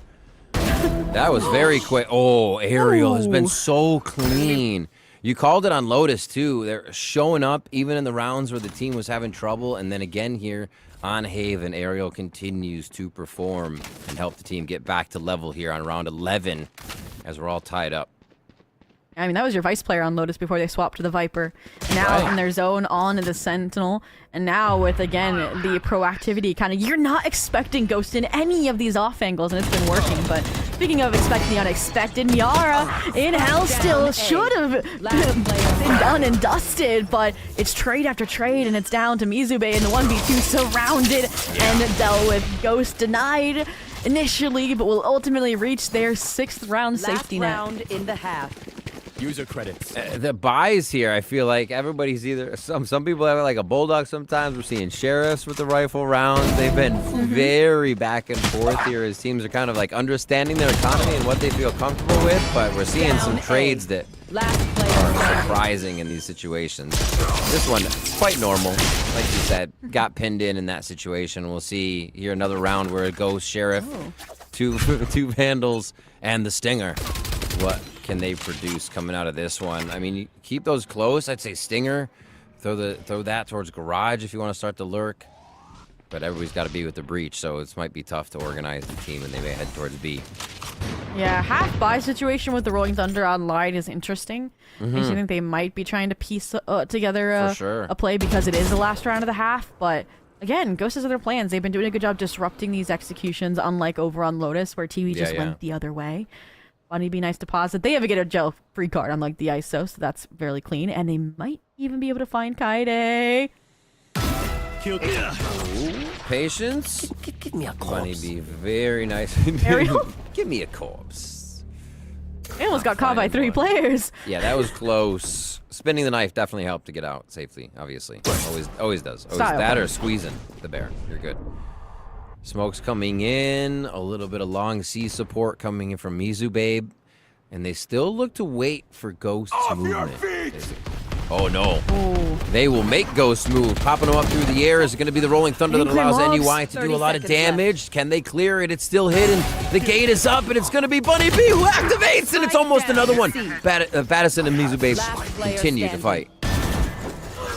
And Guitarist caps off the round, caps off the half, 7-5 going to Ghost. And I want to say that cage that was popped was the kill trip cage for Aerial, and it protects Bunny B, kind of veils the horrors within so that they're protected from the Rolling Thunder, can have that surprise element. I mean, Bunny B was at the crux of this round from the opening kill to the reposition, and here's that moment, that cage acting as a shield. And then 1, 2, dark cover doesn't matter. They find the advantage. Trust in their team to close out the rest of the round. So 7-5 on an attack side at Haven. Now you're heading into your attack side here. Again, this was what we expected. A little fumbliness around the new composition over on Lotus, but now they're back to basics, back to what they know. And again, a map that they've hidden for the majority of the season, coming out and being a really strong spotlight point. Can they keep it going? A pistol round here would catapult them very nicely towards that 13, towards the 3rd map. Oh, and they instantly take down Kaide. Oh, that Sentinel utility down. What is Bunny B doing right now? That was incredible flick shots, just resetting for each kill. Last player Bunny B online. Aerial online. Great cam position. Tracks down in in window. All down to Battison, who's had an insane map as well. Insane individual heroics, but when it's the power of friendship or 4 strong fire in line, it's still going to be a second Ghost gaming pistol for this map. But Riv, remember the first half? That second round got a little shifty. It did. It did. We'll just have to see how shifty this one gets. We already see a quick judge from Bunny B here, hopping around. We'll have to see where that goes. Maybe. I mean, they got a lot of money up in this round, so we might actually see a buy. Might actually see a buy and protection on that if they do get one. So Kataris has the Vandal in handle, and that was a buy from Aerial. So Aerial coming up with those few gives the buy over, and they're gonna go ahead and play this to just absolutely take control of the game and go for the throw to TTV here and make sure they get nothing. So, honestly, Ghost cannot lose a person here. Or I think this is kind of a lost round for them, right? Yeah, for the most part. I do think, I'm trying to look at the money situation, Guitars would obviously be able to buy Aerial, because they sported the Vandal, it would be dicey. Yeah. It would be rough nonetheless. And again, I think that's why they're going for this more aggressive buy, is because they realize, wait, kind of tossed the second round of the first half. That should have set us up for really strong defensive success. I mean, really good that they even got the 7-5 half to begin with after that. But all in all, I think it's just, again, trying to improve upon mistakes. It's a risky one at that if things go the south again, but all of this is trying to be preventative. But yeah, coming in to, I mean, it's the second round of the half. We've got to see what this looks like for TV. I'm expecting, right, this is the Haven composition of old, pre-Tejo. They were playing the Tejo, so I'm expecting, I was going to say, some sort of, jet breach setup, and they are going to do that, but not towards A, towards mid, while they can trust Kaide to hold down, anchor the A site. Oh my. It is an adventure. Ariel's about to find out right now. Oh, that timing, though. No. That timing is You're gonna see the trip. Crazy talk. Trip They're gets gonna see broken, the they trip, head on and a then swivel. Ariel's going to know. Yeah. Or not. He said, yeah, keep pushing.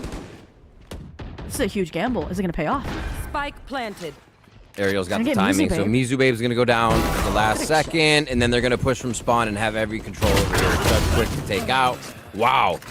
Ghost just came in from every angle on that, and actually kind of lurked a little bit harder on the lurk than TV did. Really nice call there. Yeah. Nigel on the Ghost side, just instead of Arrow playing for, 1, maybe 2 in window, they play for the surefire control of defender spawn. And push in. flawless. And, yep, secure the flawless. So obviously they chose right in that kind of 50-50 situation. Yeah. And this looks like we're steamrolling towards that map 3 of Icebox at this point.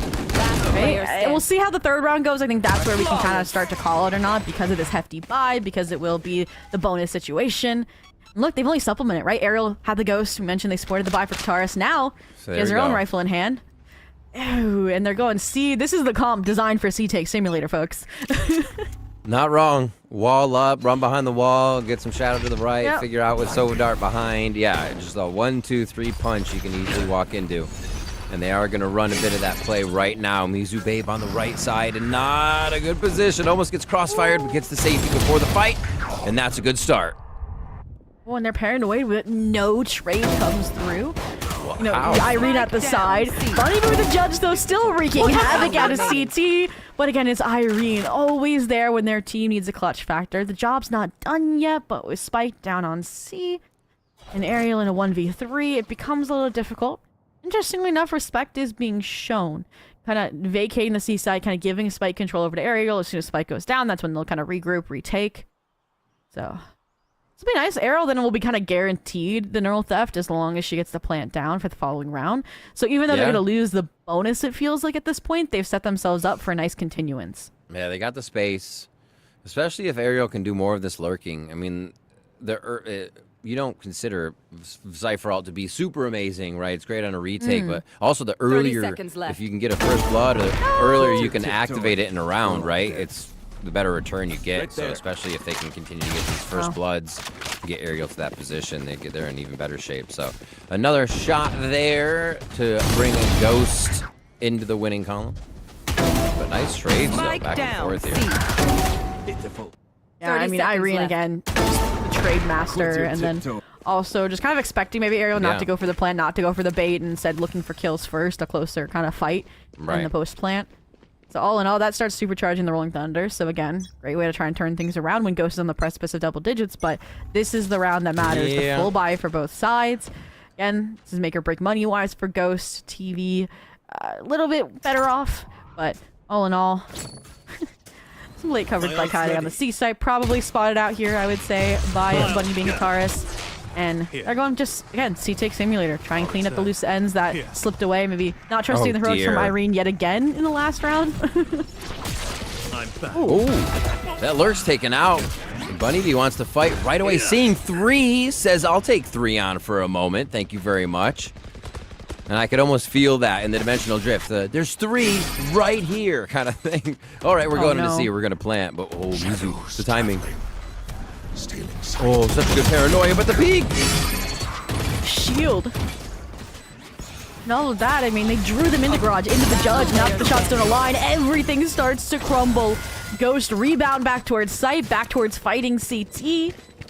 And it's a double digits affair for Ghost here. I mean, Yeah. TV, I think they got what they wanted. They just were really hoping that Mizu would be able to get a few kills or that paranoia would connect onto more players. So, all in all, again, sometimes gunfights will be lost at the end of the day, and now you're looking at trailing 4. So beyond, obviously, running away from the dimensional drift, I think Ghost has figured out that it's a very defaulty style round play, per se, for TV, right? They get down to a minute. At 1 minute, they're going to back up, right? They're going to be more anchor. They're going to go retake. So it's early. They're going to find just Kaide in sight. They can rush in. They're going to gate crash in. They're going to go in. They can just find somebody at one site.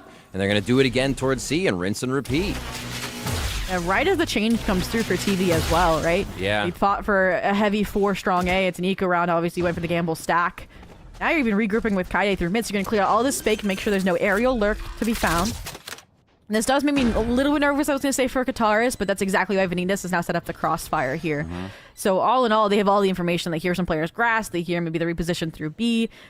And, I mean, I'm nervous that these many players are playing offside C long, to be honest, when you already utilize your Hunter's Fury, but we'll see if it works out. I think they're ready. They got a bit from Vanitas here, and I was going to say Guitarist, but Vanitas has to come up big now to make sure Garage does not get lost. The paranoia starts to come in. This fight is huge. And Vanitas comes up even bigger, and now they look a little bit safer for the situation. They were just confident to win the fights, but it's NUI we're talking about here. It's Irene we're talking about here, but time not in their favor, so and you're just looking to do damage, take some guns out of the hands of Ghost. Irene, a similar plan in mind.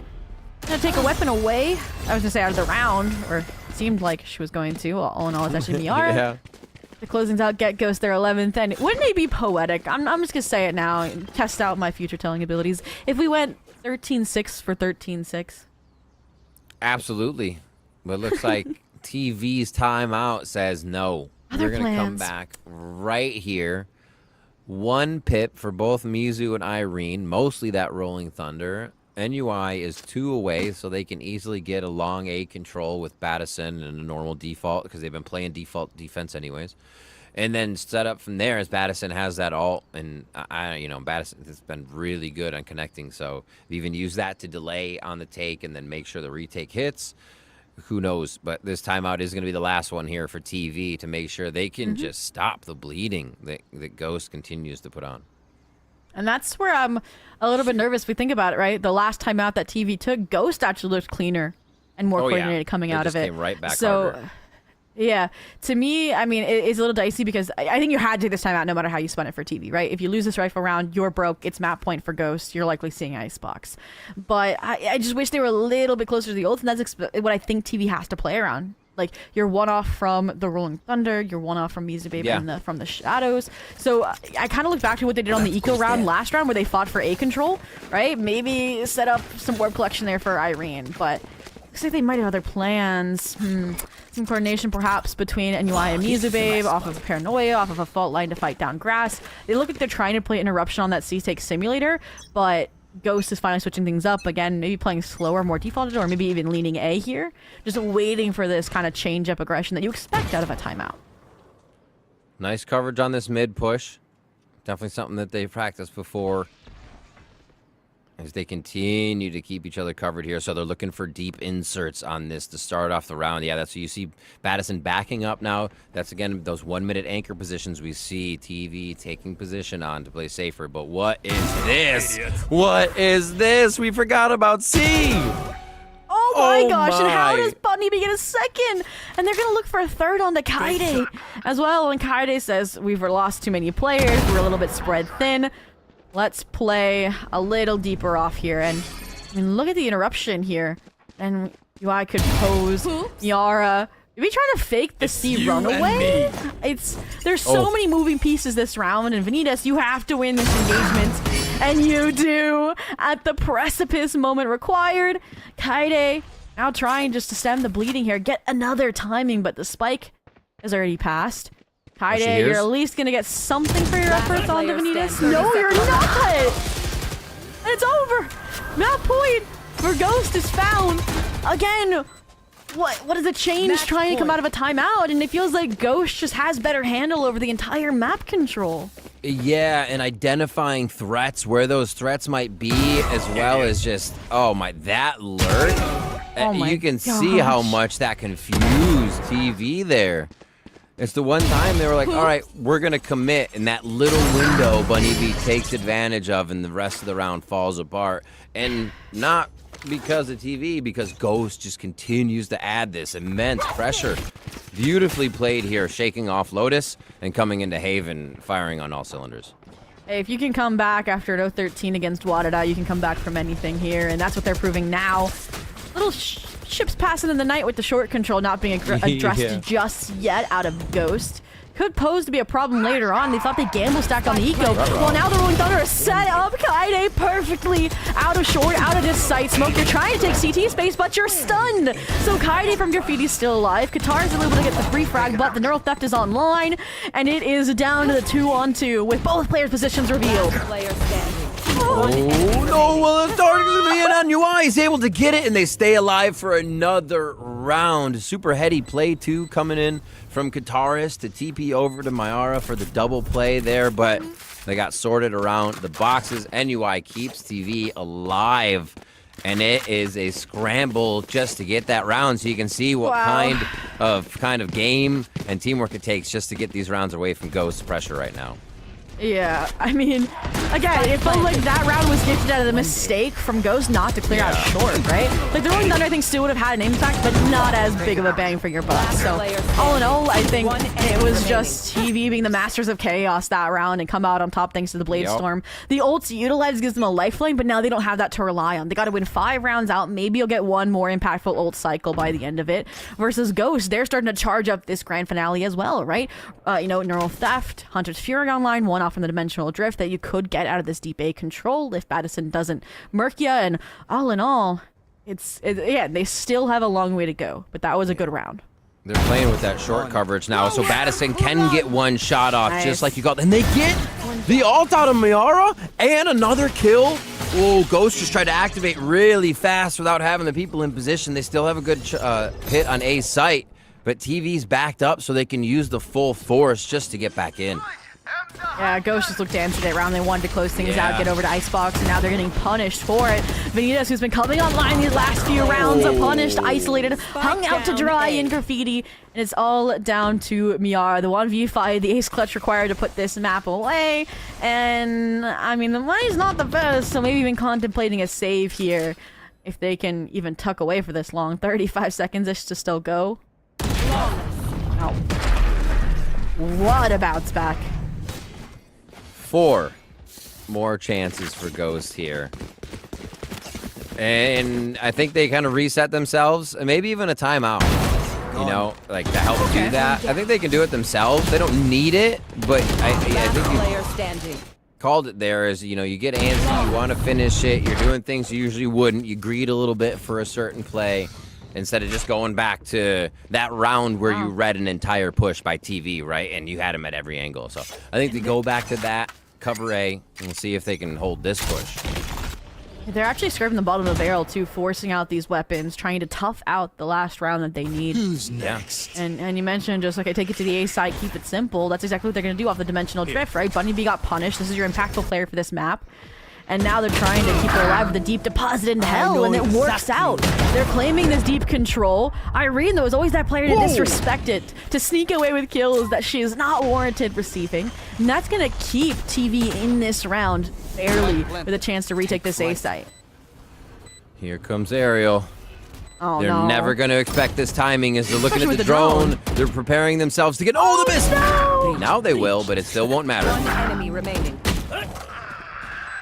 Ariel and these ADS, whether it's a Guardian or a Vandal, has been insane this map. And all that to say, it's Mizube in the 1v3 to keep TV's chances of this map alive. And it's the power of friendship that's likely gonna cap it off. The 13-8 victory for Ghost Gaming to send us to map 3 of Icebox, where elimination is on the line for Verizon Game Changers North America. We would have it no other way, Rivington.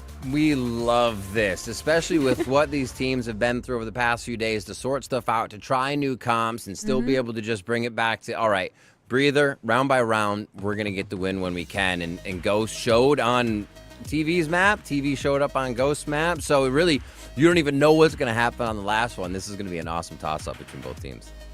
Yeah, and especially a map as well that both of these teams are less versed on. 1-1 one loss for TV and 1 win, 2 losses for the side of a Ghost. But all in all, Rivington, we are a little ways away from Icebox because we are going to throw it to a quick break. And when we come back, the desk will break down Haven and set us up for that decider of Icebox.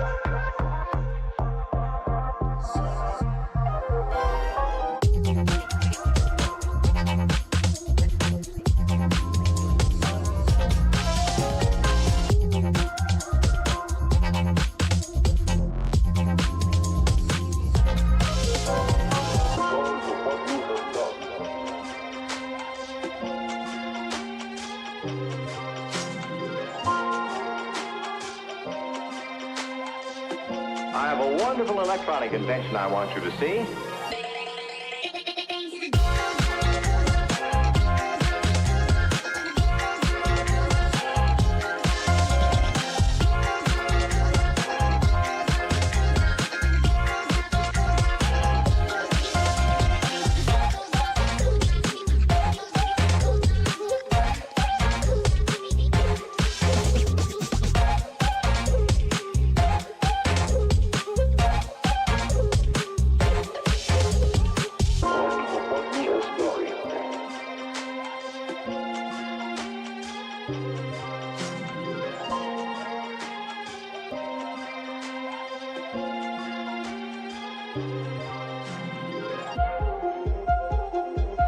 We got to the point where we could control the laws of nature by advanced electronics.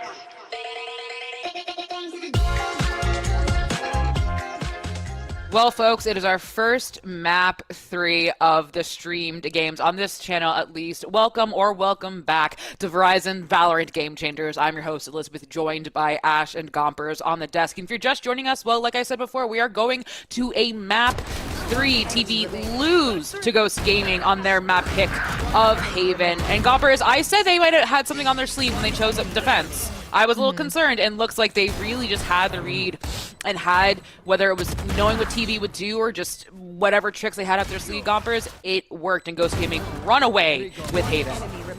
Yeah, they were actually playing impeccable in the sense of, I don't know, like, first of all, Bunny B was just absolutely cracked playing onto the Yori, which I think was a huge indicator for why this team was able to get, you know, provide as much as they could. But it wasn't just that. It was, I had felt a little bit more cohesion in the sense of we did see these players playing together a lot more. And I don't know what was going on in the comms. I would love to be a fly in the room.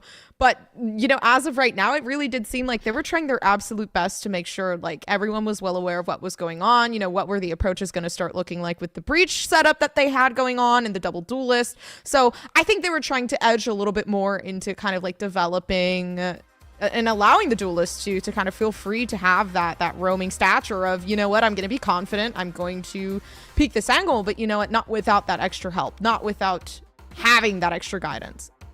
Ash, I want to pose a question to you. We were worried about kind of this single duelist comp on the side of TV with NUE being the only duelist, and I know I shouted out Irene having to set them up as best as they could. I mean, I see Irene has 8 assists here. Do we think this map was a failure of the comp, or was it just, like Gompers is saying, it's kind of more that synergy with said comp? No, it wasn't a failure of the comp. I think when talking about like the concerns, I don't think there's anything wrong with running the solo duelist here on Haven. I do like the meta has shifted largely towards the Yoru ISO post Teho nerf, just because this is one of like the best comps on Haven right now. And otherwise you like see some like neon comps coming in and whatnot. But this comp, the bread and butter comp that we see TV running, is still a good composition. It's just a little bit, I think, harder when you are dealing with like the chaos that Bunny B brings to the table, and then also Vanitas also, even though like the numbers aren't like the best for Vanitas right now, just like the fact that there is like that shield to absorb that extra damage and make it just a little less fruitful to go for some of those for those engagements on the side of TV. I think at the end of the day, it really came down to the macro that we were seeing coming out of the likes of Ghost Gaming. They looked really good when it came down to that map control, the information that they were able to garner, and the rotations that they were calling.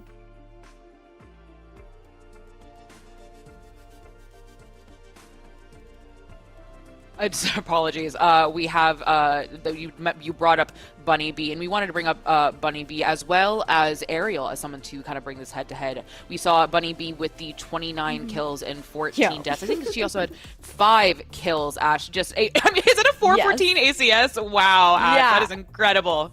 It is insane. That's why I was talking about like going into this composition of Haven for Ghost Gaming, Bunny B being back on the duelist. They do look great on the initiator, do not get me wrong, but this is what we know Bunny B for. It's going to be that Yoru, it's going to be that raise for Bunny B, that hyper aggression that they're able to bring to the table. And I wanted to bring attention to this head to head because we're talking about how Ghost Gaming had the advantage when it came down to that macro, the way they were controlling that map, choosing to start out on defense as well. It was a lot of that ebb and flow. They did that early conditioning with the A main presence, where they were fighting a lot for that A main control, really denying any opportunities for Kaide to get like the same lurks that we saw going on Lotus as well, and trying to shut those down early, and having so much success in those engagements and forcing such a threat to TV where the information was so good that was garnered. And then when they're going that aggro, they're also forcing them into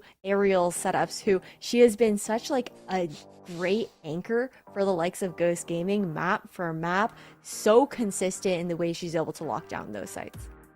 And I honestly like the composition they had picked as well, because you could tell Bunny B was so comfortable under the role of Yoru, and it wasn't just honestly, it wasn't just the fact that, you know, we had the double duelist. I think it was honestly, I did see a lot of the time Vanitas kind of prep up for certain plays as to where we did get to see Shield kind of make its way towards site, allowing Bunny B to feel a little bit more comfortable and extravagant moving on to site. But the defense was actually where Bunny B shined the most. And I think having double duelist, applying that pressure and making it a lot harder to hold the sites for this team is actually what kind of led them towards that victory. So for me, I don't know. I really hope they continue on with this composition and actually refine it just a bit more as to where we can see Vanitas shine a lot under that ISO role.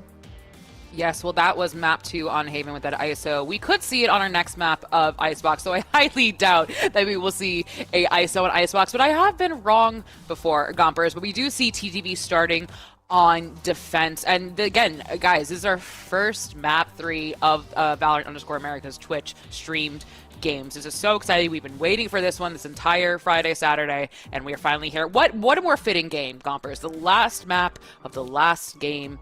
Perfect. I love it. Icebox, I am kind of excited for this one just because we've been varying a bit in terms of what people like to play on Icebox. I know that YFP have played it around 3 times, and each and every time their composition changing a little bit more, right? From going from the Taeho meta to slightly changing themselves to move maybe a bit more towards that double duelist and switching the ISO to the Jet, right? I'm excited to see if they kind of stick around that route, especially since the double duelist did work out and we did see Bunny B absolutely flourish under, my apologies. That's for, yeah, Bunny B absolutely flourish under that. Oh my gosh, why am I looking at YFP? Am I dumb? Guys, take me out of here. Don't say that. Oh my god. No, but yeah, it's one of those instances where anyways, I do really think Icebox is gonna suit this team well. I take my point back, but I think it'll be really interesting to see how Xbox goes for both of these teams, right? You're looking at Ghost Gaming had a really particular setup that they had with that composition they had run historically. It was the Deadlock. It was a double Sentinel, actually, with the Deadlock and KJ alongside a Taeho and a KO. No duelist on the side of Ghost Gaming the last time that we saw them, and they're going to move away from that because that was very reliant on a lot of the trap plays. The fact that you can synergize that grab net with the Taeho salvos, the mollies coming out from both the Viper and the KO as well, and all the mollies. There's a lot of mollies in that comp. But with that Taeho nerf coming in, I'm expecting a very new look now heading into Icebox, coming out from Ghost Gaming.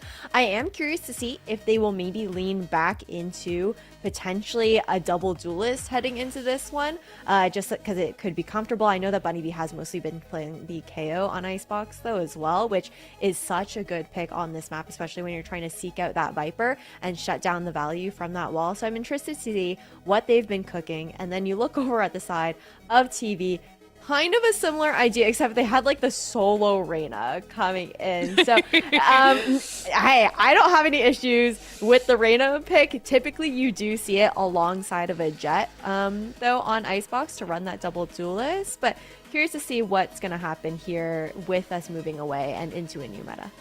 I know Dan Dryad is watching this with her watch party. Hello, Dan Dryad. We love you very, very much. I know she is our classic, Reyna on the broadcast talent team. So I know she is expecting and probably very, very excited for that Reyna to come out. But I do want to play a little bit of devil's advocate, if I may. If I may stir the pot a little bit. While the Taeho nerf was significant, and we're not going to sit here and pretend like it was not significant, my good friend James Hayes Cobb, former Valorant player, did speak on his stream the other day and explained to me and his chat that while it was significant, it did not kill him in his opinion. So that being said, if there are any Taeho mains or any Taeho stands in chat, I do want to offer you some copium. There is a chance in this kind of very bendy, windy, corner-heavy, lurk-heavy, corner, like kind of camp-heavy map that a Taeho does shine a little bit. Of course, you do have the KO, like Ash said, with, this pop flash, the knife. It is so, so oppressive. But I do want to offer some copium to our Taeho stands in chat. If there are any, I don't know. I feel like the majority of the community hated him when he was broken, to be fair. But okay, listen, I'm offering the copium. You don't have to take it. I'm just a girl who's offering you a chance to say, hey, maybe I'm right. Maybe they do stick with the Taeho. Has anyone stuck with the Taeho on the stream games? No. Maybe there's a time for anything, okay? Listen, devil's advocate. There was always one in the debate class, and I'm the one here. Hey, I totally respect it. I will always respect it. I think that, what you're saying is not necessarily wrong, right? It just comes down to the tempo changes a lot. The cycling of the utility changes a lot. And that's also... I do see a world where he comes back into the meta later, even post all of these nerfs, but it will take a little bit to actually get to the point where I think teams are ready to adjust to that timing difference now with those salvos. The fact that they're not refreshable, the speed and the intention in which you use that agent is just going to change a lot. I think you even look back to when Astra was super oppressive and then got nerfed to the ground. Obviously it got a little bit of balance changes, but it took a while for her to come back into the fray and for teams to kind of adjust. And we're in just a very high-paced meta right now, it feels like, with how much utility does get thrown out. And I think that for that reason, that's why he is going to be left in the dust for the moment until everything kind of chills out when it does come to that utility, because it's util dump galore right now. That's the meta that we live in. We've got to be realistic about it. Well, folks, we will find out. Will a devil's advocate myself win, or will we see Tejo in his grave? R.I.P. you handsome initiator. But we are into Agent Select. He's handsome. We're not going to pretend like he's not, and he's not here. But moving forward, we do see that Reyna. I mean, of course, we expect to see the Viper. This is probably, arguably, her best map. Gompers, we see that KJ, and we also, on the side of Bunny B, we see that KO that we were highlighting. Yeah, the KO Bunny B actually coming out is surprising, but what's more surprising is we're actually lacking a bit of that duelist role, which I think was honestly might just be Bunny B's role, but to move back into that initiator on the KO, we didn't see a lot from it the first map. So I'm hoping, you know, in terms of a split being a little bit more flexible, split Icebox being a little bit more flexible with just being close cornered and allowing Bunny B a little bit more information, as easier to get information, easy access to information. I'm hoping that we can kind of see that take its way for Ghost Gaming, and maybe with not having the desire to have that duelist role be pushed out and be that main focus, they could rely a bit more into their util, which does seem a bit more heavy util dump. I definitely just love seeing Bunny B on the KO. I think the thing that we need to keep in mind is on the Yoru, Bunny B gets the opportunity to be a little bit more self-sufficient. That's why we see them fragging so hard. And then on that KO, goes insane with the assist, just really focusing on setting up Vanitas for those engagements. In this case, obviously, it's going to be a little bit different. I think we do lean into Bunny B still kind of being one of those initial entries there, because they are able to still self-flash for themselves as well. And the fact that there's no changes aside from that switch up there, we do see the Reyna still coming in for NUI. I'm really excited to see how this is going to pan out. Well, folks, it is do or die. Will Ghost Gaming or TV make their lower bracket run continue, and who will be going home? We will find out after this map continues, but we have to get there, and I'm going to send it to our casters one last time. It is Rivington and Zobi. That's us, and we are ready. We've been ready. We're just... let's get in the game right now. No, things are heating up, and you do not want to get left behind. You just heard Liz say it. This is the lower round one right now, and it means if you lose, you are going out of the tournament. So this means everything for both of these teams here to get the W. Zobi, we're heading on to Icebox, and we got some compositions. Yeah, some stark change-ups, right? Ghost Gaming going from the double duelist, from a duelist composition to then the double sentinel, and then TV as well, bring Battison out of info initiator purgatory with the fade and the Sova to their most played role on the Jet. I mean, I'm looking back to that Haven Eco 4K, and I'm like, this works and will help NUI on that solo duelist, which was a problem the Desk brought up over towards Haven. But we're into the action, we're into the pistol, map 3, where a team will go home. We see that stark scale off a toxic screen, very characteristic of a B-side exit, and this is where you don't need a duelist, right? Take the space off of the barrier mesh and you're good to go. Yep. Just keep using the wall to encroach a little bit further, or totally stop what you're doing and go back into the flank that's coming around on you right now from the opposing team. There's going to be a 3v3 right here at Garage. Ooh. Oh my gosh. They are lined up and ready with the family photo just on the other side here. They've taken over attacker spawn, and now they're forced in. The wall has just enough gas to come back up, and now they're going to go ahead and reset. Double yellow, 3 down long B there as they go for post plant. Yeah, lineup practice there as well for the spike to now going to come in late. But this delayed re-exec and delayed plant means that wall is no longer active. Means now only the sensor yellow is there for protection. So TV, I like the rebound here now. It's still a 5-on-5. Time now edging shorter and shorter, but the Poison Cloud really helping isolate these fights. But the trap play off the sensor is gorgeous, and blink and you'll miss it. Talk about a family photo. It's a photo finish for Ghost to get the pistol round under their belt. That was crazy coming out of the side of Ghost. It's just like reminiscent of those, just hearing yourself get an ace or hear the buildup of the kills come through. It was also fast, and they just teamworked that one into a first round win. Nicely set up, and the hold and cut on time was very nice too. Identifying that they were getting pushed all over, not overheating, and just going for the plant on the wall, setting up perfectly for that. Really nice post plant hold.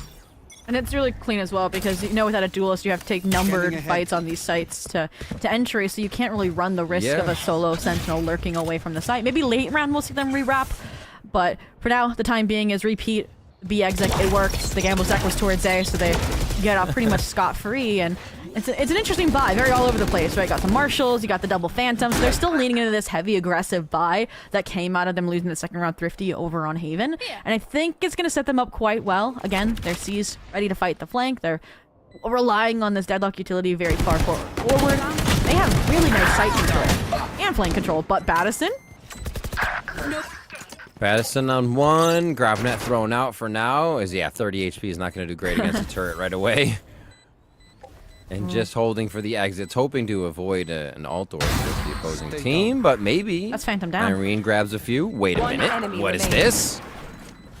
Oh. There's no time. Yeah. But maybe a kill? They have lost a lot this round. And there it is, Ariel trying to just hold on to the Bulldog, but all you'll get is the ult orbs passing as the spike kills you. And you can see Vanita saying, nah, that wasn't it. You lost the Bulldog, you lost the second Phantom. Yeah. I mean, now, look, they're just going for the full force up. They realize, like, we don't have any chance of winning this third round. Let's just play it like the fourth. And this could go really well or really poorly, and only time will tell, but maybe we got this is some of the inner workings of, okay, if we delay the flank presence, we can, you know, splinter the players a little bit on the side of Ghost, but I'm curious to see how the B side will develop, and part of that comes out of maybe aggression from Battison towards a little B early play. So they want to, so this is either again a B if they open it up, or just conditioning, right? Okay, yeah, we'll go B again. We'll show you B. We'll show you the util. It may not end here though with how you see the rest of Ghost position. Oh, and 0 point suppression is worn off. One way or back in effect. So essentially Bunny Bee is deposited, but on a very fragile island for the time being. We'll see what she's able to do here against 3 TV members. The Spike is actually headed back towards A. The Reyna anchor, still Killjoy utility over towards mid. They're just keeping the players here on the side of TV, and it's really, really nice for the time being. Yeah, having the one-person cross sold it. Yeah, Battison's not sure about that. The turret, I think, helps. Still looking, be like, wait a minute, it got way too quiet. Still have to respect B, like you said, but they are ready for something else now. They've reset their brains and almost want to take space. Battison, 30 seconds in the round to take space and see if they have a full wraparound, but there's still alert from Kataris.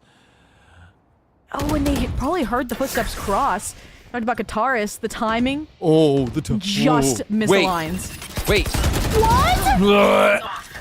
It's happening. They're activating on every end and nobody knows what's... Oh, wait a minute. How did TV just come up with those frags?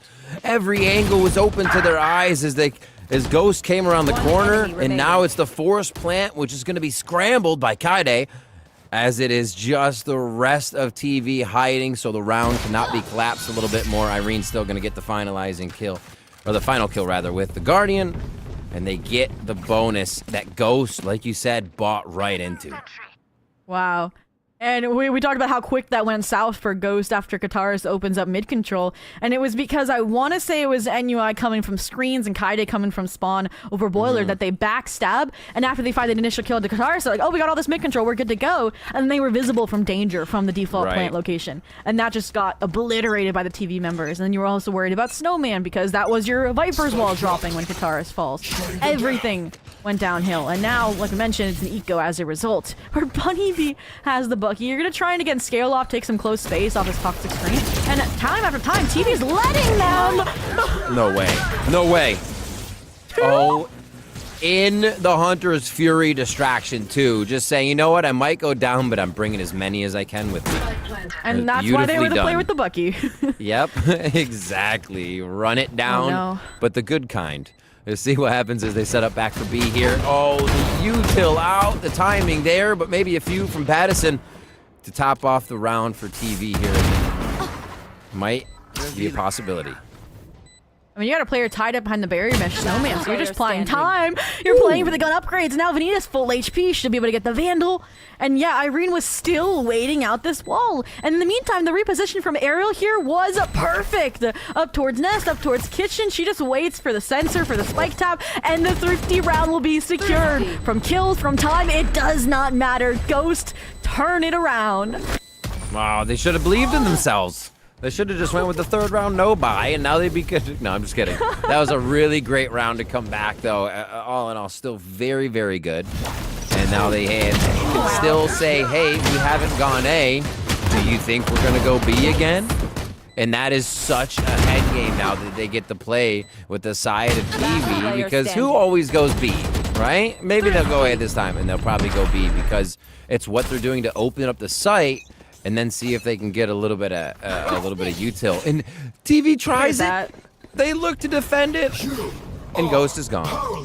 Yep, no command into the A site. The difficulty here is you very deep killjoy utility here, so I'm quite worried that Aerial's about to get overrun by players unexpectedly. Trying to play the turret angle, maybe they'll just calm there's this many players, but in the meantime, Sheriff's ablaze, kill found by Irene. And once we go back south, they're like, okay, Pip's up, we should not re-engage here, they know. Vanita's so smart, get that weapon out of dodge, don't give it over. Blocked by the wall again. Gotta love deadlock. Just stopping the take. Has to wait for the... Oh, actually, they can make it around the outside there. I wonder if it's known within the pit side that they know that. Oh, tagged. Now they know. The jig is up. They gotta drop into sight. There's gonna be a grab net, too. There's so much going on, Zobi. And I mean, there were layers and layers of protection, right? You still got the Hunter's Fury online, which you might have to utilize. Madison has found 2 off the Blade Storm. Time's ticking away, and that's exactly where, yup, your win con gets locked in. 3 ultimates deep. They will kind of avoid the eco with the Red Bull clutch, but the fact that it came that close out of TV's aggression down B long, out of the Blade Storm from Madison, it says volumes for what may be in store for this map. Ghost is feeling the back-to-back maps right now. We just saw the operator online as well here for the attack side, so they're going to look to pick off TTV's duelists before they can make a play. I'm sorry, TV's got the off, I apologize. Yeah, so seeing Madison come out with it now. It's huge. And see if they can push up, because you're also going to have NUI's protection on that. Only 2 at A. No, I like that, because I mentioned prior, no duelists, right? You thrive in numbers, so if you can find that first blood, that's huge. Number 2, they were previously running solo Reyna, so they couldn't have the opposite core part of their defense. So, all of this, though, it's actually Kaide on the receiving end. Got the timing on the drone, and is going to come away gorgeously as a result. Finds 1. You saw maybe Mizube contemplating going for the trade, but it's going to cut your loss. Assume they follow this up, but I don't think they are. Look at Aerial and how much space she has made over towards A. No contact made. The pings towards Scream coming out. Maybe where she's going to stop this exploration. But my eyes are now drawn to NUI. Yep, she has the cross. Yeah, just shove the turret forward a little bit and you're good to go on that left side. Cross is had. They know. NUI is going to just charge back up on the shield. Who's ready for this? It's going to be Aerial, who is ready from map to map. And this series continues to hit the shots and now is opening the site for the team. They get the side again off the lurk from Aerial. Now this is where the operator becomes a little bit more difficult, is in the retake situations when you're down a player. When again, this no duelist composition is so post-plant heavy. Look, Swarm Grenade, Shocks, Annihilation, I mean, Frag Grenade, it's all there. Like, how are you going to find your way into this? The Toxic Screen helps at least take some space here. Deposit Irene into Maze, but you're still so far away. And look at the relurk from Bunny Bee through mid! And now they know they can't shoot right there because of it. Annihilation still goes through with the death coming in. Can't save the teammate. Bunny Bee's coming around from screens. That lurk is just too good. And they even have the throw. The fragment grenade on the spike so it can't even be touched. Another round for Ghost here as they just start to pick apart TV in these rounds. And one of the first rounds we see full A exec and continue there too with a little bit of mid. Yeah, I was hoping we would get to see this TV timeout. Now that round, even though, again, 2 players walk away from Ghost, it felt like it was a little bit closer. If they didn't have that Bunny Bee re-wrap mid, like, these initial kills from Mizube were looking really, really strong, right? And all in all, I mean, again, the fact they have that shows how in-depth and how thorough this playbook is on Icebox with this composition, right? Minus, you know, the Tejo Sova trade. And I think that's, again, going back to what we talked about. Lotus, they changed too much. Here, they changed a little bit because they're confident in their unique play style, which is why TV need this timeout to contemplate, okay, how do we play against a comp like this that we haven't played against before? Honestly, it's going to be tough. I think that they have the right idea to keep pushing, but Ghost has the run on the conditioning game right now. And it's like they can easily tell what TV are going to do based on the early hit towards B, the lurk towards mid. I mean, in that one round, we saw Battison still push down when it was like 30 seconds left. So then seeing that there was a push there, that was Kataris that saw that. They have that info that there might be a deep push even within the middle of the round because TV are hungry to find that info. So I think all of that for Ghost right now is just too much, and TV almost need to reset, switch it up, find a way to not like worry about what Ghost is doing, but create a plan of their own right around Ghost. Let's see if it can happen here. They're still going to get a push, which I like. It's always nice to get that early info, so they keep a little bit of action on NUI. Battison tried too, but Bunny B is just on point right now. Yeah, they're adapting how they challenge off of the deadlock Ito with Avateo, and he flips clean. And Bunny B, you know, forcing past the volley, gets a little dicey with the running gun. But speaking of dicey, NUI gets through A, past the Killjoy utility. It was an insane time against Aerial that should result in the refrag, but the Dismiss is keeping her alive for the time being and keeping her in the fight. The Devourer, and now she'll be there to fight, hopefully, alongside Kaide for a chance at this 2v3. But still, I mean, Bunny B tucked away. The deadlock defenses are active. It's a long way to go again. One enemy remaining. Man. The ace. Bunny B. Stop. With the shotguns, with the rifles, with the sheriff on the last one. Absolutely crazy what we've seen from Bunny B this series. And again, just that little pop flash over the shoulder. Like you said, the timing there is unreal to be able to get that. One enemy remains. And it's so stark as well that, again, there's some mistakes on the Ghost side. There's, like, some heroics on the side of TV. These rounds have been close, but they're still so favoring Ghost. I mean, up 6-1 here. And, I mean, part of me is like, okay, this is so hard because it's the double duelist on the defense, but it's also the double sentinel on the attack. So, such a mishmatch of momentum here. And now, I mean, all command into the A site. At least TV's here, ready to handle it. Yeah. Let's see if TV comes back now. They follow up the iBUYPOWER ace, and they say, you know what? We need to snuff out Ghost a few rounds, bring down the economy. Battison with the operator again, making a bit of noise here. And that could be detrimental in the end, but this should be a shot for Battison to get one more here. Waiting out the rest of Ghost. Down, attacker spawn. Do they know? You think they know? It's such a precarious position to be in. I mean, Battison's checking behind him. Look. Yeah, back and forth, back and forth. Oh, yep, timing. Bye-bye. Chase is on. Cloudburst, the reposition, the shot connects, and TV get a little bit of breathing room off of that second round. Don't stress if I die. So they show that, okay, in the terms of the ATIC simulator for Icebox, they know how to win that engagement, right? And I feel like that's kind of sometimes what Icebox boils down to, and it's refreshing that it hasn't been how Ghost is playing it. But then it also shows, okay, if TV is able to crack the case on that B side of the map, where, you know, we see an operator posted up on yellow, for example, that able to find the first blood, that Ghost could run out of options. And that's hopefully what we can see is a little bit of a turnaround before the half is up. I mean, you got 4 ults to work with again. You have the op on the right side of the map. Let's see if the opener is what we want. Oof. One miss gonna stay for a second, though. How many are gonna peek? It's gonna be Bunny B. That's actually a very big start to the round here. As we see Irene try and hit those shots with the Hunter's Fury. They're still keeping them kind of stocked in here. Oh my gosh. Hey, I said Battison was going to be a brick wall that you're running into on the B site. That's exactly what's been proven now. Trying to go ace for ace. iBUYPOWER thriving, and the classic backstab is exactly what will lock it in. What a way to respond to Ghost and Bunny B. And again, mention how this operator, how Battison, the newest member of this core 5 for the main event, is truly adding. And I mean, obviously, it's shaking Ghost to the core. The timeout called instantly. Dang, the not back-to-back, but kind of back-to-back iBUYPOWER ace. Semi-back, enough. That's crazy. Especially with the operator charge, too. They said, nah, we can clear that up. You thought.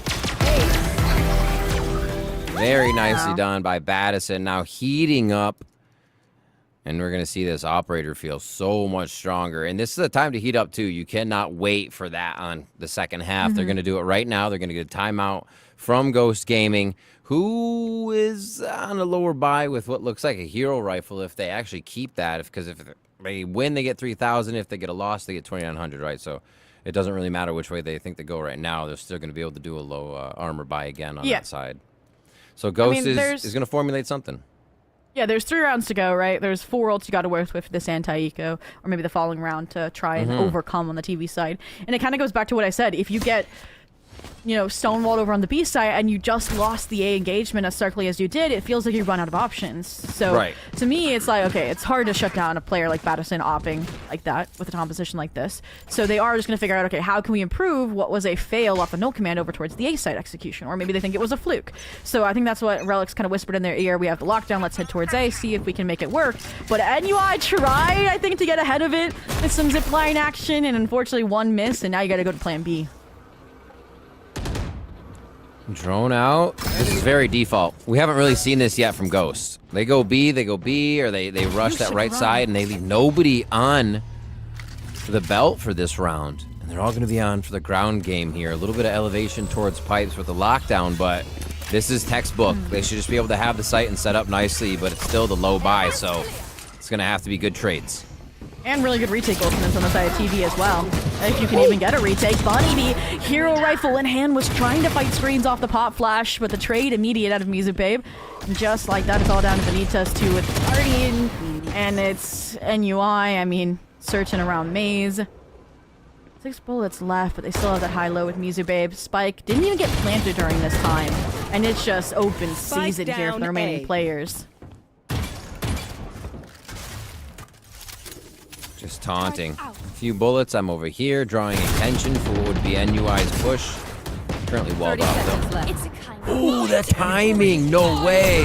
Vanitas comes up. Oh, the Annihilation, too. There's not enough bullets in the clip. No!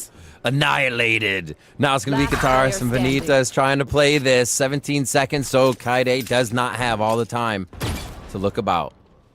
And she's just trying to play them the time. She knows... Left. Oh, this with dire straits. She knows the clutch had to come through. And speaking of clutches, Kataris, DC Sheriff when it's needed the most. And Ghost punch their ticket to an advantage at the half. And in a semi-thrifty round at that, the half buy, the timeout delivers. He said their only way out was the A side, and that's exactly the route they took. Yeah. Wow, that one was close. The little cuts, the way people are clearing corners right now to just get around their opponent. You know that Kataris could see the weapon of Kaide there, but then was able to get the trade even after the loss. Still, it's just everything's happening that little bit for everyone here in just the last few moments. And we're going to come down to maybe a 7-5. NUI again, no zip line, but maybe it saves her from the net combo that just came out with the 0 point on the side of Ghost. But again, these combos, this playbook, this Bunny Bee hopping her way into the A site is just so hard to handle. At this point, I'm like, get out of the way, play the full retake. That's what you're good at. But again, when you have an operator, that becomes difficult. When you have a developed lurk here as well out of Kataris, that becomes difficult. Because now, look, Kaide has to check behind her. VCT has to challenge the site alone. One enemy remaining. Spike planted. I mean, at this point, it's Kaide, right? In a 1v5.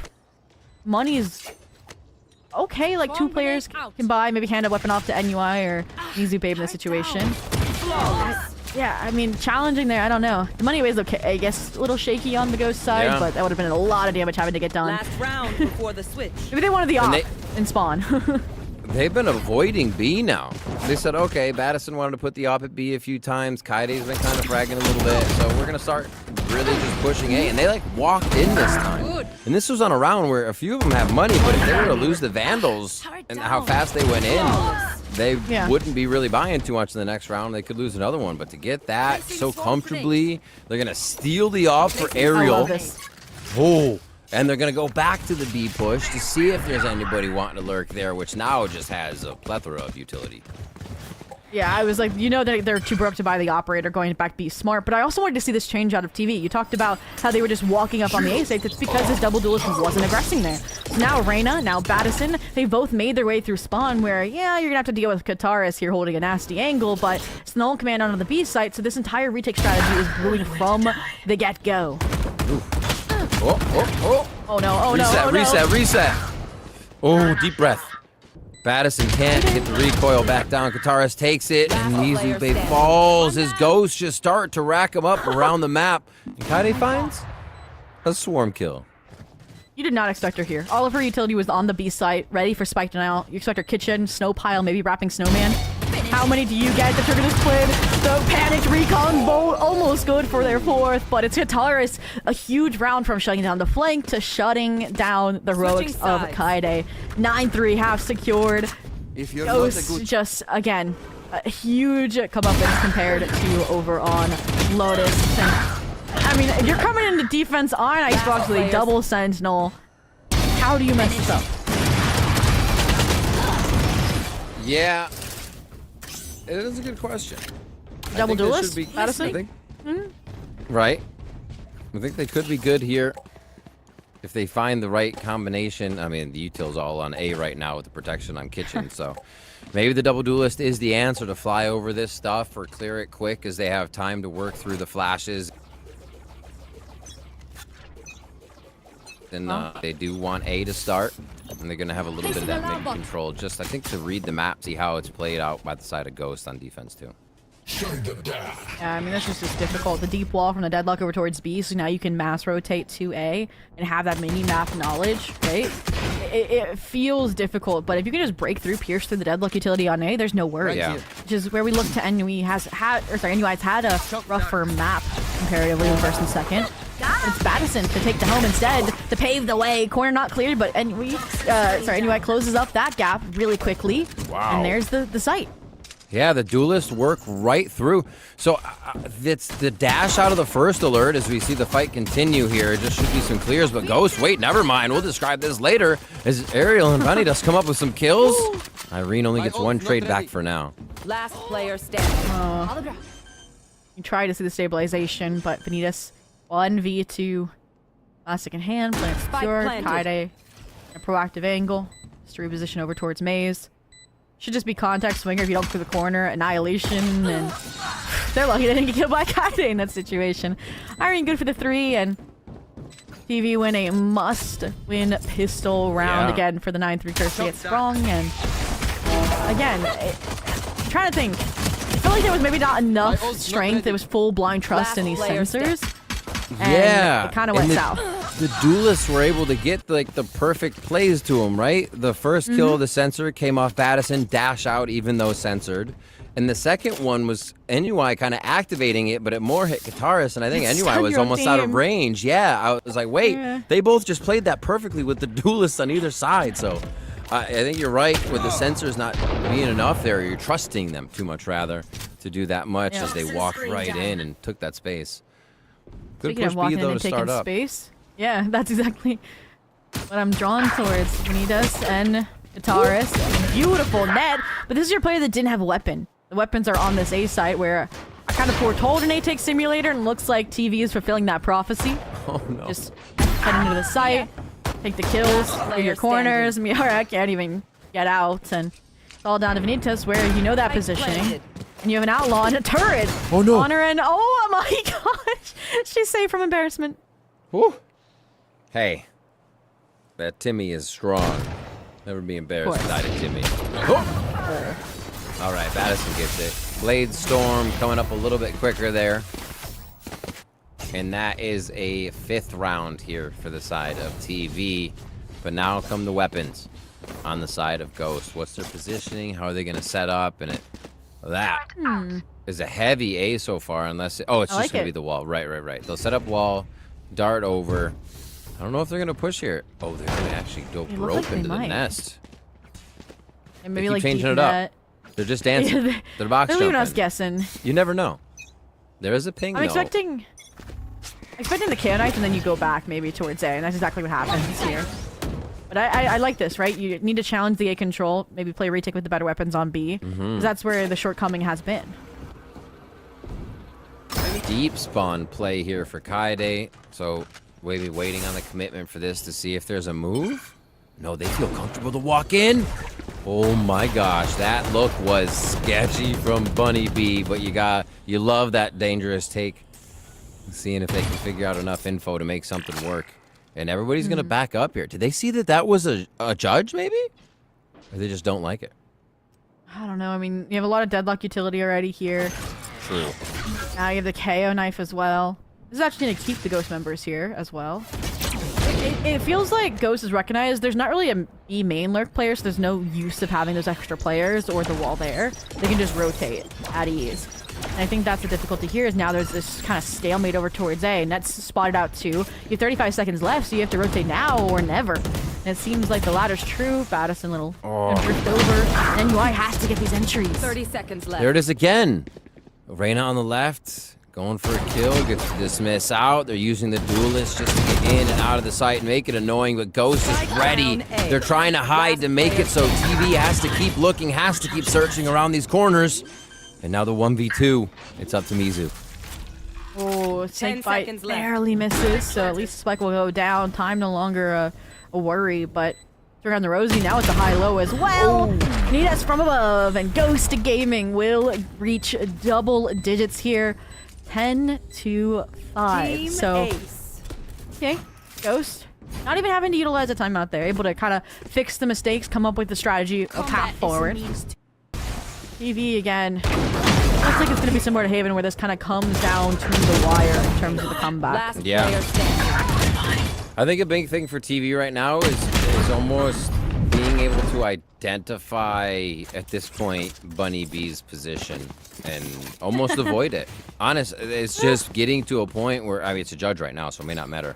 But at least identify it and not run away from it, but figure out a way to attack it harder, make sure that gets more priority in the way that they dissolve what's happening in that area around Bunny B or for Bunny B's positioning. And here, already setting up just for... They can take these chances because they're 10-5. They have a bit of money. I gotta say they have a bit of money. They're actually pretty broke. Oh, that's huge. Now you know Baddison's up on belt. Bunny B can position with the judge above. I can from this more than one. The wall again. They're just eating away time. And I do like the call finally for TV to lean towards B because there's no problem not having to split attention. Keep players here, but when you cleared out half the map already, I expect the lean now to come towards the B site. Aerial. Here's the footsteps in the snow. They have good control here. Should be able to get the sonar bolt down. A little bit of damage, but they're all going to be forced into pretty much the same position. It makes it ultimately more difficult to retake the site. But they just get it inside pit. That's almost makes it a little interesting, though, because they can tap and get out and make you run in. Look at Taurus. Gone around the pit. Trying to now pinch off of Vanitas, who's on the flank. The gap, though.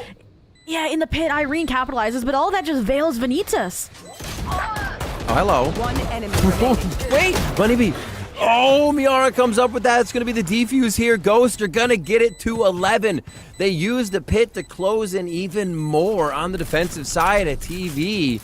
And they just pinch down enough. 3 live in that instance, too, to bring the economy up even more on their side. 11-5 now as it gets dire for TV here as they face elimination.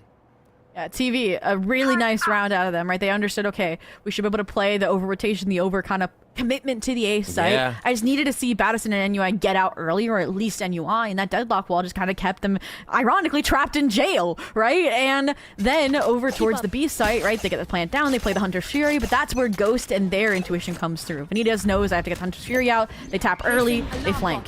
And all of that works out. So 11-5 here. Money going south, so you gotta do something aggressive, something cheesy, and that's a mid-execute. Okay, right into the kitchen. Hits Ariel with a frying pan, but gets the same medicine back. Kataris answers on to Mizu as well. As the spike is just droning up to make sure it's clear, but they think they have A here. It's Baddison. It's just picking apart from the inside now once this wall goes down.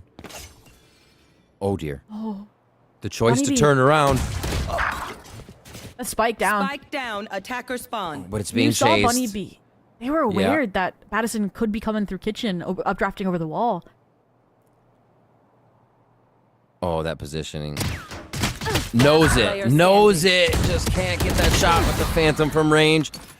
And Kaide is down to 45 here versus 2. Now on both sides. 1 on her 6 and 1 in front. Might be able to get the weapon off of Madison, or at least the one behind for sure. Well, utility as well, especially when there's players divided and you had no information. So ultimately Miara is able to find that. The backstab from Boiler's good, and Ghost will reach map and series point here on Icebox. Just sticking to what they know, sticking to the composition, minus the adjustments out of the Taeho nerf. And again, we thought they would have to mess up royally in order to lose the double sentinel defense. And again, I really like it. If anything that's been surprising, it's been Vanitas, right? Your duelist on every map switching to the deadlock and having, I think, the best performance for the series. Yeah. It's been really impressive to see how versatile they are, how many problems this wall has posed just for the coordination that TV Oh my takes. God. And now she's pushing forward, that confident. This could be the last round. Ghost look to get it, but TV are ready and poised. They stand tall and nobody has fallen just yet as 3 members of Ghost look to push. We saw this on the previous map too, where they're like, all right, it's done. We can get this final push in, and they just miss a few things and fall apart instantly. Guitarist now looking for a final frag, gets a leer to the face from distance, and that is going to be a flawless round for TV as they keep their hopes alive. Really nice. And honestly, it kind of is reminiscent of Haven, right? Where Ghost got antsy, fought a little bit too aggressively, and lost the round. But a little bit more padding this time around. Still 6 rounds to go for TV to get to overtime. And also, again, you're going up against a double duelist composition that's made to fight and win the ATEC simulator. So not quite the strategy I anticipated, I think, coming out to counter the A control. But maybe they think it was just a fluke and they're going to try a similar fashion. It's still this 4-3. Still a lot of utility. It feels like they're faking it this time around, right? The Lob Flash, the Hunter's Fury. Oh dear. They really just baited these players in. Oh, what a read. Almost by Miara. And yeah, getting him right towards A. Let's see if they can get into the site, though. The speed was working for him for a moment. They used the elevation. They try to get Madison up high. NUI down low. They still got this lurk by Kaide trying to listen for something here, but Ghost's eyes are fixed.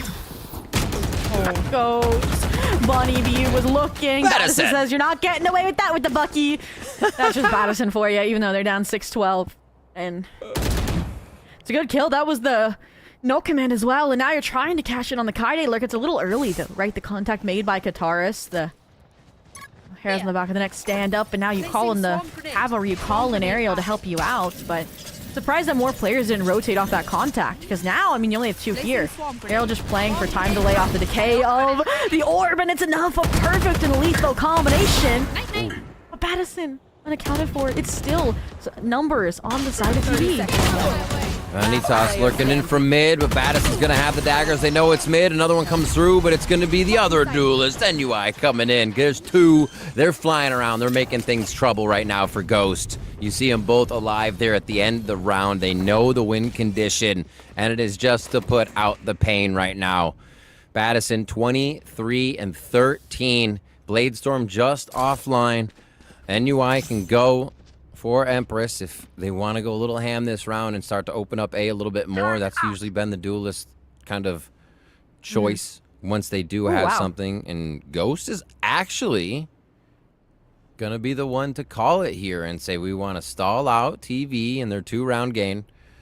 They do have a lower bit of a buy coming through, so they're gonna see how to sort that out. And I mean, maybe if a few kills come through, we actually see some of these ultimates getting used. Yeah, that's what I was thinking. It's like, okay, how far do we go? At what point do we utilize the ultimates? Because we did kind of see that kind of like partial kind of investment of them over on Haven, and that did delay the end of the game a little bit. But also, I mean, going back to what you mentioned, right? Madison using the blades, maybe the Empress now.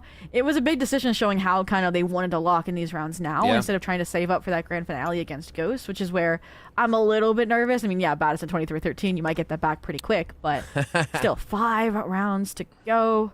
You know, one wrong move, one Bunny be judge round, and again, you've got to be careful. So I'm actually think this timeout's going to help TV as well, right? Figure out, okay, how do we play away from this eco attempt? How do we play away from these ults? And we'll see if they come up with the correct approach. Find Bunny B. Kill or use more util. Let's see what happens. Mid set up. They've got the watch on kitchen. All of the sensors are now at B. And it's now Kai Day. yeah, the lurk. It's always been there, the lurk day. See if they activate it here more towards round. I mean, Spike's on belt all the way up here, so it looks like it is going to be a commit towards A. And Ghost doesn't want to give up the space this time. I mean, you got to play the close angles, right? With the Stingers, with the Sheriffs. And, I mean, NUI, Valor active. Irene winning hers as well. Mid attempt spotted. Out. Mizube just disrespecting all the utilities. Still trying to get this timing, and it delivers. Now you know where the remaining player was. Hit by the decay. Super low HP. Should just be another dumb dust round for TV. They deny. Any sort of thrifty antics in flawless fashion and get to an 8th. But Rivington, this was the round that Ghost won on Haven. That 13-8. And that's where, again, I think that timeout helps TV talk about how to avoid the same history from repeating itself. Exactly. And they're playing cautious. They're understanding kind of, I think, what Ghost is trying to get out of these rounds. And they're being the one to, you know, get to the shots first. They're making sure that the lower buy rounds are flawless. They're building the economy, and now they have all the util they need to get into these sites. Still don't have a chance with the way the game is played at the 13th point here for the side of Ghost, that they can take chances. So you're right. It has to be perfect from here on out. Here we go. A little bit of a switch up, right? Obviously the deadlock wall there. Early destroyed, early util just to force these players out of a main. And it kind of scares them off just a touch. The drone not going to spot anything here deep over towards pipes. So I'm kind of looking back to when we only had one player rotate over from Ghost to B, and I want to see more. Yeah. Especially with the deadlock util, especially with that 0-point review. But still, there's still A. Toxin screen down. They cruise in. TTV with great positioning. They're using that elevation perfectly here. The duelists guarding each other on the outside. And the rotation will come in, but they're not going to have aerial for that retake, but they do lose Nizu Babe as well. So the 1-for-1 here, I think still favors TTV. If they can get the spike down. Great delay.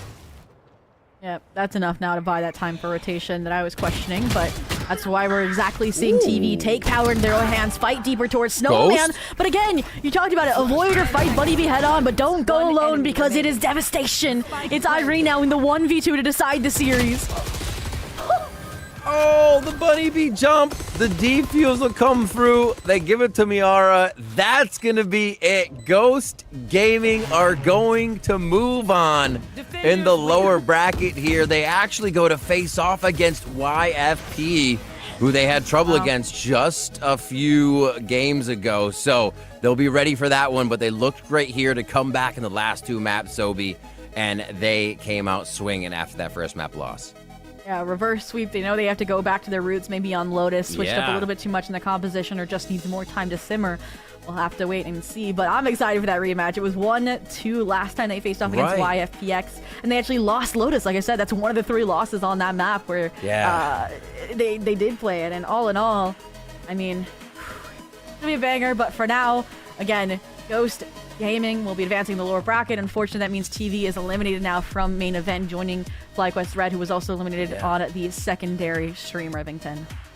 Yeah, it's going to be amazing, and there's so many more games to go in the tournament. But that's it from us for now. The desk still has a little bit to say for you. So for myself and Zobi, thank you so much for watching. The games were awesome, and congratulations to Ghost. We're going to take a quick break, but we'll be right back to break down the day.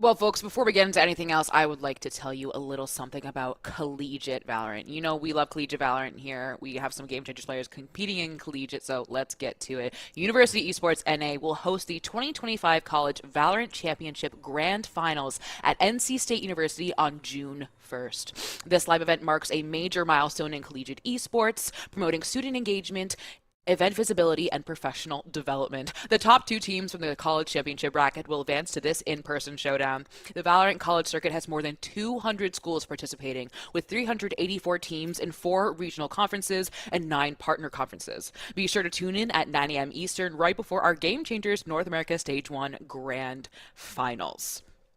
And if you've been paying attention to challengers or game changers, you do have some game changers who are in collegiate. Jazzykins is just someone to name. You know, collegiate Valorant, we love to support it, and we want to see you there. If you're here, you're there. If you're there, you're here, right? All together, supporting the scene in all of its entirety, because that is how we make the scene grow and better. And here is Ash and Compers back with me one more time for Verizon Valorant Game Changers. And if you just are joining us, Ghost Gaming have ended TV's run of Game Changers and move on in the lower bracket 2-1 with a 13-8 win on Icebox. And I mean, we saw TV bring out the Reyna. We knew they were going to bring it out, but it just wasn't enough, Gompers, for TV to bring it home. We had a little bit of a comeback. There was hope. There was a glimmer of hope, but in the end, Ghost Gaming just it was Bunny B. It was just overwhelming from the side of Ghost Gaming.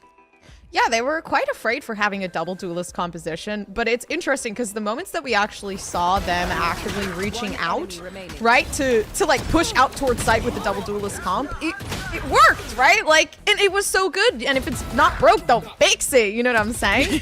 But in regards to Bunny B, right, being this like spectacular player that, yes, we were lacking that duelist role, and we didn't necessarily have someone that you could heavily rely on to kind of execute onto the site. I really think it worked out perfectly as to where, you know, we did get to see a little hint of what Bunny B is capable of off of that Yoru role.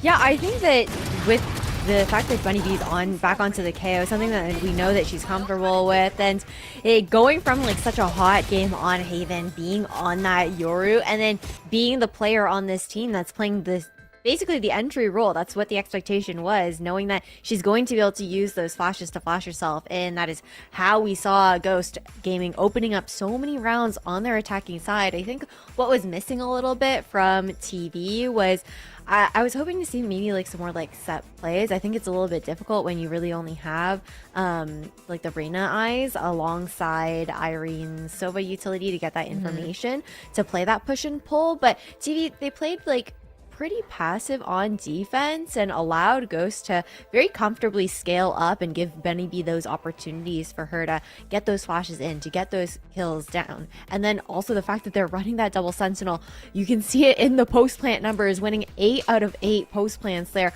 for Ghost Gaming.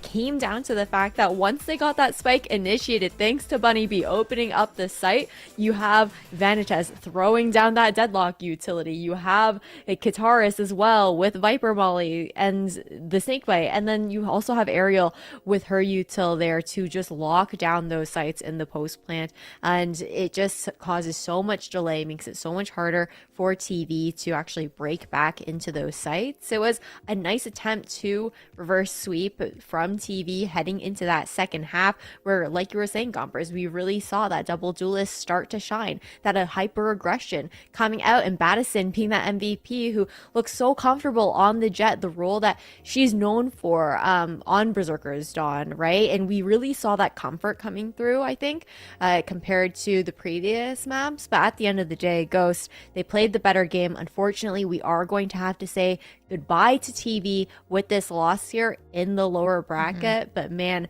Ghost Gaming are looking good. And I want to give a huge credit to Ghost Gaming because we said before, you know, we brought up the 13-0, we brought up like the 0.01 diffuse. I think Gompers, it is quite easy to kind of have your mental shaken from that. But with the video that we had before the game yesterday, we know that they are a positive team, a vibey team. You know, even if they 3 no-commers. It is a delight to see these folks on Ghost Gaming play the way they play, especially when they gain their confidence.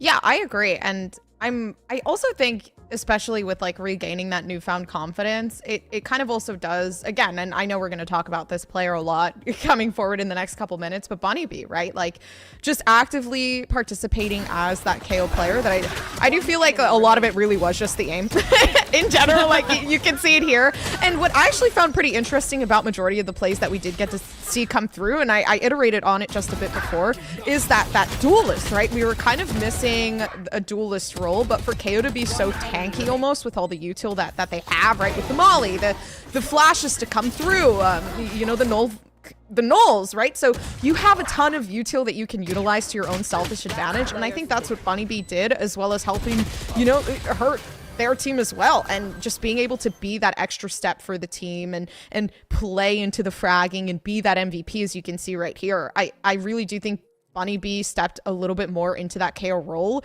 and was a bit selfish down in that last map because that newfound confidence was found. And, you know, like we saw, way too much respect coming through from the side of TV that shouldn't have been there, because map 1 off the rip was amazing.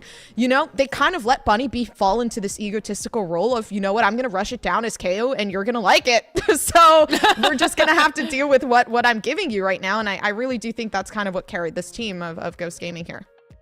Even though we're just looking at the Icebox stats here from Bunny B, we got to remember that for the side of Ghost Gaming, she was the MVP while IGLing for every single map. The fact that she was able to consistently perform at this level while leading the team alongside Miara, helping with that mid-round calling, is absolutely huge for Ghost Gaming. I think that I'm really looking forward to seeing how Bunny B continues to develop as an IGL, as well as this competition continues to heat up, because now being forced to make that lower bracket run, we've talked about how grueling that can be. I think also I want to highlight, you know, to give commiserations to TV. They, again, we've talked about this over and over again. They are a team that deserved to be here. They're a team that fought to be here. And just, it's the little things that we see that if and when they come for stage 2 and they want to qualify here, oh, the strides we could see them make. Just true, Ash, tried and true competitors that were so impressive today, even though if they didn't get the win. Yeah, that's the thing, is for this team, they just had so much going for them as far as how good Lotus looked to start things off. That was such a strong showing coming out from them. We knew that today's matchup was going to be insanely close, and even giving that credit to the fact that they did start to make that comeback. It didn't work out on Icebox, but that does also fall back to the fact that we talked about how these players are all friends. A lot of them are streamers, content creators as well, but just those vibes that they're able to bring to the table to even have the mental fortitude to make that attempt at a comeback and just completely swap and find your stride on the second half of this. So I'm looking forward to seeing TV hopefully come back going into stage 2, keeping some sort of like core together and looking at them as that long-term project. Yeah, especially with, obviously we do also have that understanding. I mean, we've talked about it, the fact that TV is now knocked out. But all in all, right, we still have, what, 2 more series to go through, and it's not just over yet. So I think it's pretty exciting to see how well developed this roster is going to be. I do think they need a little bit more newfound confidence moving into, again, playing a double duelist comp, because they have 2 very exceptional duelists that I think could 100% thrive, right? We have Reyna, an extremely, if you're bringing out the Reyna, you gotta go, like, girl, you gotta go in on the site. I am a big Reyna fanatic. I love Reyna so much, and it's just because it's so selfish, and it's for people who can kind of thrive in that environment, which I genuinely do think they can. I think, you know, under the circumstance, they want to continue running a sort of composition like that, especially against a team that they did dominate in that first half, in that first game. So again, I really do think it was just finding more so the route to go through, obviously learning from their mistakes as well, which I'm sure, again, new team in a new stage, in a new environment that's learning how to compete in such a professional setting. And for me, I think they did immaculately well for their first time. If you break it down, if you break it down, these teams, you know, Ghost Gaming and TV, it's exactly what GC Game Changers is about, right? You have a team that was picked up by an org like Ghost Gaming, was recognized by them, and is pushing their way through the lower bracket. Then you also have TV, a group of folks who came together, took it seriously, practiced, stopped streaming for this, and found an environment where they can compete to the best of their ability. That is Game Changers. to a T. That is what this is about, is a space for women and marginalized genders to safely explore their route to competing in a spot, Ash. And it is so important that we have these matchups like this, right? To show that we can go the distance, we can go the mile, and see that our Valorant talent depth pool, a depth of talent pool, depth of the talent pool, there we go, is so much deeper than anyone can really expect if they're just paying attention to challengers or Americas and the ILs. Yeah, and the fact that like a team like TV is able to take it head to head, such a close matchup up against a team like Ghost Gaming in that regard, and the results that they're able to find during that Swiss stage as well, it just says a lot. I'm really impressed with them. I'm looking forward to seeing how they again continue to like hopefully grow together. The fact that it was like a debut for Mizu Babe, and then you've got NUI and Kaide have both played previously, but it was for a very short duration of time when you really consider the grand scope of Game Changers and how much time a lot of these players have put into the scene before. And it's like the first time that we're seeing Kaide talked about, yeah, this is her like first like real look at competition when she was playing on DSG. Yes, absolutely, she was taking that seriously, but now she is locked in on it, right? And then for NUI to be like this young blood player that is kind of like almost coming out of nowhere almost and being so good, it just makes me feel very excited for the future of Game Changers and excited for how this has continued to grow, like you were talking about, Liz. But then again, the fact that Ghost Gaming, I feel like this is a team where they have these really creative compositions coming in. I'm looking forward to seeing how they look to move towards the remainder of this potential main event run and the threat that they pose here as a potential dark horse. Ghost Gaming is the threat that we are keeping an eye on. And for our Verizon post-match interview, we have one of those main threats from the team, Vanitas, here. If you saw the headshot, you saw...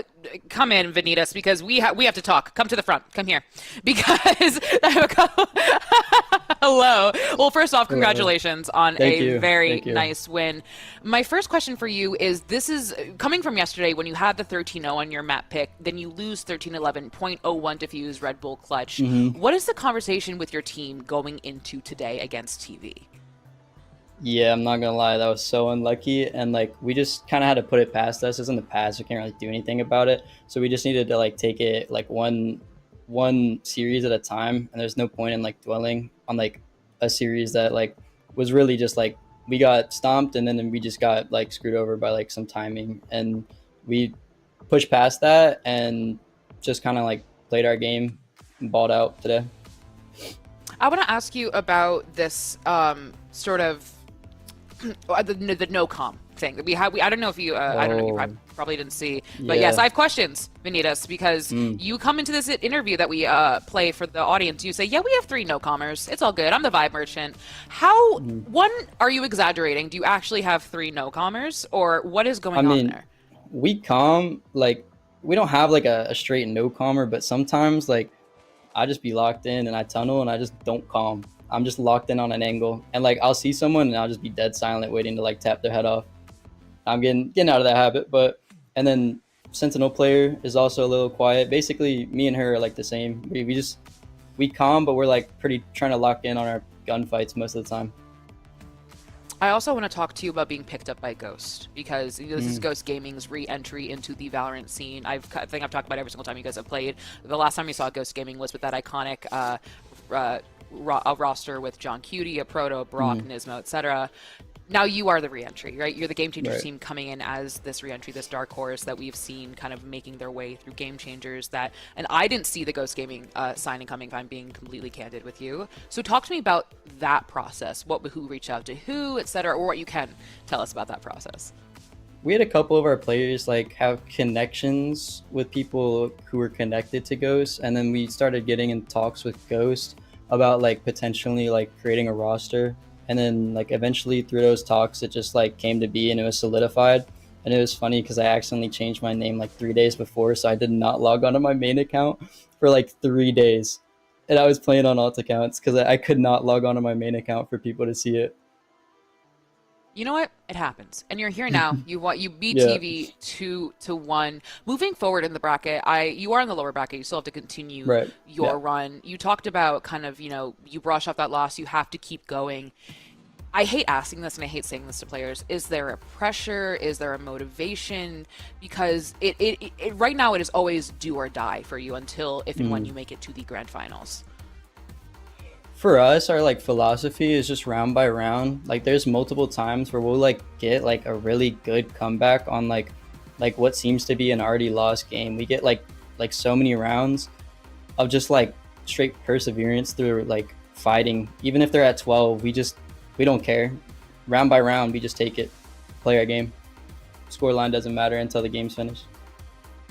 That is such a mature outlook to have, and I think many people in the audience, including myself, can learn from that outlook. I'm going to give you one last question for you. Is I want to give you a chance to kind of speak to the audience. Well, they did meet you in the kind of like Beyond the Crosshair video. Those were pre-planned questions. I kind of want to give you a free reign to introduce yourself and introduce Ghost Gaming to the audience for those in the audience who might not know you as well, and why they should support you and pay attention to you.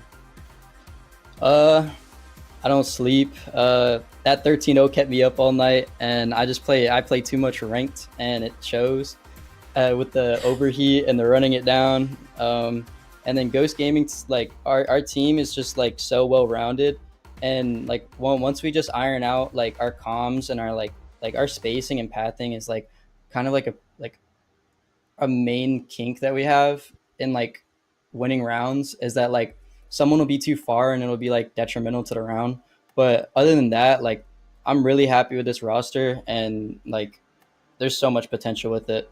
And like today I was trying to sneak out my job because I didn't even sleep. That job air hit me. I came home, I was dead, and I had to wake myself up with some caffeine because first two maps I was not there. I was not awake. But third map, it finally hit the system. I locked in, and me and Battison, I got you this time, Battison. I didn't lose.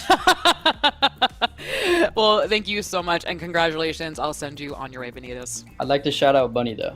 Bunny was MVP of the match. Bunny dropped some nukes. Bunny dropped some nukes. Yes. Oh, we talked about that, Vanitas. Don't you fret. We spent minutes talking about Bunny B. Bunny got absolutely active. Fantastic. Bunny, dare we say, got so active, Vanitas. Oh my god. I was like, go over here. You got it. You're on 3. Go over here. You got it. I love it. Well, thank you so much, Vanitas. I will send you you're on welcome. your way. Thank you. Yep. Thank you for casting. Bye-bye. Oh, you're welcome. Yes, me, Liz, the caster. I love that mentality. I think a lot of us in the esports scene, or just anyone who's kind of like high achieving, can relate to just like when you mess up and things don't go your way, it bothers you. It makes you. It makes you want to do better. It makes you want to do more, and that motivation that sets you on your way. And it is awesome to see. That was very Jersey. It is awesome to see that motivation and that passion come through from Vanitas. And that is exactly what Game Changers is about. But Vanitas will be facing, and the rest of Ghost Gaming will be facing YFPX tomorrow. And our bracket has now kind of settled, if you will, with Aussie and friends. Facing Catface and SRG versus Whatada. That is a matchup that I am sat. I am ready for. I've got my snacks. I've got my friends gombers, because that is the one that we have been kind of hyping up slowly. If it's gonna happen, you know, GCC champs versus the kickoff champs, and we finally get it in the upper final, gombers. Yeah, oh goodness, this is like top dog versus top dog, like all over again. It's quite exciting actually to see what I make it so far, under this new title. So I'm excited. Shopify Rebellion Gold obviously having some hiccups here and there in terms of maps. Obviously never dropping one though. So we'll be able to see if this is maybe the first time we get to see maybe that arc start to come alive. I think that you look at that upper final, that could be a preview of the grand final, baby. Like, that is what is so exciting about it. But not even just that, you look down at the lower bracket, all of these games are really hard. They're all going to be extremely close. Like, there's so much veterancy on Aussie and Friends, as well as on Catface. Going head to head in that matchup in the lower bracket is going to be insane. The fact that Ghost Gaming now have to bounce not bounce, but take the momentum from tonight's win and head up against a YFPX that was really pushing the limits of Shopify Rebellion Gold on those two maps. It is I like, honestly, the competition just could not be hotter right now for stage 1. And added to that is they have to face them tomorrow, and you can watch them here May 25th. Get your snacks, get your friends, get your watch parties here, because at 5 p.m. Eastern, we have YPX versus Ghost Gaming, and at 7 p.m. Eastern, it is Aussie and Friends versus Catface. We keep on hyping these up, and I feel like sometimes we might get like they're the broadcast now, and they have to talk about that, right? Like, oh, they are, but like, no, you guys don't understand. These matches are so exciting, and we're being so honest and candid with you that these are matchups that like we couldn't write a better script. We could hire professional writers from Hollywood. We couldn't do a better job, Gompers, because this is exactly where we where we want this to shake out. Because at this point, it's getting cutthroat. Especially these are both lowers. It is do or die tomorrow, Gompers. So we might see something crazy. We might see some hero plays, Gompers. It is going to be so exciting tomorrow. Dude, you got like legends in the making here, just playing in these games, right? Jazzy, Slandy, right? Animal, Luna Fox, even on the side of OGs. Obviously, yeah, like we got the OGs guys in these games. Like it's so exciting, to see how far everyone has come from all the way back in the day. Oh my gosh, I feel so old within the Valorant community, even though I'm not. So it's like looking at all these players and, from where they started and where they're headed now, it's pretty exciting to see how even the players that have occasionally played together actually or against each other for years and years are still doing the same thing. And now they might have a chance to get a big prize pool or play against Shopify Rebellion Gold. We'll see. Again, that $24,000 first prize. And that's me it for us today. Before I send you on your way, remember that Game Changers is all about supporting one another and supporting the competition. When we talk about years and years, it has been years and years of these folks competing and becoming better competitors, and it has never been better than right now. And we are so happy to be sharing this moment in time with you. We are blessed to have you. That's going to be it for us today on The Desk. On behalf of production, the casters, The Desk, and myself, thank you so much for joining us. Have fun, be safe, make good decisions, and we'll see you right back here tomorrow.